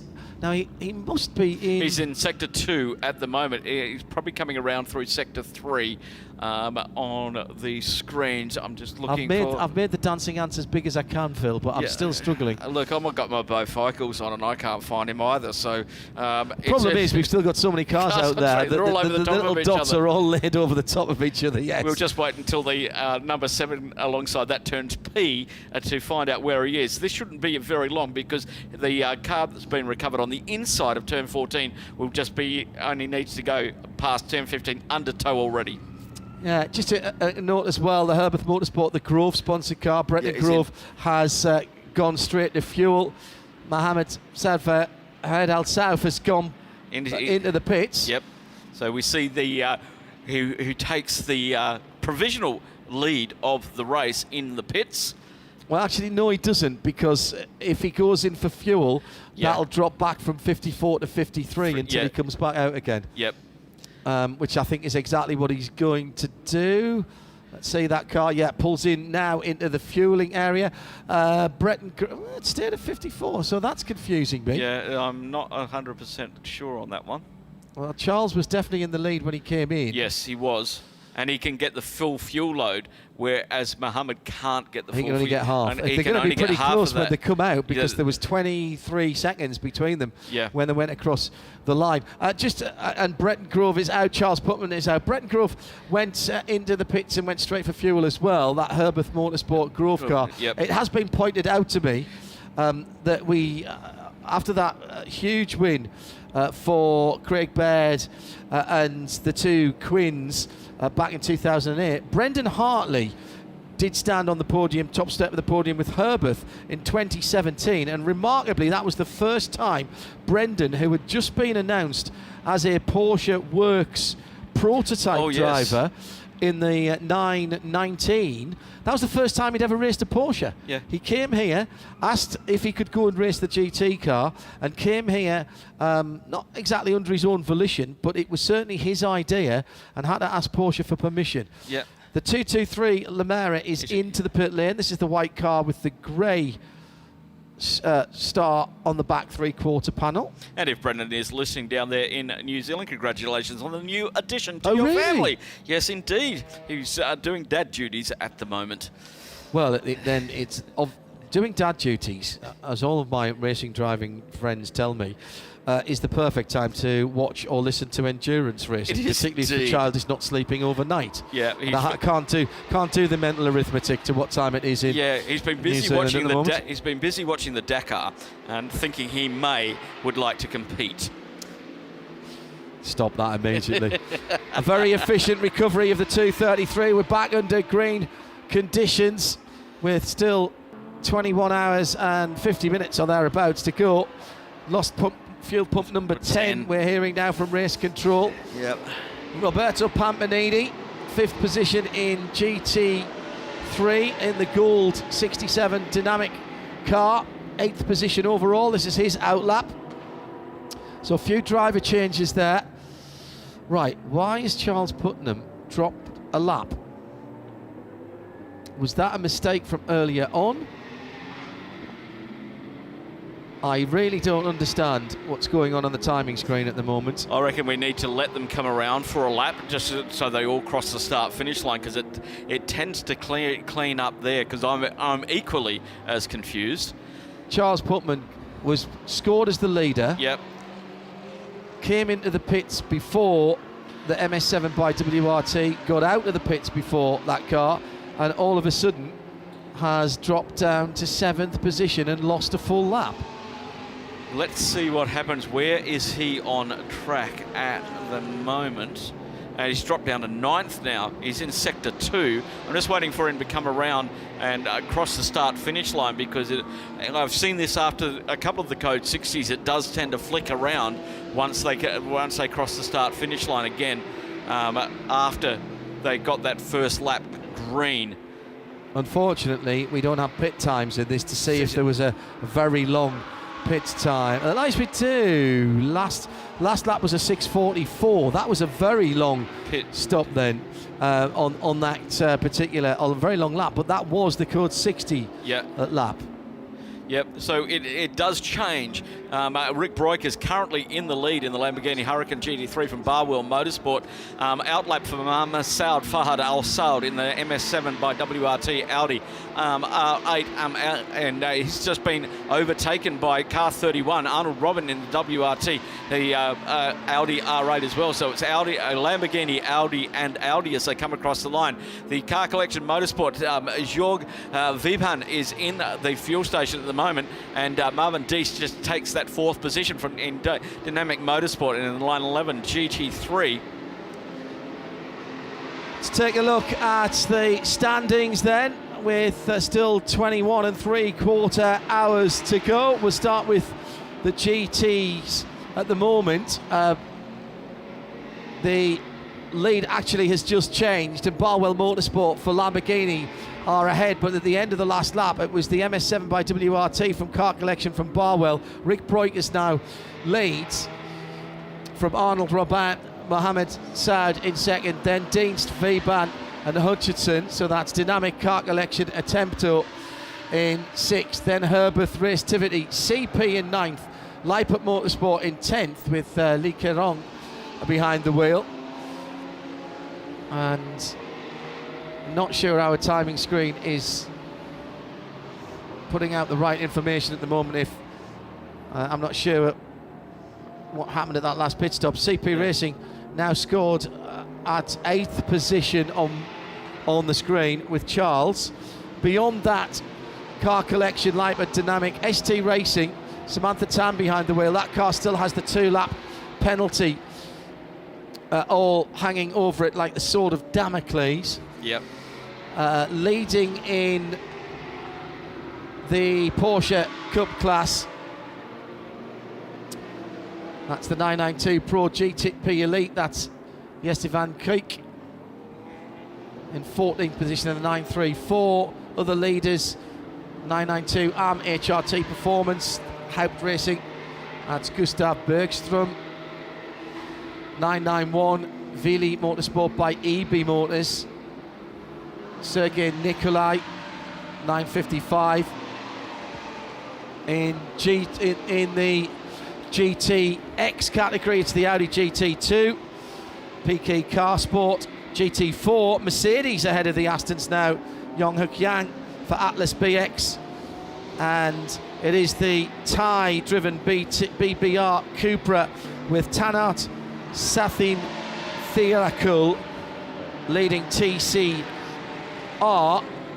and in TCX it is the Ligier, the 207, the Authors Racing car. That's your class leaders at the end of that through GT and TCE. I have a theory, John, on what happened to Charles Putman in the CP Racing car that was in the lead. Remember, he pitted under green. He lost time while he was before it went code 60. He lost time in the pits to all of those other cars under green. Okay, then it went code 60 after that. So he lost the initial amount of time while they were all going a lot quicker. So a standard pit stop would have dropped him down 5 or 6 places maybe, but he lost a little bit of time for that. I still really don't understand exactly why he went from first at the moment down into 8th. And he is 1 minute 18 behind our current leader, Rick Broikers in the Barwell Motorsport Lamborghini Huracan. So I'm a little confused on that one because it looked like their strategy was sound. He knew there was going to be a code 60 thrown to get that car back from turn 14. So interesting, very interesting to see how that played out. But we're not 100% sure. Rick Broikers leading by around a lap to the WRT Audi R8 of Maxime Robin at the wheel at the moment, and Mohammed Saud Al Faisal Al Saud, the pole sitters, MS7 by WRT in another Audi R8 LMS, and currently 3rd in that class on 56 laps. 46 seconds behind the leader as they come across the line. The Maxime Robin is in the WRT car is just 32 seconds behind the leader. The team manager of car 223 is to report to the race director. That is one of the ones that you don't want to get, and that is Phil O'Mara. That's Phil Hansen. He's with me, John Hindhaugh, in the Hagerty Global Broadcast Centre. We've got 21 hours and 42 minutes to go across the RSL network of audio and video channels and around the world at www.24hseries.com. This is the 2022 Hankook 24 Hours of Dubai. Let's go to Joe Bradley, who can finish a story, square the circle, if you will, on the number 111. This was the Autorama, one of their 2 VWs, the 111 car. Yeah, the 111 car, you were spot on in your assessment, seeing the attention being at the fuel tank. It was a fuel pump failure. They've replaced the fuel pump and the car's back in the ring.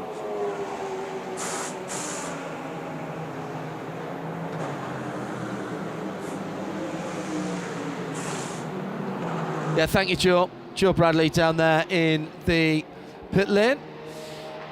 Rick Broik is leading the motor race now on 58 laps. I'm gonna stop looking at the timing screen at the moment because I'm not entirely confident in what I'm seeing at the moment at all. But there was a very long stop for Charles Putman. Now, he did come in green, and as Nick Damon has pointed out to me in the Hagerty Global Broadcast Centre here, that means he would have took a full fuel load, and then he got out again, and that a 6-minute lap was a very, very long lap indeed. Is that a full fuel tank? Not sure. Really not sure.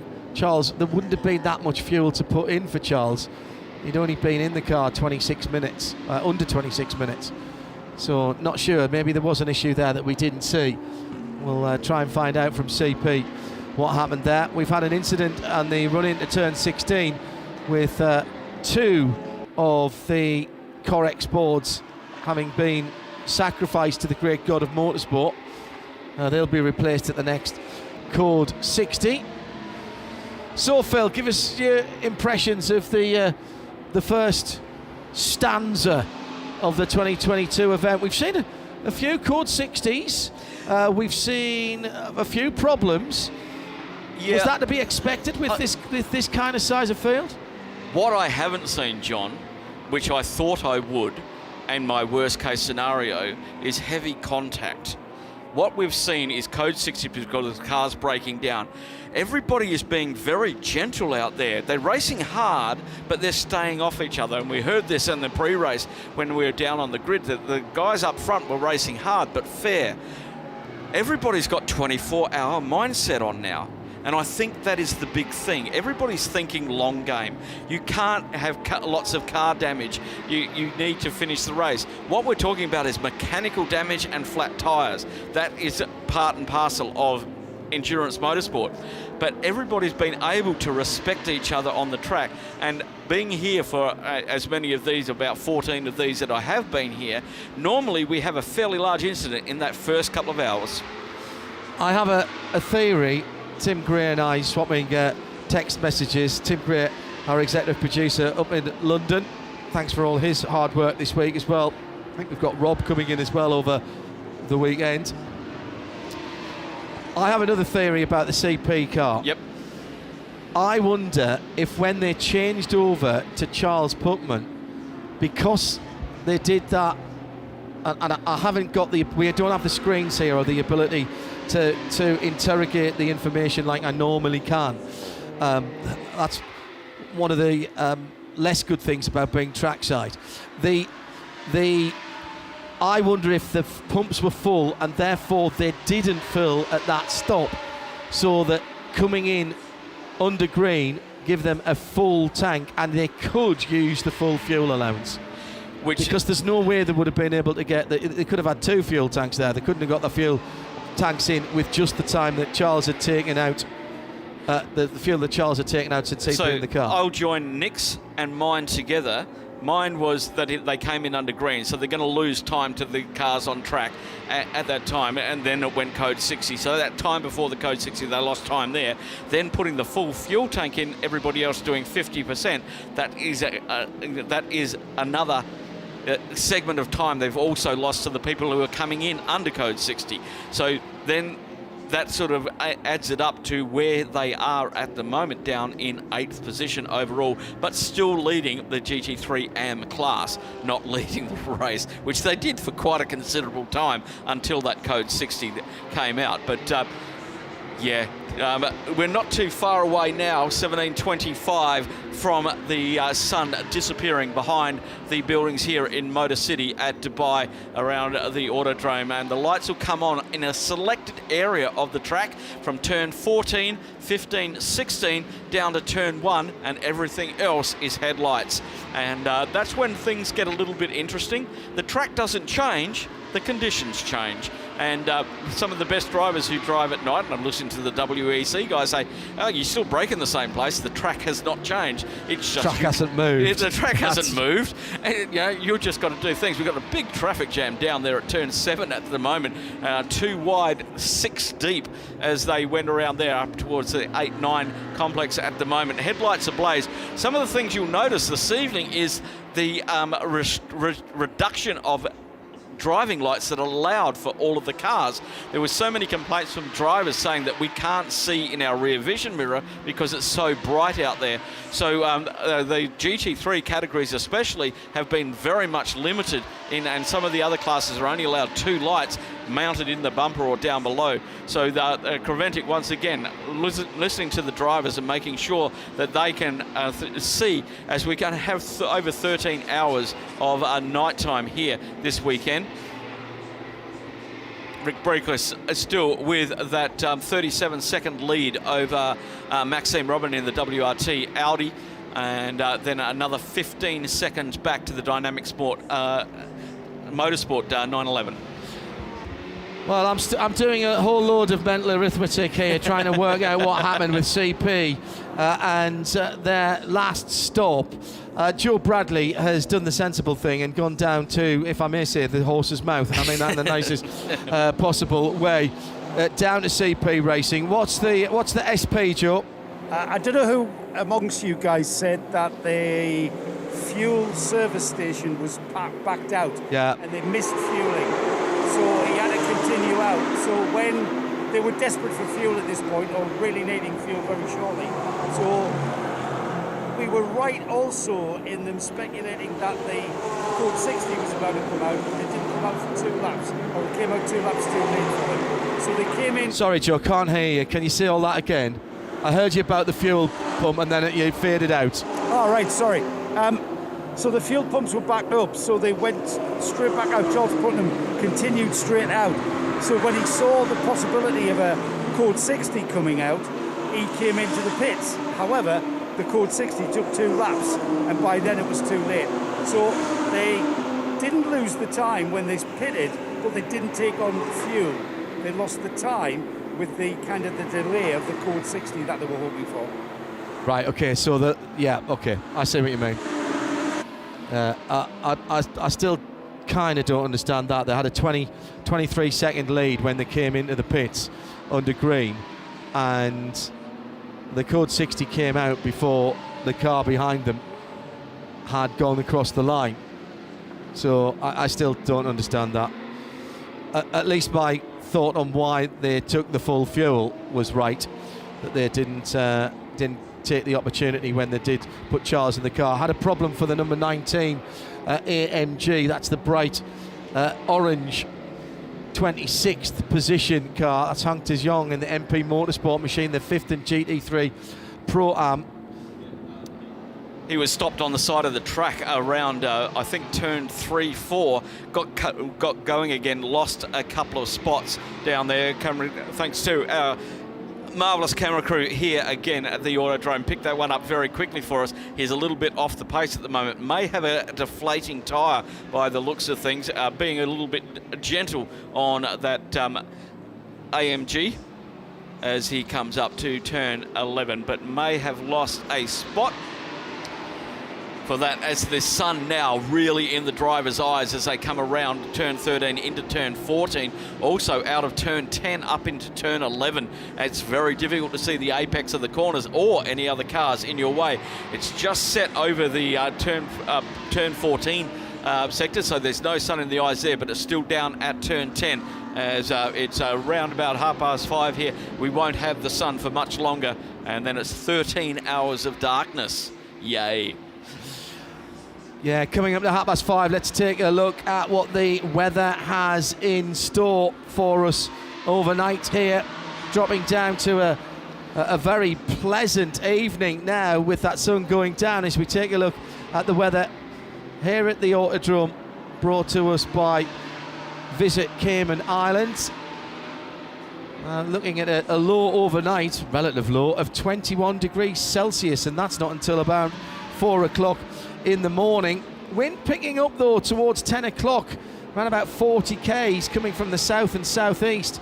That might bring a little bit of sand and have some visibility problems.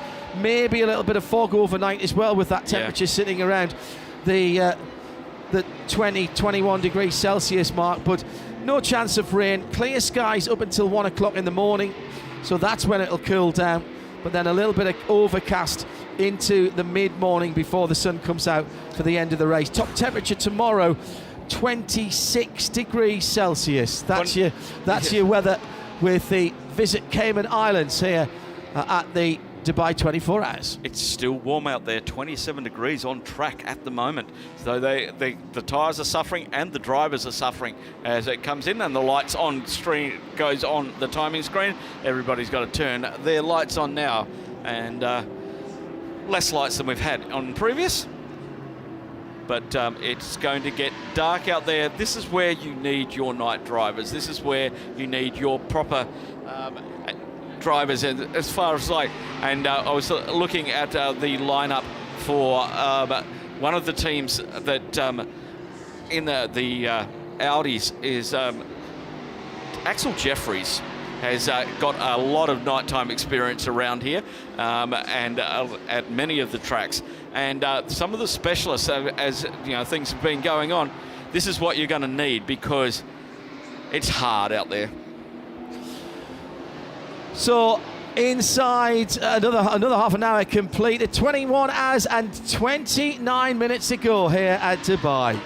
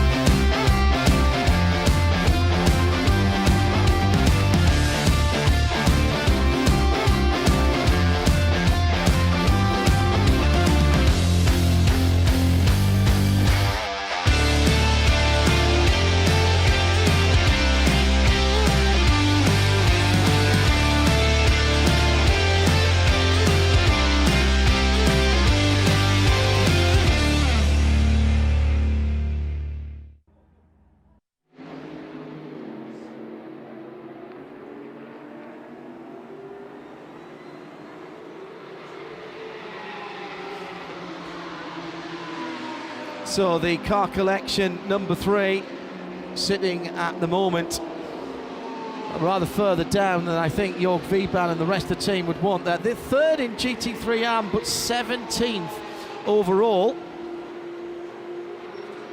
Jörg got a relatively clear track ahead of him as he heads through the speed ball at 14 through 15 now. Next car ahead of him. There's a little gaggle of GT cars and a couple of, in fact the 111th I think is just ahead of him there as well. He goes across the line now. The 112 in fact, the Autorama car that's ahead, not the 111. So he's coming up to now 8th position in class for that 112. But every time I look at the number 3 car, the car collection, with that silver and red, I see the old Flying Lizards livery on the Porsches. You know, it's not the lizard head there; it's a lion's head on there. But if I just glance across, I keep thinking, oh, there's a Flying Lizard, and it's really nicely done on that car because it is silver and red on one side and red and silver on the other. Yes. It looks really good out there. 17th position at the moment. As you said, 3rd position in class. A long way to go. 21 hours, 26 minutes to go in this one. And we know that lots of things can happen out there in endurance racing, whether you may be at fault or you may not be at fault. So many cars out on circuit. At the moment, in the pits, we've only got 3 cars in the pits that have been there for a while. The Zengo Motorsports 133, the CWS Engineering Giannetta G55 with the drive shaft issue, and the 103 Cupra Cup car in there from PPM Passion Motorsport. Now, they're the ones who've been in there for an elongated amount of time, which means we still have 76 cars on the circuit. I like Jack LeConte's reasoning that it would be a good idea to go in the morning when there are fewer cars out on the track. At the moment, there might not be that many fewer. No, there's only 3 fewer. Everybody else is either out there in the pits or in the fuel bay, and they in the pits to do their mandatory, their normal pit stops of changing tyres and changing drivers. Most of the teams have got 5 drivers, some have got 6. There's a couple of teams only with 4 drivers as well to do the 24-hour. That is a huge ask in regards to we're keeping this many cars on track. You're always going to be busy. There's no relaxation anywhere on the circuit at the moment. Stuart Bradley down in the pit lane for the moment. Temperature will start to drop quite rapidly when the sun goes down. Official sunset is 17:49, so that is some 13 minutes away, make that 12 minutes away right now. And already the headlights and the additional lights on the cars for which that is allowed beginning to start to illuminate the track surface. You see just a little bit of a sheen in front of the cars, but it's not a slow romantic sunset at this time of year here. It is almost like switching a light off, Phil.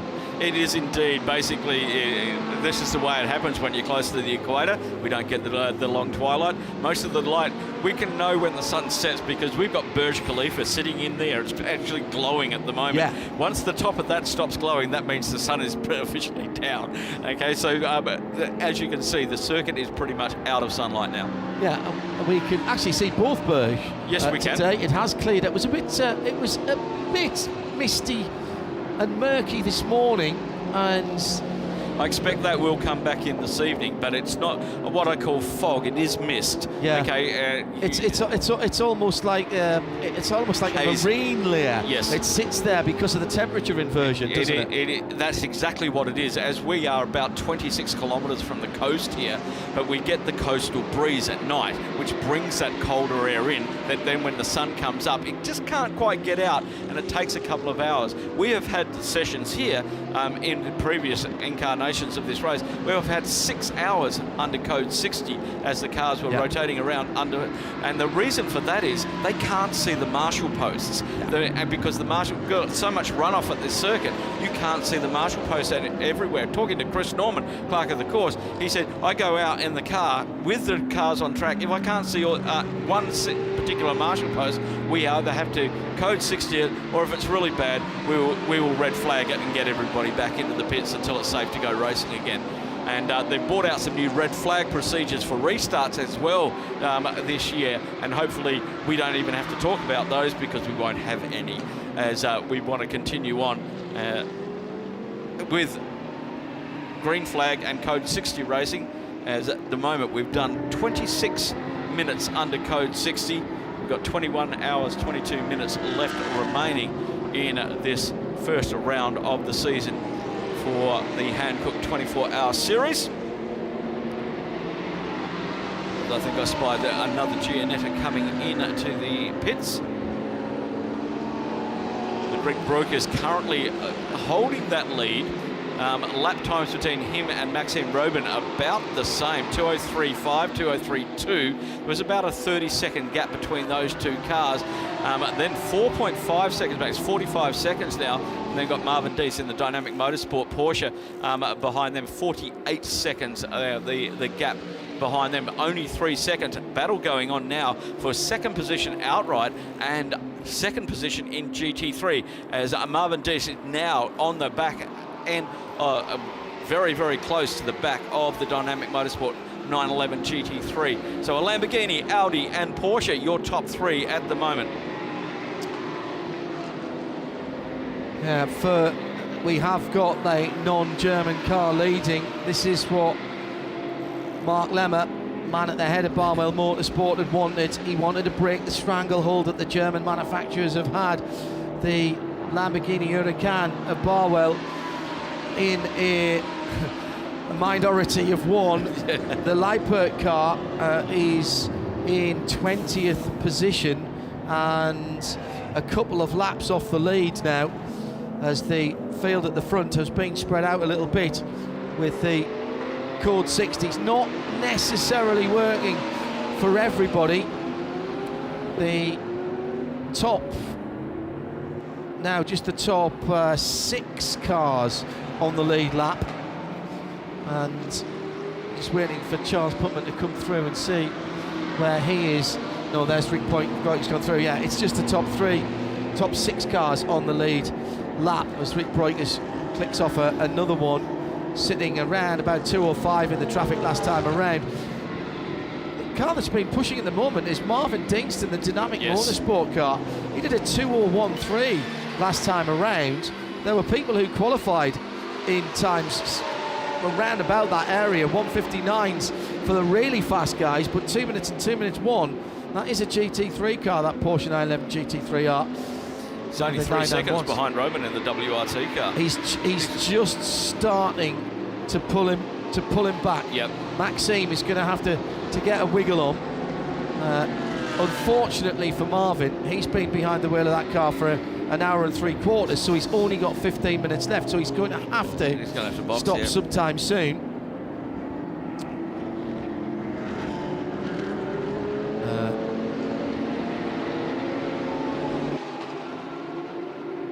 So, leader, or pole position car rather, the MS7 by WRT comes across the line. It's been a good stint by Mohamed Saad Fahad Al Sav. He's been in that car again, and at nearly an hour and a half now, and we've not seen that car put a Hankook tyre wrong, as into the pits for the Lamara 222. Now, they had some issues early on. Yeah, they're running down in 74th position at the moment with, that was Frank Desolé at the wheel. So it looks like a regular stop for them at this time. But they had a lot of time in the pits earlier on today sorting out their issues. It looks like a clean stop this time. It looks like they got on top of what was going on. Just the 2 crew members down there putting the Hankook tyres on, and one lollipop man. As it looks like a driver change has happened in there as well, and pretty lonely down there in the pit lane. There's not too much other action going on under green here. 21 hours 18 minutes to go here at the Hankook 24 Hours of Dubai, and a lot of work for those 2 crew members to do. 4 tyres. They're not allowed to put them out in pit lane. They've got to keep them inside the pit box. And so they're trying to make it nice and even for everybody. Doesn't matter if you're the lead GT3 team or you're the back of the field TCR, TCX team. Everybody only has 2 people. So it's Lamborghini versus Audi versus Porsche versus 2 Audis versus a Porsche versus 3 Mercedes and a BMW in the top 10. Now, in fairness, that Samantha Tan car is 2 laps further back. So that would take them down to the first car on 65 laps. That pushes them down now to 33rd position. Traffic jam at turn 1, Phil. 2 cars coming out of the pits got in the way of the car 4 who was trying to go between 2 other cars. The 928 Porsche, another good name for a good number for a Porsche. V8. Front engine 928. Why don't Porsche take the Panamera, chop the back doors off and just shuffle it up a bit, leave the 4-litre V8 in the front, yes, and give us a manual gearbox to go with that, and give us a 928 for the new century. I would put my name down for that straight away. I would too. I'd have the GT version, and because I like the sound, obviously. Yeah. But yeah, that would be my ideal road car. I would put that out there now because I just love the sound of it. 928. Oh, just one. I nearly bought a 928 GT manual, which was an homage to one of the 6 white cars that the drivers got. Derek Bell had one. And I actually was fortunate enough to see and sit in that car. And then Derek sold it, much to the chagrin of me, but more importantly, his son Justin, who he thought he had first refusal on it. He traded it for a Ferrari, believe it or not. But there's something about the 928 that is a timeless design. Yeah. I know a lot of people don't like it because it was the car that was allegedly going to do for the 911. It never did. But in its own right, I think it's a beautiful looking car, and I think it looks as good now, possibly even better now than it did 10 years ago. And actually, there's something to me that shape has come back into fashion. I think you are correct there. I initially liked them because of the pop-up headlights. That was my thing. I saw it and went, Porsche with pop-up headlights? Yes, and they go the wrong way, effectively. They pop up forwards, and the back of the headlight cowling has a body colour shroud on it, so it's not as if they pop up the normal way, like the little bug eye pops up like an old Elan. They go from the back to the front, and that's why I bought my 968 for the same reason. Yeah. And every time I turn the headlights on, I giggle to myself. You smile, and I love that. Because I have a German car, but not the Porsche brand. I have the 3-star brand, historic ones, of course, because they're fun to drive and they make nice noises. It's the same thing. If I see a 210 Mercedes and I just go, yeah, it looks sleepy, but it's not. No, no. Yeah, and it just makes all the right noises. I mean, the Mercedes have done a great job with our sports cars, because the GTs, all of the versions of the GTs from the original iteration, it's that long bonnet, short tail thing that immediately takes you back into the 1950s. And you look at those cars and say, oh, think of the Gullwing and those kind of cars. It's immediately, to me, even from the silhouette, it's immediately a Mercedes. You look at sports car guys have got it sorted out. Look at the R8. I said earlier in the week that I think the Audi R8 is becoming as iconic for Audi in a body shape as the 911 has become for Porsche. And you know, Audi aren't getting rid of that R8 anytime soon. They keep finding new ways to reinvent it. You know, whether it will even transition to a full EV, I'm not sure. But that's a great looking car, and immediately everybody looks at it and goes, oh yeah, it's an Audi. And they've not changed that very much since it first came out. No, I remember when it first came out, because it was such a unique body style. Yes. Nothing else looked like it. All aluminium as well. Yeah, all aluminium. As you can see the GT2 Audi on screen. First time we've ever had one here. And I think it's its first race here. It's just behind the Lamborghini and the Aston Martin. It's very distinctive with the big air scoop that's running in the GTX class at the moment. Change for second position. Dynamic Motorsport have moved up there. With that gap was coming down, and Marvin Dietz has got in front of Maxine Robin in the WRT Audi R8. So it's Lamborghini, Porsche, and Audi. Yeah, you called it. You said Marvin was catching up Maxime. And made it through the last time around. Was round about a second, 1.2 seconds quicker. Now, I'm going to say this now, and we'll come back to this near to the end of the race. But in athletics terms, the stagger has yet to unwind. And what I mean by that, Phil, is all of these categories have driver times. and therefore everybody has got to go through all their drivers and make sure all the different colours of drivers, bronze, silver, gold, platinum, etc., they all get the right amount of time. Yep. Now that's part of the strategy when you use those guys, and for some guys they'll want to get their amateur drivers, they'll want to get their driving out the way as quick as possible, and they'll be putting those guys in now. Now, in all the classes, except GT3, 991 and 992, which have a separate one, the AM drivers in a 24-hour race must do a minimum of 2 hours. Yeah. If you have a pro driver, they can only do 50% of the race. Yeah. Your pro AM driver is free. Yeah. Okay, you don't have any times on those pro. In the GT3 class, they separate it all with their pro AM, and AM, and then you've got the AM drivers. There's no pro drivers allowed in that AM category. That's why I was so surprised with that GT3 AM car, the CP racing car, being up the lead. There are no pro drivers in that car, right? So that was just pure skill of the pro AM and the AM drivers. And yeah, so that's the way it works. It's a lot of, that's how they balance performance for the drivers.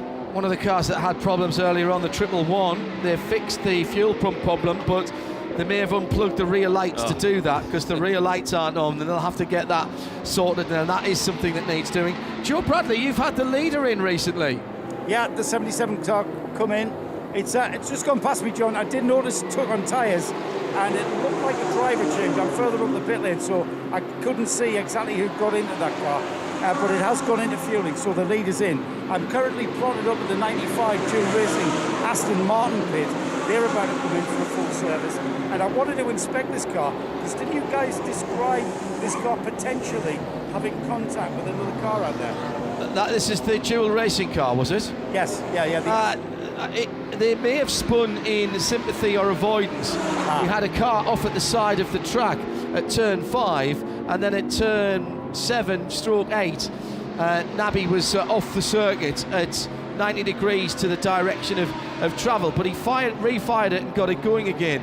My first inclination that there might have been some contact further round the track that had stopped one or both of them, and that might not have been the right conclusion to make, to be honest, Joe. Okay, well, what I'll do is I'll have a quick once round the car and see if there is any evidence of that. I know they're going to have a driver change. Sammy Moutron is ready, suited and booted. The ERC Bratislava car comes in. That's going to narrow the gap for the Dual Racing car, because they're right next door to one another. And they had a clear run onto their pit apron. Now that's been blocked. Unless they get this Lamborghini, the 44 ERC Bratislava Lamborghini, serviced and out of the way, the Aston Martin's going to have to pull in a little bit further up. But we'll wait and see. I'll give you a shout when that appears. Thank you, Joseph. Into the penalty box for that Dual Racing car. Very easy to see, isn't it? Yes, absolutely. Served, I would reckon, about a 10, maybe a 15-second penalty. Caught the end of that. But that's something, Joe, that you maybe can ask as the car comes to a halt next to you. We will. I'll have a word with the driver who gets out. I believe it's Nabil who's at the wheel. Now, the car's had to go shooting past its pit. It's now being backed into where it should be, because all the tyres and guns and everything are in position to receive the car on its marks. It couldn't get in because of the angle created by the ERC Bratislava Lamborghini. That Lamborghini, by the way, that's done. That's about to leave. I can see the last two tyres, but the last tyre going on the Aston. So it's the 95 Dual Racing with TF Sport. It's TF Sport underneath the Dual Racing banner this weekend, and we all know how good these boys and girls are. Car just coming to the end of its tyre stop. Meanwhile, Sammy Moutron is being belted in. Final touches, steering wheel going on. About to get the nod, gently off the jacks. And now he gets the nod to fire it up. Always a tense moment, that one. And Sammy Moutron out into the race for the first time. The Moutrons are back. Every time you say that, it does sound like you should be playing a record as if it's their new single, because it does, to me, sound like it should be an alternative rock band. Thank you, Joe. We'll get an update. Yeah, that was a track limits infringement, 6-1, a 10-second penalty for the 95 car. So that's what they've served, and they've done that. And no other penalties pending under that car as they make their way, I think, down to the fuel station in the Aston Martin. Yep, Nabil is in the fuel station as we speak, along with Nick Whitmer in the BMW M4 GT3 as they drop down the leader list. And Maxime Dietz is still in the pits in the Dynamic Motorsport, and it's the Audi R8 LMS. Maxime Robin in the lead, car 31, 74 laps done. Yeah, let's just give you some of the class leaders before we hit 6 o'clock local time. Maxime Robin for WRT, of course, leading in GT3. GT3 AM has been led by Charles Putman for CP Racing. We've got the 207 Ligier, the Authors Racing car. That has led the class. It's third at the moment, but Franck Valle is facing the wrong direction at turn 4-5. He lost it coming out of turn 3. He's been very lucky not to be picked up by anyone coming behind. He's gone backwards and just tagged with the going backwards down the arm court on what should be driver's right. Yes. It made it driver's left for him and tagged with the left rear wheel. Now he's fired it up again. The engine's running. Quite a few people, GP Elite coming into the pit lane trying to maybe anticipate a full course purple. There's just no, he's made it out. He cut straight across the track, which is very smart driving, and he'll come back in down around turn 6-7. Isn't that the very antithesis of an unsafe rejoin? That's an exceptionally safe unbelievable. I mean, he's disadvantaged himself. He's got Clag on the tyres, but he has not put anybody else at risk or himself. He's staying off the track until he gets around turn 7. Unbelievable. Great driving, because it's so hard to hear. So, it's so hard to see. The cars just keep coming. Let me quickly run down the class leaders, then we'll go to Joe Bradley with Nabi out of the Aston Martin. It's Charles Putman leading for CP Racing in the GT-AM, GT3 Pro-Am. Samantha Tan with a 2-lap penalty hanging over that car for ST Racing. Their lead, the 934 is in the pit at the moment. That is the Team GP Elite, and their lead, the 992 Pro. 992 AM is HRT Performance, the 929 car. The Vili Motorsport by EB Motors leads the 991 class. GTX is the Razun More Than Racing, the 714 car. TCR AC Motorsports 188. Then it's Ollie Gotha for Dragon Racing in GT4, the 408 car, and Frank Delaville, the Authors Racing, number 207, that's just spun, was leading its class before that. Let's get to Joe Bradley, who's down with the Aston Martin, the dual racing team. I'm smiling under this mask because the Mootrans are back. I'm just saying, Nabil, the Mootrans are back. It's so great to have you boys here. Tell me, that was a bit of an eventful stint for you. Yeah, it was. You know, the last time we were competing in a race, actually driving a race car properly, was 3 years ago, 2019. We took the gamble to go up to the GT3 and haven't had a lot of testing in the car, to be fair. And yeah, I think I struggled a little bit getting used to the traffic and getting used to the different lines you've got to take when you're getting through the traffic. In testing, I was a lot more comfortable because less cars on track. It's the beginning of the race. There's such a long way to go. The last thing I want to do is take risks and drive beyond my capabilities of a car that's so clearly powerful, so well put together. The team's done an incredible job. So we've got a long way to go. I don't even know where we are at the moment. It doesn't really matter. But wow, it's so great to be back racing. I bet, and especially coming back in the GT3 Aston Martin. Now, did you actually touch anything? We weren't sure whether you had any contact. No, I hadn't. I didn't have any contact. It was, I think my first incident was a spin into turn 6, 7, or 7 and 8 in the big bowl. And I was simply just trying to get around another car, slower car. And I went on the outside and put the power down a bit too early on the rumbles, and she just spun me out. Luckily, I had no contact. A couple of other leery moments where either outbraking myself or just going offline and then learning how the car handles it. I know I've got a lot more pace in me, and I'm looking forward to getting out at night. The thing is, Nabil, you guys have got a lot of experience. You know how to win this championship. I'm sure now you'll go off and reflect. It's a GT3 car and all of that. We've mentioned that. What sort of information will the engineer be requiring from you at this stage? Right now, he's going to have all the data ready. Yeah, he'll just want to know how the car's handling, how I feel. It's comfortable in there. I think I did 2 hours. I think I could get back in for another hour straight away, frankly speaking. So the car handles beautifully. It's extremely comfortable, even for somebody my size in that car. But yeah, no, we'll just have a chat about it, look at the data.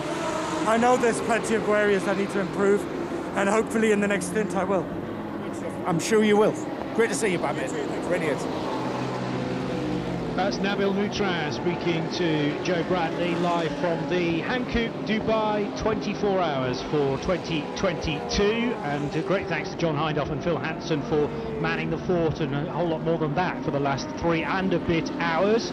But let's hope that this isn't a sign of things to come, because already there are yellow flags out ahead of the stint that involves me, Johnny Palmer and Andrew Marriott with the 955 Villi Motorsports Porsche grinding to a halt. This is one of the older school Porsche Cup cars. Remember, 992 Cup cars are eligible this into the Hankook 24-hour series, where we have plenty of the new machinery to feast our eyes upon, pro and am within the 992 iteration of the Porsche Cup cars, but 3 of the tried and tested 991 class machines as well, and 955 comes to a halt, potentially bringing out yet another Code 60, and the first 3 hours have rather been littered, Andrew Marriott, with these caution periods. Yes, they have. We've had 5 of them already, I think, and we just haven't got a rhythm to this race yet.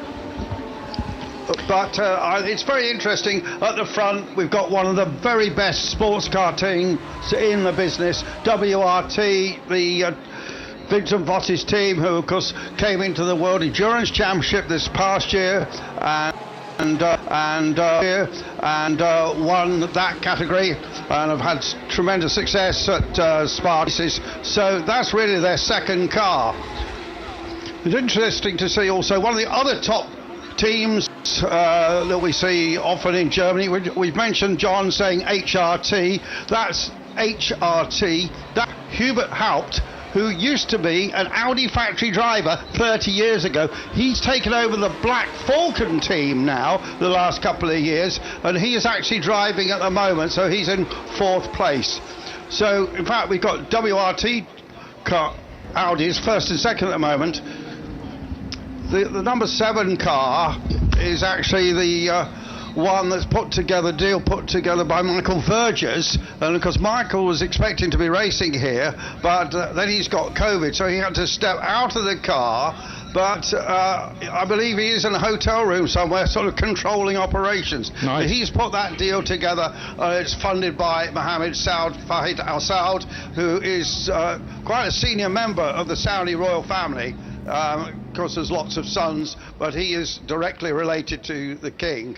And then in 3rd place at the moment, the 777. We've been watching the progress of Maro Engel. He's basically been the fastest guy out there at the moment, and he is moving up quite well. In 13th place at the moment, but that 75 car, that's certainly one to watch.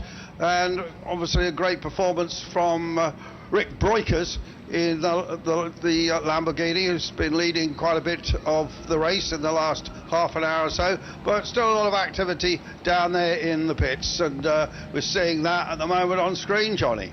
Yeah, this is a great opportunity again then to work this into the strategy, potentially. Of course, if you do pit during a Code 60, you can only take half the amount of allocated fuel on board during one of these Code 60s, but if it looks on the face of things to be potentially a lengthy Code 60, there may even be the opportunity to do 2 back-to-back stops with a lap in between. But bear in mind, everyone is restricted to 60 kilometers per hour, so it's going to have to be a very long Code 60 for that to be a goer.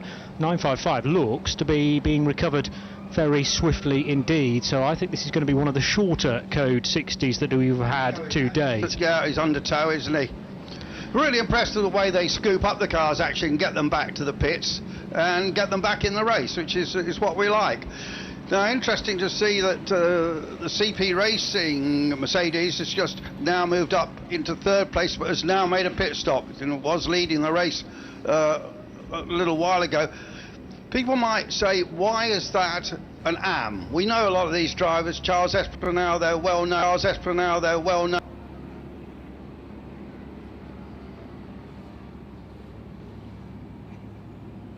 Now in the AM category is those guys are all over. We call them in this series pros, and then we've got the new category, of course. I think we should have senior pros, and then the AMs. And this is all based on the FIA's platinum, gold, silver and bronze categories. So the pros are the bronze and are the platinums and the golds. They equal pro, and then so we see the CP car in the pits now, and then the CP car in the pits now, and then the semi-pros, if you know what I mean, Johnny. They are the guys that are FIA terms, and then the bronze in this series are called AMs, but the AM in this category also has all the unclassified drivers as well, using different names. But when you look at the FIA rules, if you're actually a silver from what you've achieved, but you're over 50, you drop down to bronze, and that's why these guys are in that category. So we've got Axel Jeffries, who won the race last year, now out in the number 7 car. We've got to see this race really start going again in a moment. Yeah, so for the second time, rather the fourth time or so in this race, the intervention vehicle is out on track. The skyline looks truly majestic once again, as it does year in, year out here at Dubai, with the hotel in full illumination as well, with the rainbow floors that greet the drivers as they head into the final corner. And it really does. It's a great venue, this. I went to the opening of this venue where I saw the most magnificent fireworks display I've ever seen in my life. It was unbelievable, and so was the dinner afterwards. And as I say that, we've got that sign up there. Is that all done by drones? I think that's computer generated imagery, quite possibly. Yeah, that's right. It is. Yeah. So now everything's shuffling around with this pit stop, isn't it? We've got Benji Gotha shown in first place in the 31 car. Yeah, for WRT and number 31 car. Then another WRT car of Axel Jeffries in second car. Then another WRT car of Axel Jeffries in second place. But bear in mind the order quite possibly as the Code 60. I just heard Nick trying to get hold of us. Hello. Oh, you're here. Well, this is obviously... Go on, Nick. Well, I will go on, Andrew. How are you? Anyway, no, been a very busy period down in the pit lane. We have had just about every single car come through. Not all of them could get fuel. The 955, the Ebby Motorsports car, has just been wheeled back into pit. A number of bits of work around going on. We up at this pit lane, end of the pit lane, the CP Racing car came in from third place. They had to serve a penalty. And effectively after that, everyone went past. I think it's very, very well pointed out by Andrew. We saw the WRT car, the actual WRT car, not the MS7 WRT car, come down and do a full service. I think the interesting thing will be, when you get a chance to look at time history in detail, guys, is how many of the people who came in were actually able to take fuel, because it was a constant stream of the cars available. Virtually everyone has made a stop, but several of them are going in, taking tyres, perhaps doing a driver, and then not stopping for fuel because there's just no space at the pumps. And this is going to be a problem throughout the course of the race. I mean, we've had that for the last 4 hours. Andrew's putting thumbs up to me. That suggests I think we may have solved a slight difficulty that we had in the booth as well, so that's great. But yes, the fireworks are normally an 8 o'clock thing here at Dubai, so we've got another couple of hours before we can look forward to that, but some dramatic things happening over Motor City here at the Dubai Autodrome for viewers at home, and we can describe those to you for our radio audiences as well. But another Code 60 is out. This will be the 7th of the race so far, possibly the 6th actually, but 6th, I think. Okay, fine. So we have had a short one after only 15 minutes of the race, and then they have been interspersed through each of the hours through course there. Oh, I think Nick has got Charlie Putnam with him. Yeah, just lining up Charlie. He's doing the important thing. It's so much harder now. You've got to put your overalls on and put your mask on. So, Charlie, you took over the car in the lead, but it didn't quite go to plan from there, did it? Well, no, actually, it was pretty good. We sort of inherited the lead on the fueling pit stops. It was sort of a natural cycle. So we knew it'd take a couple more cycles to see exactly where we really are. There were so many Code 60s early, and so many different strategies going on. It's even for us watching it with telemetry, it's hard to keep track of who's where and on what on the fuel stations. But no, we knew we'd drop back. We knew then we would inherit a pretty good position. We didn't expect it to be first, but it was. So given the fact we've now had more Code 60s, when do you expect the stagger to unwind as such? Let's work out where everyone really is. You know, we have a lot of factory drivers here, a lot of factory teams, and these guys take no prisoners. They drive 110% all the time. It doesn't matter if it's an endurance race or not. And so I think as those guys cycle through the cars, the next, you know, the golds and the silvers and some of the amps, I think that everything will sort of smooth out a little bit, and maybe everybody's learning their lesson already, seeing all the crashes. Thanks, Charlie. Thank you. Charlie Putnam there from CP Racing. With Nick Damon. So the number 75 car, rather the CP Racing car, not the 75, back into the race with a decent start, and they are more than in the game at this early stage. It can be said for a number of cars actually that are flirting with the top 10, which we may not have expected at this stage of the race. 3 hours and 10 minutes have elapsed. More polystyrene marker boards having to be sourced, and in fact one with a sharp bite out it already is the replacement, perhaps indicating, Andrew Marriott, quite how short they are already for the NGK spark plug warning boards, which are the meters to go towards the next corner. In that case, the NG spark plug. Well, yeah, NG, yeah, missing the final letter. So, flags waving there, so interesting. The young Benji Gotha was down to drive 2 cars in this race, if you remember. He was going to, but they just took the decision not to do that in the end. So in that car, in that WRT run Audi, and I see that Bertolotti has now got in the Lamborghini the British run, the Surrey run car from Mark Lemmer's team, and that's going to be strong. Remember, Rick Broikers won this race 19, didn't he? Yes. I think must have been in the Grasser team then, and then he was second in 20, which was the rain-shortened race. I'm not sure what happened to him last year, actually. Car Collection was the team he took victory with in 2019. Yes, it was, that's right. He has had good success with Grasser Racing Team. I remember him winning the GTD class at Daytona 24 not that long ago. But, you know, he's a really strong young Dutch runner, and of course his dad very much part of the organisation. Back to Nick, you found Fabrizio Broggi. Back to Nick, you found Fabrizio. 5 car, the Woody Motorsport by EB. Unfortunately, there's a couple of men crawling underneath the car, bits being pulled off. What's the problem? I think that something broke, like it was coming on the back straight and there was no transmission anymore. They told me there was a leak of oil.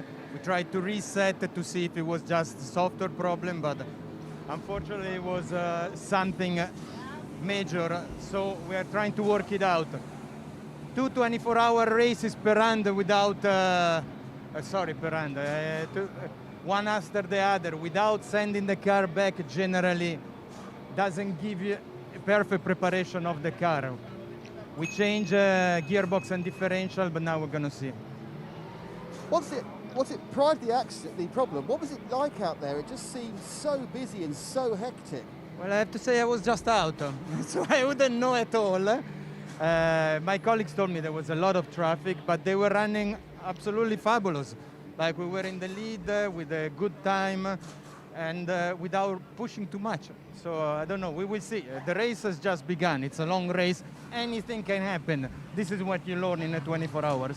Absolutely, Fabrizio. Thank you very much. And the two races that Fabrizio is referring to is this car came straight in a container from the Sebring 24 hours. So it did the Sebring 24 hours into a container off to Dubai. So they had to do all the prep actually here. Not saying that's what the problem is. There is the gearbox that's got a bit tired, but they are going to have to replace that, which will take them a couple of hours, I think. Thanks, Nick. And forget that they finished third overall that. Forget that they finished third overall that Sebring 24 hours. So obviously the Romanian driving in Romania, believe it or not, finding a niche there and has then grown with this team. I remember interviewing him at the end of the Sebring 24 and, well, he was much more upbeat than he was then, I have to tell you that. So everybody's still going slowly at the moment. I'd like to get this race running again at full speed. Benjamin Gotha leading at the moment from Mirko Bertolotti, and then Shane Lewis, we just heard from the team owner a moment ago in the 85 Mercedes. Then it's winner from last year, Axel Jeffries, and then in fifth place the number 30 car with Michael Lernertz now at the wheel, and then the 67. And shown in seventh place still Samantha Tan, although of course we know they've got a 2-lap penalty. In eighth place the 777 Audi, Al Faisal Al Zubair, who is funding that team. That is the number 9 Manuel Umetzger, and in 10th place Marco Seefried, the 54 Porsche, and that's definitely one to watch. And then very interestingly in 11th place at the moment in the car, Rima Safali, who's the first Saudi woman ever to hold a racing license. She's been doing most of her racing in the UK, hasn't she? In Formula 4 and I think even Formula 3. She's had 3 seasons here. And then in 12th place, very interesting runner Emanuele Collard in the 83. Now Collard's well into his 50s. He's done 20 odd Le Mans, have been super successful in the past, been a factory Toyota driver. And I noticed earlier on, looking at lap times, Collard was one of the quickest guys out there. He might be over 50, but he's still very quick. At one stage, he got close to being a Formula 1 driver. He tested for Tyrrell, actually, all those years ago. But he's still got the speed, and that's great to see. And, of course, had a lot of success more recently in a Ferrari. Let me tell you what's going on in the TCE part of the race, because it's led by a TCR class car. Nicholas Bourne's just been in and back out again for AC Motorsport. The next car in the TCE order is the Outer Rom. E order is the Outer Rom, bought by Wolf Power VW Audi RS3, I should say. So they have 3 cars here this weekend. The treble one was Rama a little earlier on, but Mar Autorama London in second position in the 110 RS3, and third Audi RS3, and third in TCE is the BBR entered Cupra. That's from the Monsac Kisiri, third position for number 159. As we get straight to Nick Damon in the pits once again. 923, the Huber racing car, just coming to the end of its some of its repairs. It's had a similar problem we saw with another one of the Porsches. Had a frontal bit of damage, which resulted in radiator damage on the this on the front, on the right-hand side of the car, the Huber car. Apart from that, looks relatively unscathed. There's been quite a lot of action within the various Porsche. This is the Lauren Heinrich car. Lauren Heinrich, of course, is the better-known virtual racer who we believe is going to be getting on an aircraft to fly back to his rig at home to take part in the virtual 24-hour. They're getting ready to load up a new driver who I think is going to be. It's going to be Ridone. So yeah, there's a couple of cars there. back to back. So this one looks like it's being refilled with water. Oh no, they're definitely taking the water out. So they're still trying to work. So despite the fact the nose is coming on, this one's probably still a little bit away from getting somewhere. So I'll come back when they're more likely to move. But it's been a good day so far for the Porsche spare parts department. Stuttgart are chuffed to bits at this race. Yeah, I detected that from pretty much the first 15 minutes of the race. There have been several different manufacturers' cars in the wars, but you could say if you're a Porsche fan that you've been getting your rather unfair amount of bad luck to this point in proceedings. 80 laps completed. Ben Goethe in fueling for WRT. It was a WRT 1-2 the last time we checked, but of course MS7 by WRT have come in for a stop. Axel Jeffries stayed at the wheel, and also back out again Mirko Bortolotti for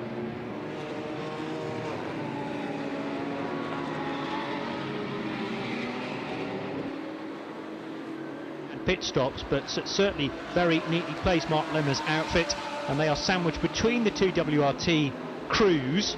That is likely to change, as I say, when those two cars re-emerge. 31 still shown as the leader. Then the CP Racing car of Shane Lewis. We were hearing from Charlie Putman. We were hearing from Charlie not very long ago in the best placed of the Mercedes very long ago in the best placed of the Mercedes AMGs. Marcel Lew M4 GT3 running 5th, and then Mauro Calamir for Dynamic Motorsport, having also made a pit stop. The cars at this time of evening look truly spectacular, with all the extra lit up bits making them take on a completely different complexion from the daytime hours. Absolutely. So that you can recognise your car coming into the pits, they put all these different coloured lights on, and the team seem to do it in many different ways. Of course, with the advent of LED lights now, it's so much easier to make them look spectacular, as you just see those blue stripes there on that number 4 car, which is circulating. But there's all different ways of doing it. But that looks good. Yeah, go ahead.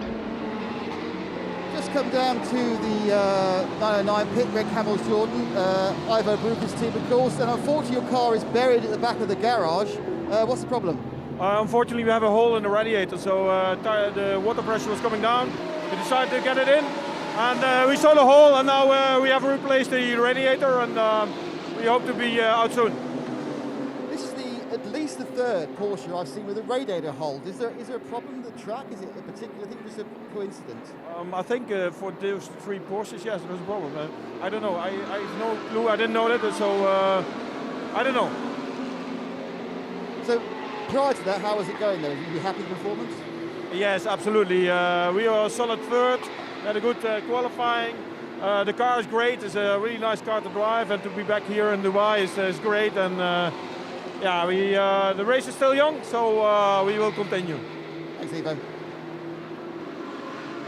Ivo Breukers with Nick Damon, and Ivo with purpose, striding into the back of the garage. Yeah, and summing it up, the race is just young. Yeah, it's still very young yet. We've got 20 hours and 39 minutes remaining, and just so busy with still over 70 cars out on the track. It's going to be about traffic all through this, and the way that certain drivers are better at threading their way through traffic than others. Some people, very quick on a lap on their own, but not so good through traffic. And you'll see that certainly amongst the pro drivers. I think it's very early days yet. I think the order we've got at the moment is not really reflecting the speed of everybody. It's more reflecting the fact we've had these code 60s, which have skewed it all around a little bit. So this, I said it earlier, this hasn't really got into its stride yet, this race. We aren't seeing the full strength of certain cars. That's my feeling of it. Having said that, I think we know that the WRT team and the Haupt racing team, HRT team, are 2 of the strongest teams in any form of sports car racing, and we know that their cars are going to be at the front, because it's not only about what the drivers do out on the track, it's the way that the teams operate in the pits and so on. And endurance racing all about being a collective effort, so it's about your combined driver lineup, not just the one driver that may be in for 2 hours. Another quick update from Nick. I hear wheel guns in the background, and possibly something more substantial being used as well. Which part of the pit lane are you at? I'm down with the car collection motorsport team. It's the number 3 car that was running quite high up as recently as when I left to walk over here half an hour ago. I just caught the end of the pit stop as it came into the pits and some celebrations. It's been in the pits, it's been in the low jacks. I'm not quite sure what the issue was. I see if I just what was the problem with the car? What was the problem with the 3 car? What was the problem with the 3 car? What was the problem with the 3 car? With the rear box. Gearbox. Exactly what the car correctly. I think they got that. It's very hard in second languages, but yeah, so there's something wrong with the rear. Yes. The car wasn't going correctly. They fixed it. So perhaps it's fixed. But you will be able to see when it leaves fueling how long its pit stop was and how long it was stationary for. In having that fixed. Yeah, okay. Yeah, Nick, that car was running right up to the top 3 or 4, so it obviously has had some sort of gearbox problem. I thought your German might come into play there. I think he may struggle with with most other languages apart from English, actually. I've always found that car collection team, you don't get that much from them. They're not very PR orientated. They're very good. I mean, car collection, the main business is actually storing expensive sports cars and stuff like that, and maintaining them. And the race team, I think, is it called Peter Schmidt, the bloke who runs it? That's a bit of a side issue. But, you know, they sort of have a big PR effort as far as I can see anyway. Well, particularly when you start winning this race in a pro car. Admittedly, there aren't any pro car collection entries this year, but the AM car always does pretty well. Yeah. And they can draw upon some very decent drivers, have done through the years. And obviously, when you start doing that and you get some success, your communication, I suppose, with people like us needs to be marginally better. But remember that Max Endelhoff in the 34, that's a car collection. And that run with that team and there was some Ingo Grimm and various others. They've had quite a bit of they had that victory down in Imola. Remember they had that victory down in Imola. Big success for them. Axel Jeffries there in the number 7. He's usually part of that Grand Prix Extreme organisation, which of course won this race last year, not in it this year. That are by and run a lot of Formula 1 cars. So we are up and running again now, of course, and we'll see how this happens in the next 3 or 4 laps. But Axel Jeffries, a driver from Zimbabwe, but he's based in Dubai, so he's driven a lot of very nice sort of 70s and 80s Grand Prix cars for the Grand Prix Extreme organisation. Talented young driver too. Yeah, so Ben Goethe and Axel Jeffries back to the 4 and separated by less than 5 seconds now. Through the last split it was 4.7 in the favour of Benjamin Goethe. So 31 leading 7, then Mirko Bortolotti. And I would say Mirko is likely to gain time on the 2 drivers ahead of him through the course of this stint. The problem is there's 21, nearly 22 seconds separating the Italian from the Zimbabwean. But I think that gap's going to come down rather than stretch back up, because Bertolotti, you were making the point about going through traffic not too long ago. I think Bertolotti is a lot more clinical when he's slicing through those back markers. Let's get straight back to Nick Damon. With Mohamed Saud Al Saud, just out of the MS7 car. That was a really good stint. I was surprised to see you in the car so early. You did really, really well. The team decided to put me in the car as the second driver. We got the code 60. We wanted to take advantage of it. To be honest, actually, it wasn't the pace that I wanted, but I was on double stint with the same tire at the end. I really struggled with the car, but the good thing is when we pitted there was a code 60, and now Axel's in the car and he's pushing hard, so I hope we could get back to Q1. It's pretty impressive to me from where I was having. It's a very intense race, isn't it? There's so many cars and so many different classes. Yeah, I mean a lot of laps I had to actually slow down to minimize any risk of damaging the car. an endurance race like this, it's all about bringing the car home safe. And yeah, I'm happy I could do that for the team. Have you got a long break now, or will you be back in the night? I mean, you never know, but most likely I'll be driving early morning. Great stuff, thanks Mohammed. That's Mohammed's Beldal Sound out of the MS7 by WRT. Yeah, good seeing that, and they are of course now in a battle with the other WRT car at the top of the table. Yeah, he did 2 stints in a row, 24 and 23 laps, and 2:19.7, I think, representative of actually the Code 60s we were driving through.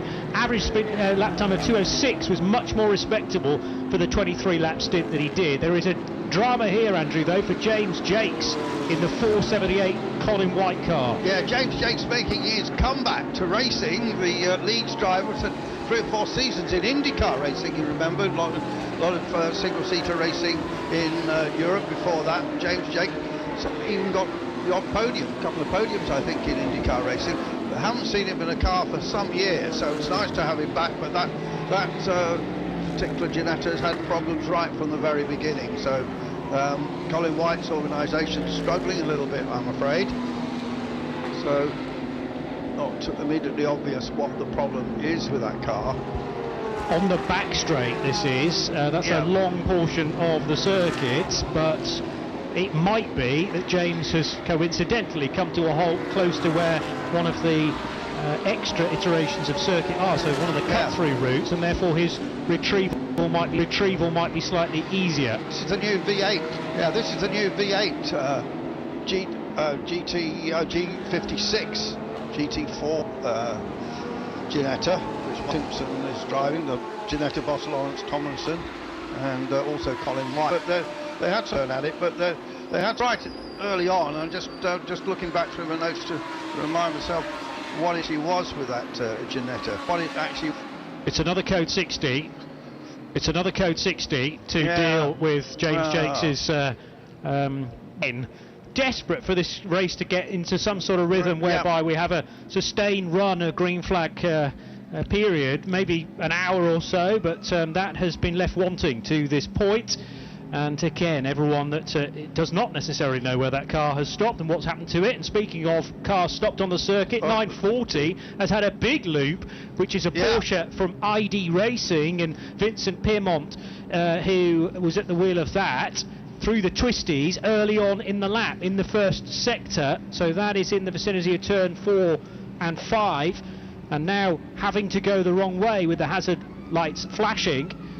Still not sufficient drive though in the car. Headlights extinguish briefly, then they crank back into life, but obviously that is an electrical problem, just trying to get everything refired and reset presumably.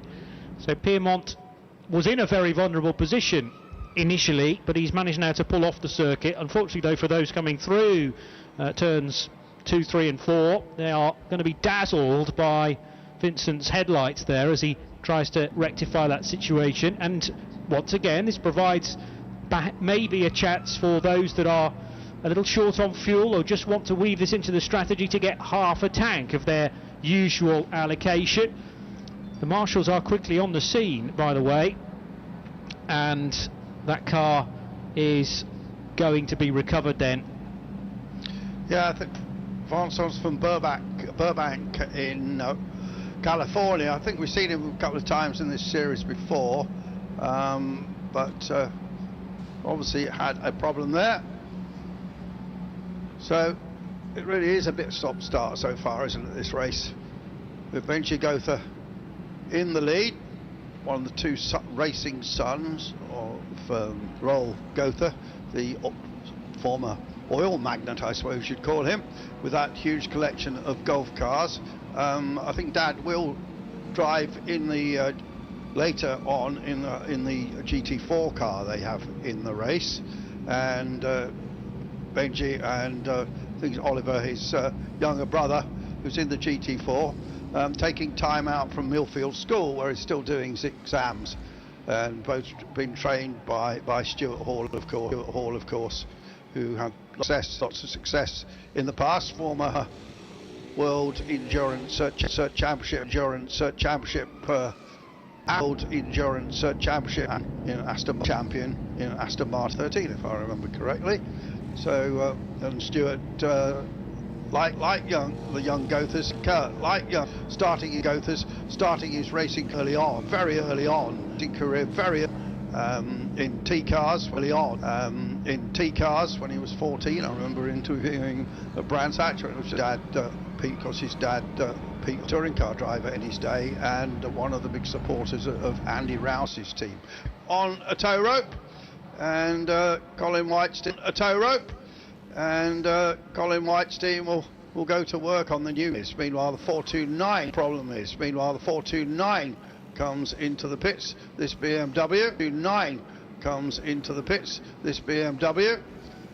And pits reporters on full time. Really, we could just sit back, but I'm sure Nick will be on that case in a moment or two. He won't be far away. No, he won't. No. This is the 24 Hours of Dubai for 2022, powered by Hankook. You're tuned to the Radio Show Limited network of channels, and it is Johnny Palmer and Andrew Marriott from the Haggerty Global Broadcast Centre. A chance then for, with this another Code 60, to have a look at the weather, brought to you by Visit Cape's. Full chance of rainfall until today, but thankfully the race will be Sunday. Thankfully the race will be done by there. Then it's there's a little bit of cloud cover this evening. 17 degrees Celsius, low at all, and a high tomorrow, Saturday, to look forward to, of 20 on Friday, but thankfully very Celsius and little threat of rain. That is the weather with Visit Cayman Islands. Wonder what the weather's like in the islands. I think it'd be pretty toasty. Pretty toasty, yeah. Let's go to Nick Damon. Well, it's quite pleasant here as well. Obviously, the Cayman Islands are lovely, and it's very pleasant in the pit lane. It's dark, but it's still shorts weather. Look at my lovely knees. Colin White's car has been delivered. We've also had a large number of machines coming. Interestingly, not really many of the top GT3 cars have taken an opportunity to come in during this particular Code 60. I have seen CP Racing, the 85 car, Shane Lewis. He's come down for a fill-up, so he's added a bit of fuel. And just saying that, there goes the number 7. So the leader has come in for some fuel, the MS7 by WRT. They are just taking fuel only. But it was relatively low above that. I'm going to meander across and see if I can have a chat with James Jakes when he gets out and find out what's brought the 478 to a halt. And what's brought him back to racing. Be interesting. The previous problem with that car was, of course, puncture. It had to do almost a whole lap, I think, on almost a whole lap, I think, on a deflated tyre. So that's why I think on a deflated tyre. So that's why it now it's going back into the garage, as we see. Colin White, of course, very much an old stager, been racing for the best part of 30 odd years. Very good on Eve, does Colin. Also has got a big car spares business. Yeah, and rather bigger ovals in Europe as well, places like Venray. He will take his Eurocar 2, or Ascar, I think, which, he has a variety of different machinery back at base in Glasgow. The year, his racing year, to have an off weekend. He'll be racing somewhere in some type of car. Because of the year, his racing year, to have an off weekend. He'll be racing somewhere in some MS7 by WR2 to the T-car, to the top again, to the top again. We were hearing from his teammate Mohammed Saud Farhad Al Saud not too long ago. 2 Code 60s. This is 2 Code 60s. Very tricky for someone who's been waiting a fairly long time to get behind the wheel of the car, because remember, he had to wait off in the number 7 car, then Mohammed Saud things off in the number 7 car, then Mohammed Saud Farhad Al Saud for 2. He says only done. Well, he's working lap 10 currently, but a very frustrating stint it has been. When you look at his teammates across the garage in the 31 car, garage in the plain old WRT entered car, Ben Goerter's actually done Ben Goerter's actually done effectively 3 different stints. I mean, didn't get out of the car, then back in for fuel, a single lap, and now this is a slightly longer stint for Goerter as the green flags wave again around the Autodrome, and is rocketed up, but that won't prevent Nick Damon from providing this latest update from the pit lane. This just came out of the car, the 478. Now, I'm really hoping that is an aggressive belt for something like water, because that's the cam belt. This thing's dead. But I assume it's not. I assume it's an ancillary belt. Let's see if we can get a good word with James Jakes. He's got the door open. It's a universal term for I'm too hot, I want to talk to you. James, what was the problem? So the guys are just looking at it now. It's difficult to see, but we're in a good position. Hopefully we can get it fixed and then go back on the track. Well, the good news is I've just seen a belt come off, so I think the oil pump belt failed. Perfect. It looked like that from the dashboard. So yeah, fingers crossed we can get it fixed and get back out there. So what's brought you back to racing, James? You had a couple of years away. It's racing. Everybody's here for the same reason. It's the passion, it's the thrill, and it's the excitement to get out on track and battle it out here with Janetta as well. It's pretty awesome to be here. When you talk about battling it out, it really is a battle out there on track, isn't it? Yeah, it's awesome to be watching. There's a lot of stuff going on, a lot of excitement, and it's a shame because we were in a good position, but hopefully we can get things turned around and get out there. It's going to be a long race, so just be patient. Great stuff, James. Thanks very much. So it was, as we thought, the oil pump seems to have failed, and there's a lovely oil pump belt there showing the fact. Look at that. Proof and everything else. CSI.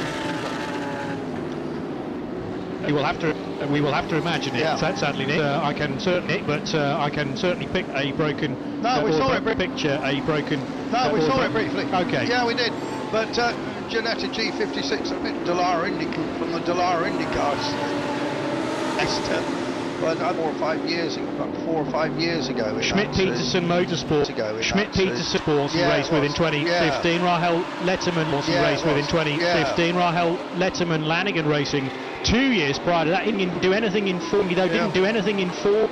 And then since 2016, when he was last seen in an FIA World Endurance Championship LMP, in a World Endurance Championship LMP2 car with Manor, it's been 2016 through to 2022.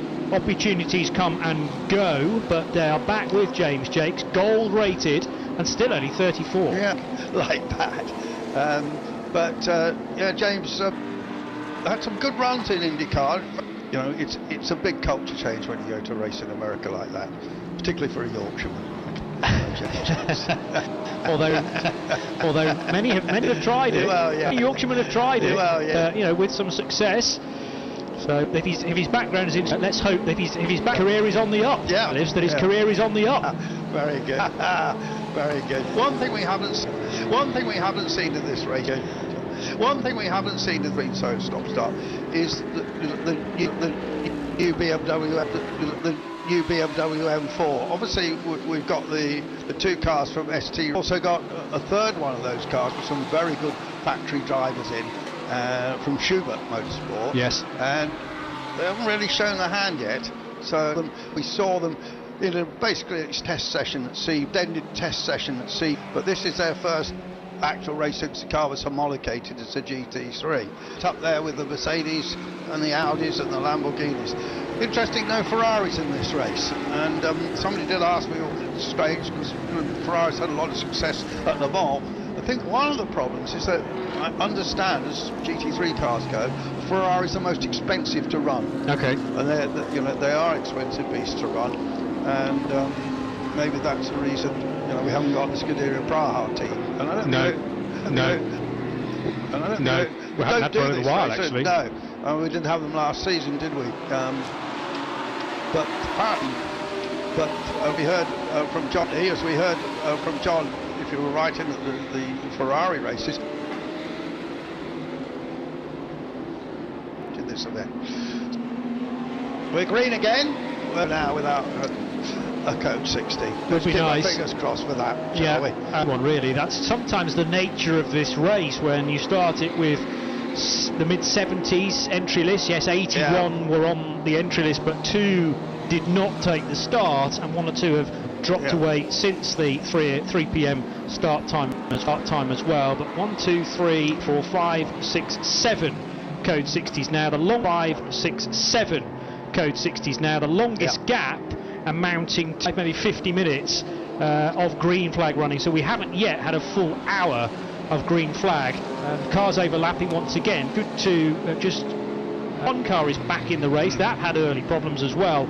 One of 3 Autorama Motorsport by Wolf Power Racing entries. and overlapping with the 933, which is no doubt, well, certainly putting a lap on it. GT car on TCE machine.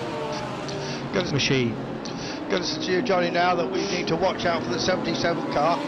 Mirko Bortolotti, straight enough in 7 car, in 3rd place is the 7 car, in 3rd place is the 77 car, and in 3rd place is the 777 car, which is if you like numbers, that is, but I think that Pierre-Yves Pack, just before we go to Nick Damon, walking to the end of the final bit of the back, seemed out one of the polystyrene marker boards, and Berry didn't make that right-hander, but thankfully Pierre-Yves Pack is still on the track for Santi Racing, car 26 in 24th position. Let's get to Nick. Down with Sam Tav, ST Racing, the reigning champions. First of all, Sam, the race couldn't have started any worse for you, could it? No, it really couldn't have. Unfortunately, we couldn't get the car in gear or something, and we had to start from pit lane, so unfortunate, but as we like to say in endurance racing, anything can happen, and it's a 24-hour race, so we're not worried. How did the confusion happen where you left the pit lane whilst it was still green? You think of a 2-lap penalty, haven't you? Yeah, I think we do have a 2-lap penalty, which is going to hurt at the end of the race. I think, just in the thick of it, there's a lot of things going on. He unfortunately did not see the red light at the end of the pit lane, and it's quite unfortunate, but we'll deal with it. It's been noticeable. The car has been climbing up the timing chart. You're right at the top at one point. Obviously, this M4 is working really well. Yeah, it is. And again, thank you to BMW Motorsport for all the support here this weekend, but the car is amazing, and we're going to try to keep it up on top. So going back to you just got out of the car after your stint. How was that? Oh, it was incredible. I mean, I'm having so much fun, especially in this new car and GT3. The night is kind of my thing, so I'm happy to get back in the car in a couple of hours, but again, we're going to try to keep pushing, hopefully keep it up on top and deal with that 2-lap penalty. How different is it now you're in the fast cars and you're in the GT3s rather than you're driving in the GT4? Well, now I don't have to worry about my mirrors. I can just look forward and keep going, flash people, get them to move out of the way. I mean, it's great. Do they get out of the way? Yes, and I might have taken that to my advantage in GT4 last year, but... So obviously, disregard this 2-lap penalty.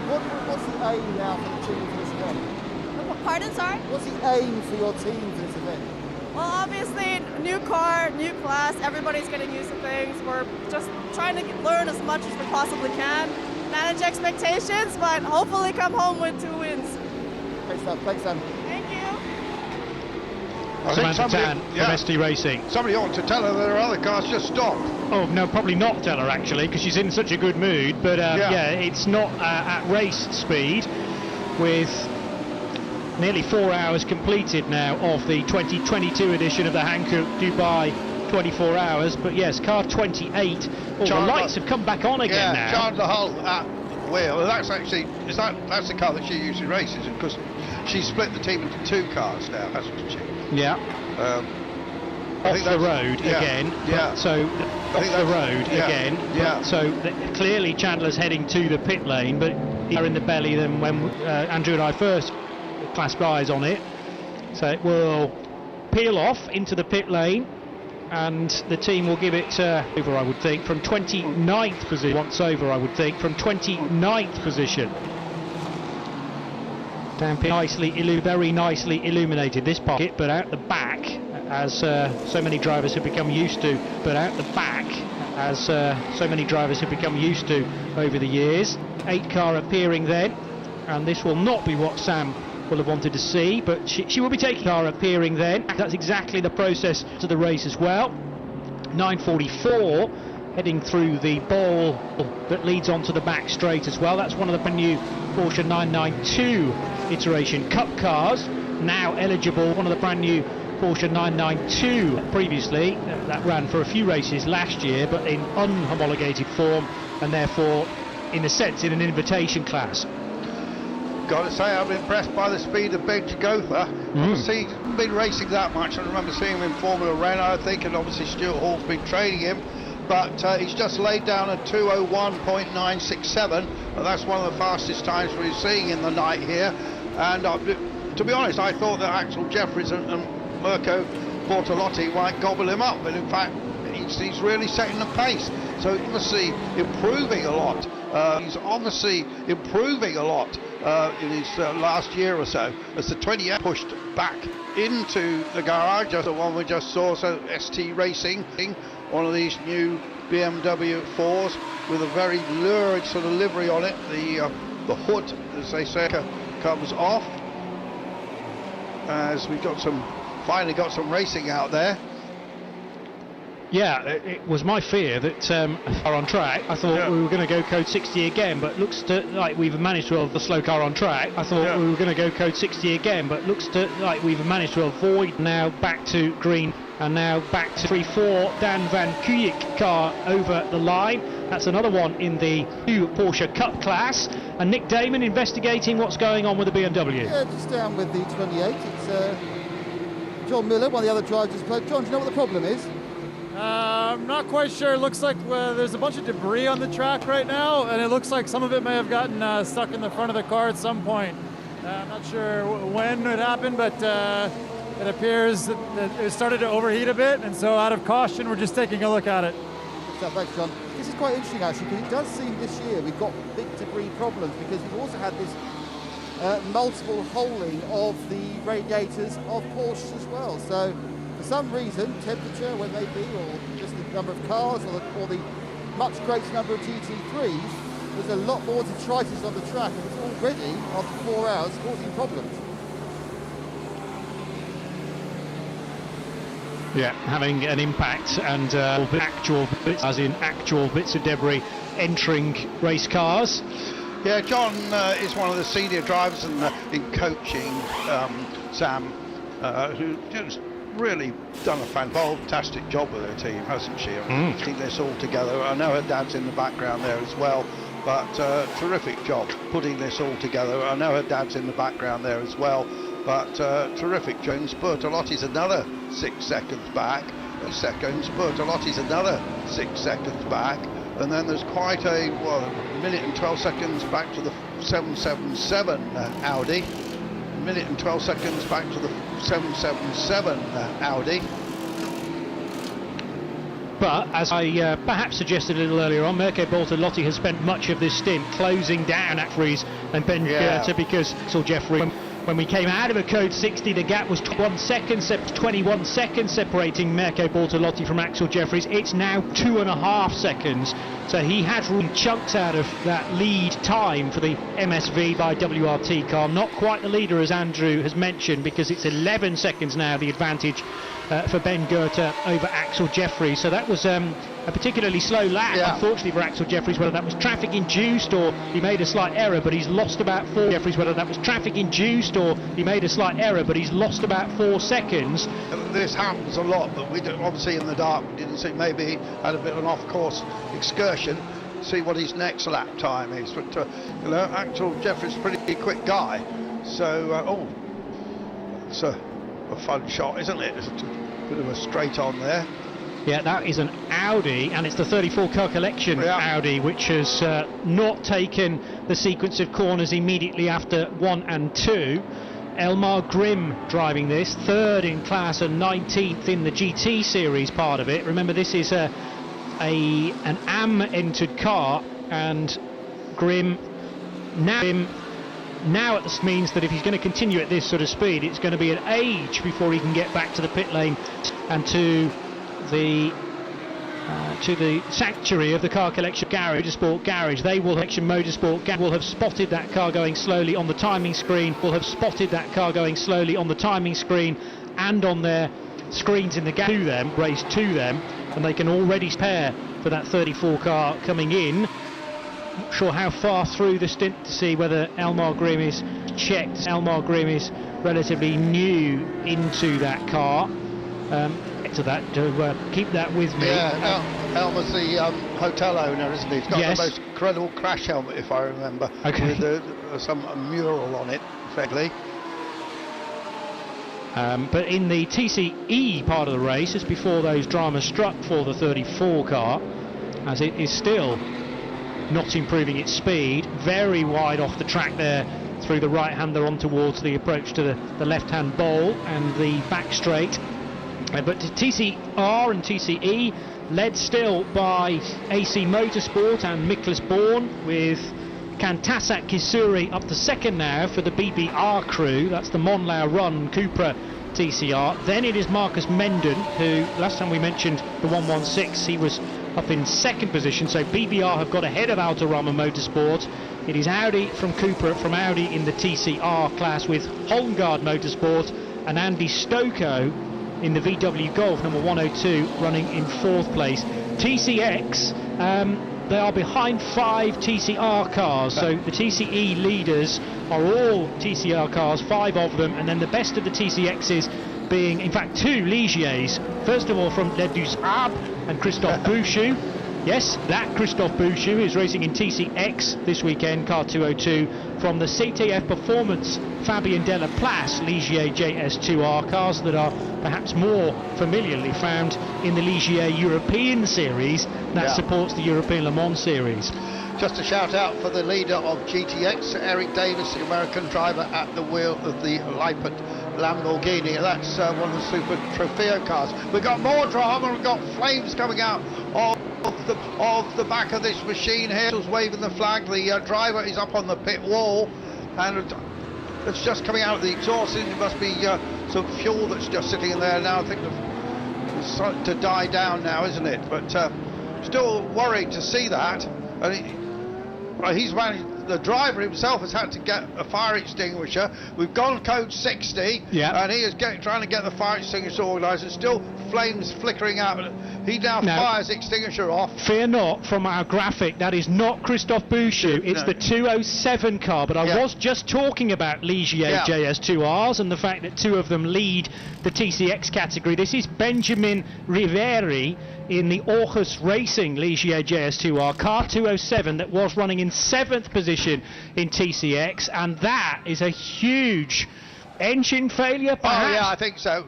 The flames, I thought, was just maybe fuel overfill. I think it's oil as well. Yeah, but then the thing ignites from the exhaust pipes, and a massive smoke in the darkness emerging from the back of car 207 as it's heading down towards turn 1.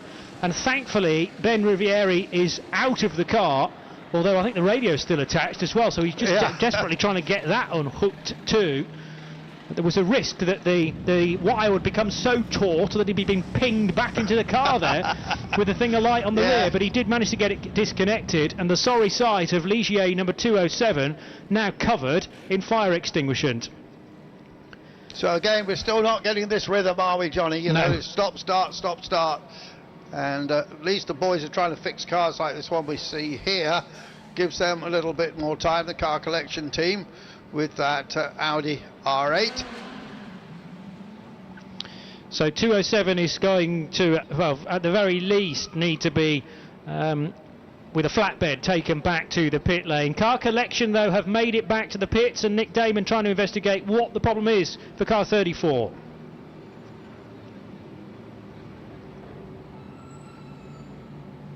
Problem on the rear left, they're wobbling away on it. I think it's I'm not sure whether it's loose or whether it's coming loose. They are now affecting, I think, the toe leg. It's quite difficult. You've got to avoid the 1 million degrees of the rear brake disc, of course. Bit of work going on. It does seem that, I'm not sure whether this might be another thing that's involved with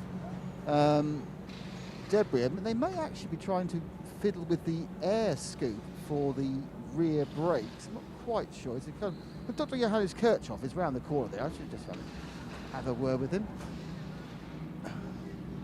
Dr. Kirchhoff, what's the problem with the car? I don't know exactly. It was a collision, I think. So we have a left front suspension has a problem, and the left rear suspension. So maybe through the collision, one of the rods break. Do you know who the collision was with? Pardon? Do you know who the collision was with? No, I didn't see it. So. Okay, thanks. That's Dr. Johannes Kirchhoff from the 34 car. So actually what happened was they've had the side swipe. That's interesting because there is absolutely no evidence of big body damage. So it must have been wheel to wheel. They're working hard, yes. So that would explain they are looking at the rear toe link on the back of the car. On the front, they're having a good old peer at what may or may not be broken. So they're going to have to replace some bits and then string it probably to make sure the camber and the caster and the toe is correct. So, yeah, interesting coming together, because I'm sure when you see the pictures come up, there's no damage on the bodywork, you know, beyond what you'd expect 4 hours into an endurance race. A little bit of, actually, correct that, there's a little bit of damage on the lower end of the sill, but expertly duct taped, so that's fantastic. Just the way you like it, Nick. And the work will frantically continue for the 34 car then, as we are only 2.5 minutes away from the 4th hour of this race being completed. Johnny Palmer and Andrew Marriott in the Haggerty Global Broadcast Centre, bringing you live coverage of the Hankook 24 Hours of Dubai for 2022, the real season starter of what's set to be an incredibly busy season of motorsport in 2022, not least right here on the Radio Show Limited network of channels. And as I say, the site now of 207, which had a great paint scheme at 3 o'clock this afternoon, but that now is covered in extinguishant to desperately try and get that fire out and prevent the car from being damaged any further. These Ligier JS2Rs are very familiar with doing 70-odd minute races, and of course we've seen plenty of times before cars that are designed for more sprint or mini enduros increasing the distance of the race fairly comfortably. So this, I'm sure, is unrelated, this problem, but unfortunately they hit a problem this early on after only 4 hours. I think it's got a Ford engine. It has a 3.4 V6 Ford engine in it. Yes. One car I think we've got to watch for still, a bit of a sleeper here, certainly in the top 10. In 9th place, the 75 Kenny Hubbell's team was being run by SRS here, but Kenny, of course, runs a Mercedes like this in the States.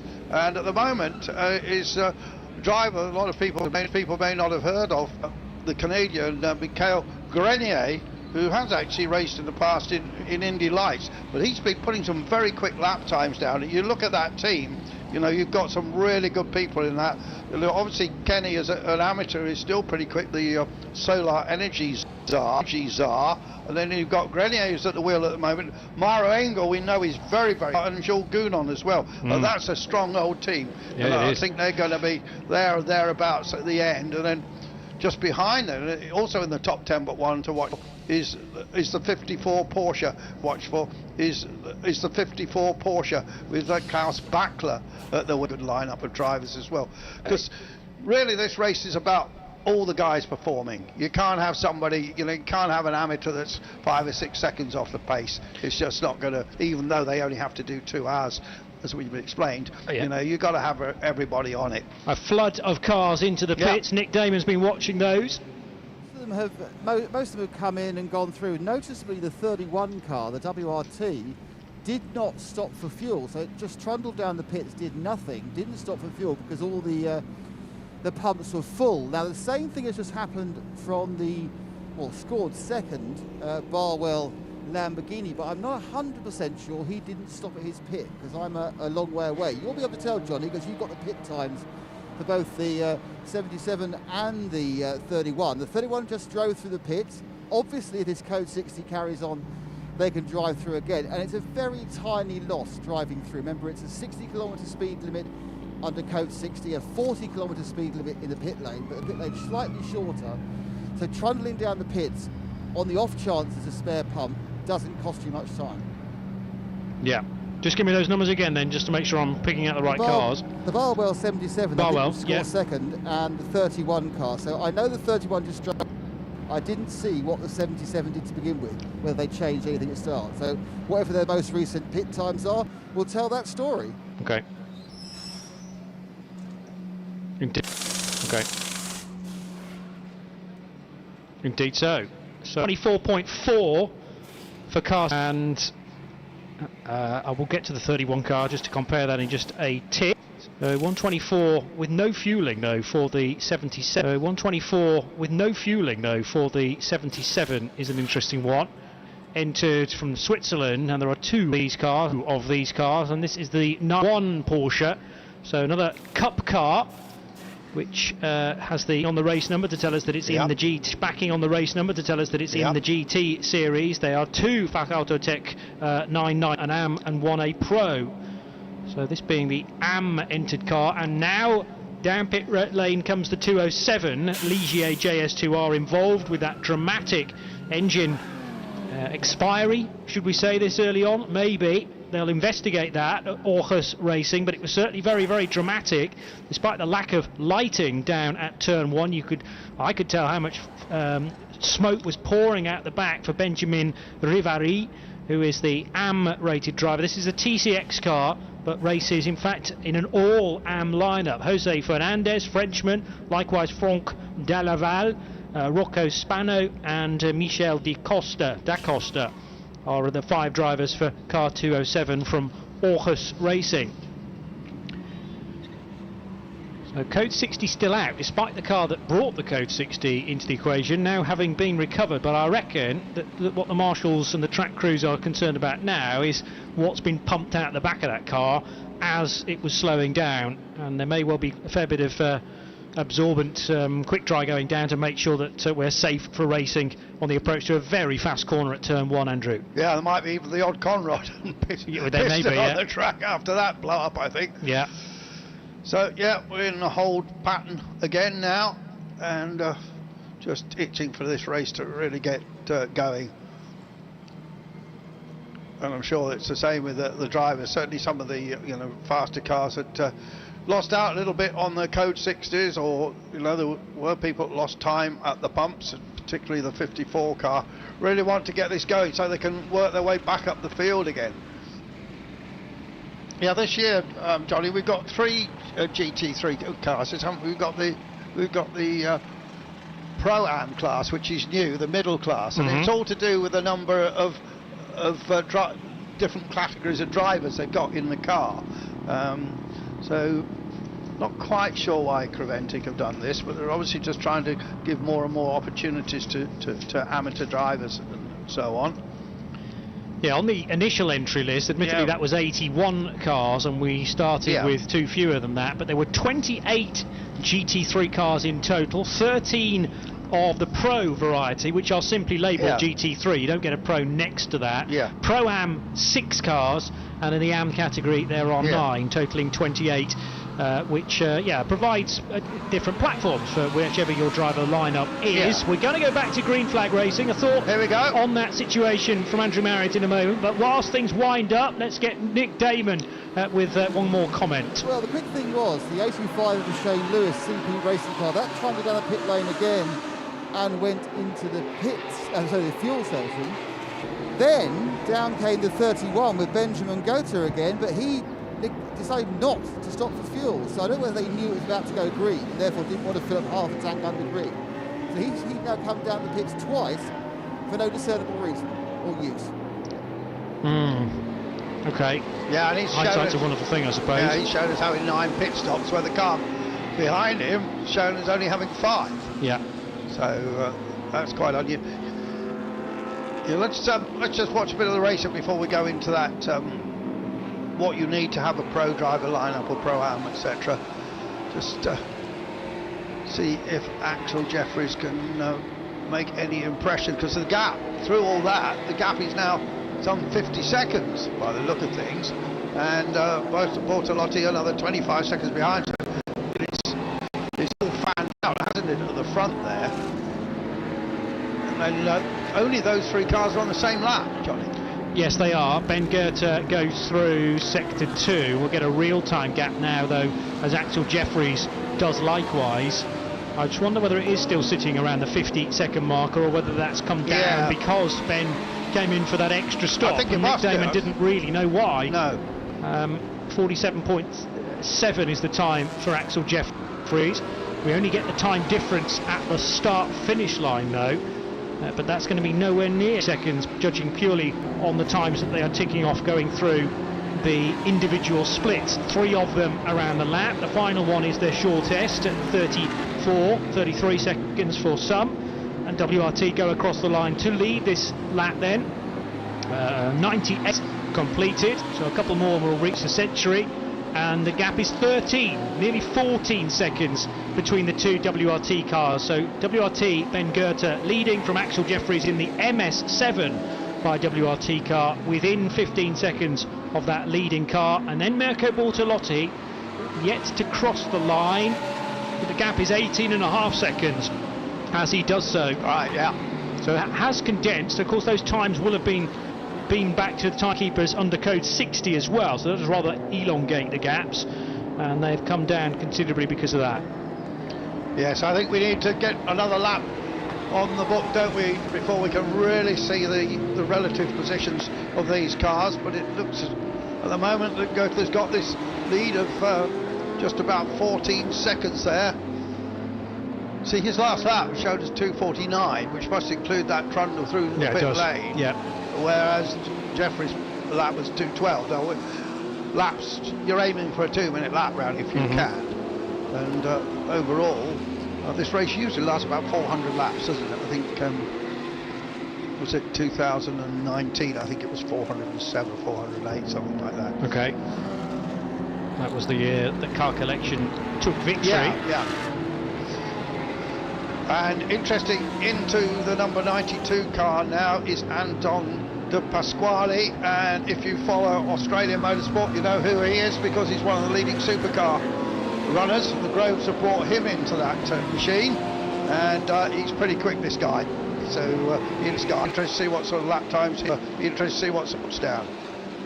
Actually 29, 107 to be exact. 600, yeah. So add another half onto that. Yeah, sorry, I knew it was around, I knew it was around, it was from memory, and you're from computer. I didn't do it from memory at all. 168 the following year, because we only had 7 hours running when that was a complete washout. And last year, 600 on the nosy for Axel Jeffries, Fred Fatien, Mathieu Jaminet, Julien Anlauer and Alan Ferte, who took the victory for GPX Racing in their Porsche, number 36. Yeah, here. French run, but UAE-based team. That's right. Let's hear from Nick Damon. Yes, I'm here with the camera back. Hello, cameraman. First of all, only the camera. Looking at the, I'll update you. I've been told the 207, they're going to replace the engine, boys. So they're actually going to change the engine. And just wait for the camera to come back to the interview. I'm with South Amari, he's from the 977 Grabdown Motorsport by ID Racing. They are the only all Emirati team in the race. Yes, we are the only one, and this is to show the whole community, and we can race. We'll come here in Dubai Autodrome, but it's going to be a hard trophy to take. I wish and I hope the trophy will stay home, and we want to attract more people into this motorsport from our community. Especially, we are hosting most of the events of motorsport, endurance races, F1, and we want to be part of it, participating. So, South, how do you put this team together? Are they friends or guys you've raced against? First of all, I put everything with a passion, determined. Mostly they are from friends, family, and especially we are in UAE. We are a small community, so we are all family. We are one family, so it's easy to bring them. But you have to show them the fun of motorsport, and we have the spirit, but we want the right track to be in. How's the race going for 977? Really, it seems the race hasn't started. There've been so many code 60s. Yeah. To be honest, we had a very bad incident. On the practice sessions, we lost the car, damaged totally. And thanks God we found a solution. We bought a new car, the same wrapping. We'll keep going, never give up. And for us, it's an endurance race. You have to keep the pace. We start P7 and we are P3 now, and we're looking forward. That's pretty impressive. Obviously, you just got out the car. Are all the drivers very similar levels? Are you all similar speeds, or are a couple of you a bit quicker? No, actually we have one of the expert guys, Saeed Al-Muhairi. He's a pro driver, and I did many endurance races. And the other drivers, they are new. You can check their license. Issued last 2020, but still we have the spirit. We have the passion to be here. Best you all luck for the rest of the race. It's great to see you here. Thank you. South Amani from the only all Emirati team in Rabam Motorsport up to third in class. That's pretty impressive. Definitely is, yeah. Car 977, Rabdan Motorsport by ID Racing, and ID here with a couple of cars, including the 940 as well, which is for the German team. But quite rightly, Rabdan Motorsport running as the United Arab Emirates entry. So, another hour completed. In fact, a little more than another hour completed. That's 4 hours and 13 minutes done. D22 live on the Radio Show Limited network of channels. Car 31 with Benjamin Goethe leads the way then, having just done 101 laps, although this screen grab of the graphics is a couple of laps behind that, but the positions have not changed. The Saudi Arabian in second place. Car 7 are running in second, with Axel Jeffries still driving. He's the third into that car, third driver to be car. And Mirko Bortolotti is steadily closing. 14.7 seconds now, the gap between and the second of the Audi R8. Dynamic Motorsports Porsche for Mauro Calamir. Then it's the Sun Energy one by SPS Performance Mercedes and Michael Grenier, who Andrew was chatting about. It's Shane Lewis for CP Racing 6th. 7th position for the 777 Almanar Racing. It's Shane Lewis for CP Racing 6th. 7th position for the 777 Almanar 4 for ST Racing. Car number 1 running in 8th with Tyler Mack. WM4 for ST Racing. Car number 1 running in 8th with Tyler. We see it really in the it's a strange decision, isn't it, by the officials to have made to say it relapse sentence effectively till the end of the race. 9th position Abu Dhabi Racing by HRT Manuel Metzger in another Mercedes. 10th place is the Team Use Sportwagen Technik. That's a Porsche, car 27 in 10th. Schubert Motorsports BMW 11th, ahead of the second of the Dynamic Motorsport Porsches, number 54. Herbert Motorsports Porsche 92 is 13th. Then another SPS Automotive Performance Mercedes, car 20 is 14th. That has at the wheel Rima Jafali. Duvo Racing's Herbert Motorsport Run Porsche is 15th. And then it's the HRT Performance car, which is the 992 AM leader in car number 16, first in class rather, and that is the number 929 car, HRT Performance for Emil Persson.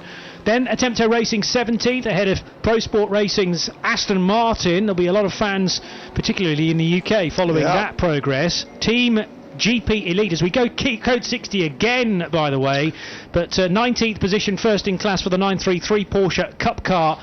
That's Team GP Elite. Racetivity's Mercedes is 20th, ahead of another Mercedes, which is 5th in class in the GT3 Pro Am division for MP Motorsport. Second of the Team GP Elite Porsches is 22nd. Santalot Racing's Audi 23rd. And Capital RT Yadro's Mercedes, number 13, is 24th for the all-Russian crew. 25th spot, at least with 101 laps completed, is the 95 Dual Racing by TF Sport Aston Martin, 6th in class.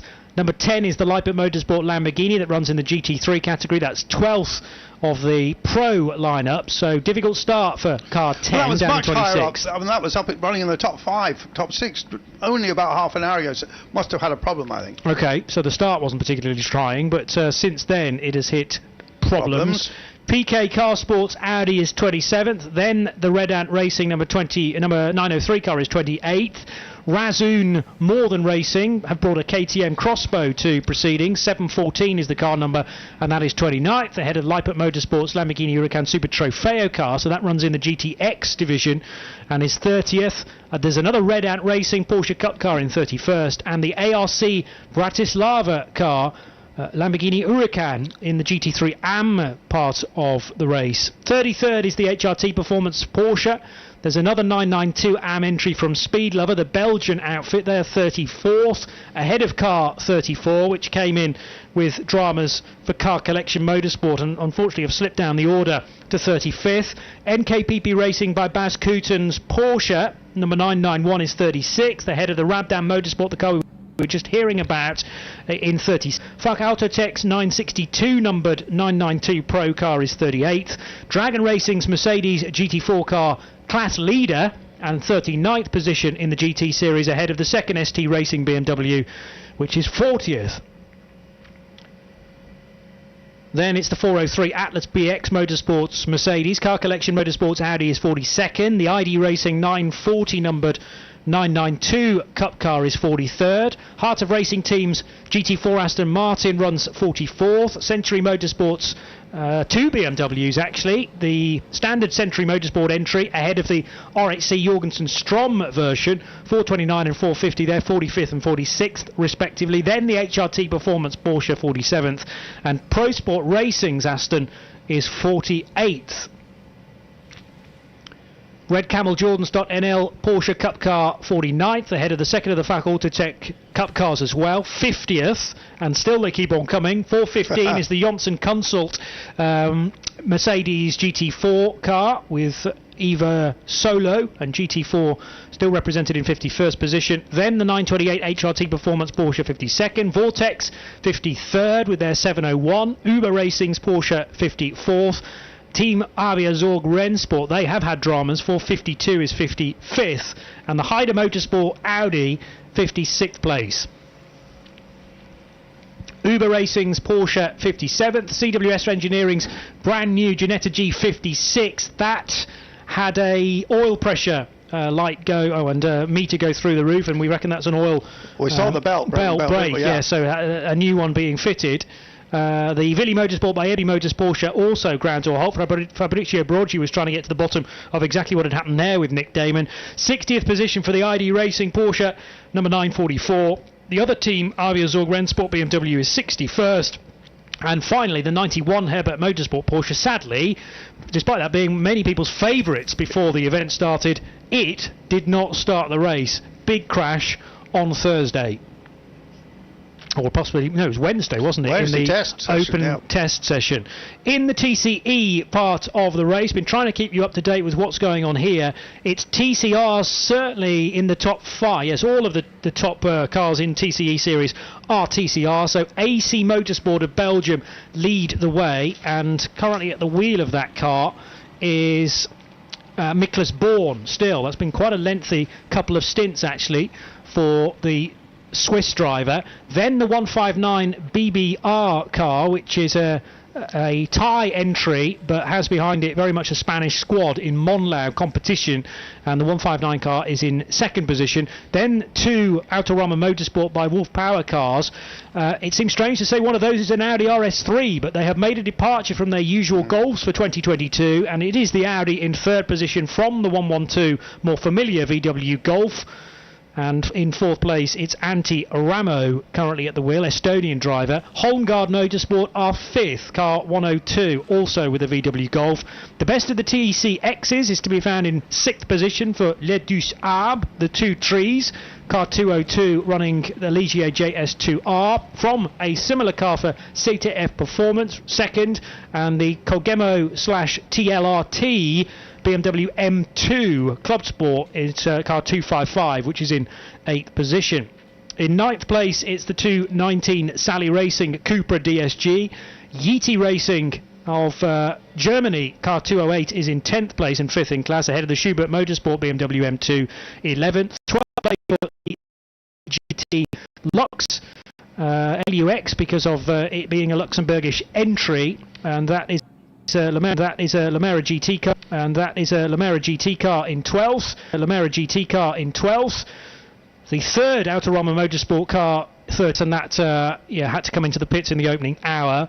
Lamera GT also there in 14th position, minus the Lux though. They have the Luxembourgish entry, and then the French version, the Treble 2, which is in 14th place. Orcus Racing, new engine being fitted to the 207 car after a dramatic blow up in fact for car 207 at turn 1. That's still in 15th place. And then Zhenga Motorsport, represented from Hungary, car 133, in 16th position.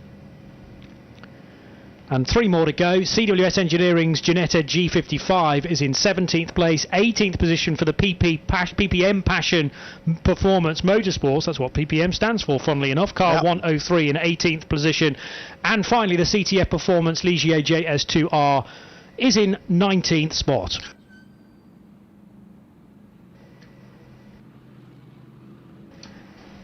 It's the 24 hours of Dubai for 2022, and you are hearing us live from the Haggerty Global Broadcast Centre. Andrew Marriott and Johnny Palmer. It has been Nick Damon in the pits as well, and will continue to be as Nick shouts into my ears. I'm not quite au fait with the various shift changes taking place in the pits through the course of the race, but it will be on the hour that we hear from Joe Bradley next, and even John Hindhaugh doing a spell in the pits overnight as well. So we have all bases covered, courtesy of the Radio Show Limited network of channels. But unfortunately, it's another Code 60. Yes. And I don't know, actually, because I was right in the thrust of getting the update on the standings. Very well with that. Do we know why this is? Do we know what's brought out the Code 60? Well, I don't think we do, and Nick might. Yeah, maybe Nick can tell us. Well, Nick can tell us what's going on in the pits, because another opportunity to take on a bit of fuel, Nick. Well, I have to be honest with you, I have no idea what caused it. I know it happened in what seemed to be an advantageous place for Barwell Motorsport, the 77 car. Mirko Bertolotti was like the second car down, knew he had loads of space at the fuel pump, took a load of fuel. Then a lap later, so several minutes later at Code 60, both the WRT cars came down, and both of them had, I think, a full service. I know the 7 had they're right at the far end of where I was. They definitely stopped the pits, they definitely took tyres, and I think both of them took driver changes as well. So the 7 definitely, I didn't see whether Benjamin Goaty got out. You should have that information by now, actually, on the screens. And they would have got the half tank of fuel they're allowed to have at Code 60. Now, none of those cars, none of the top cars have returned for a second run down the pit lane.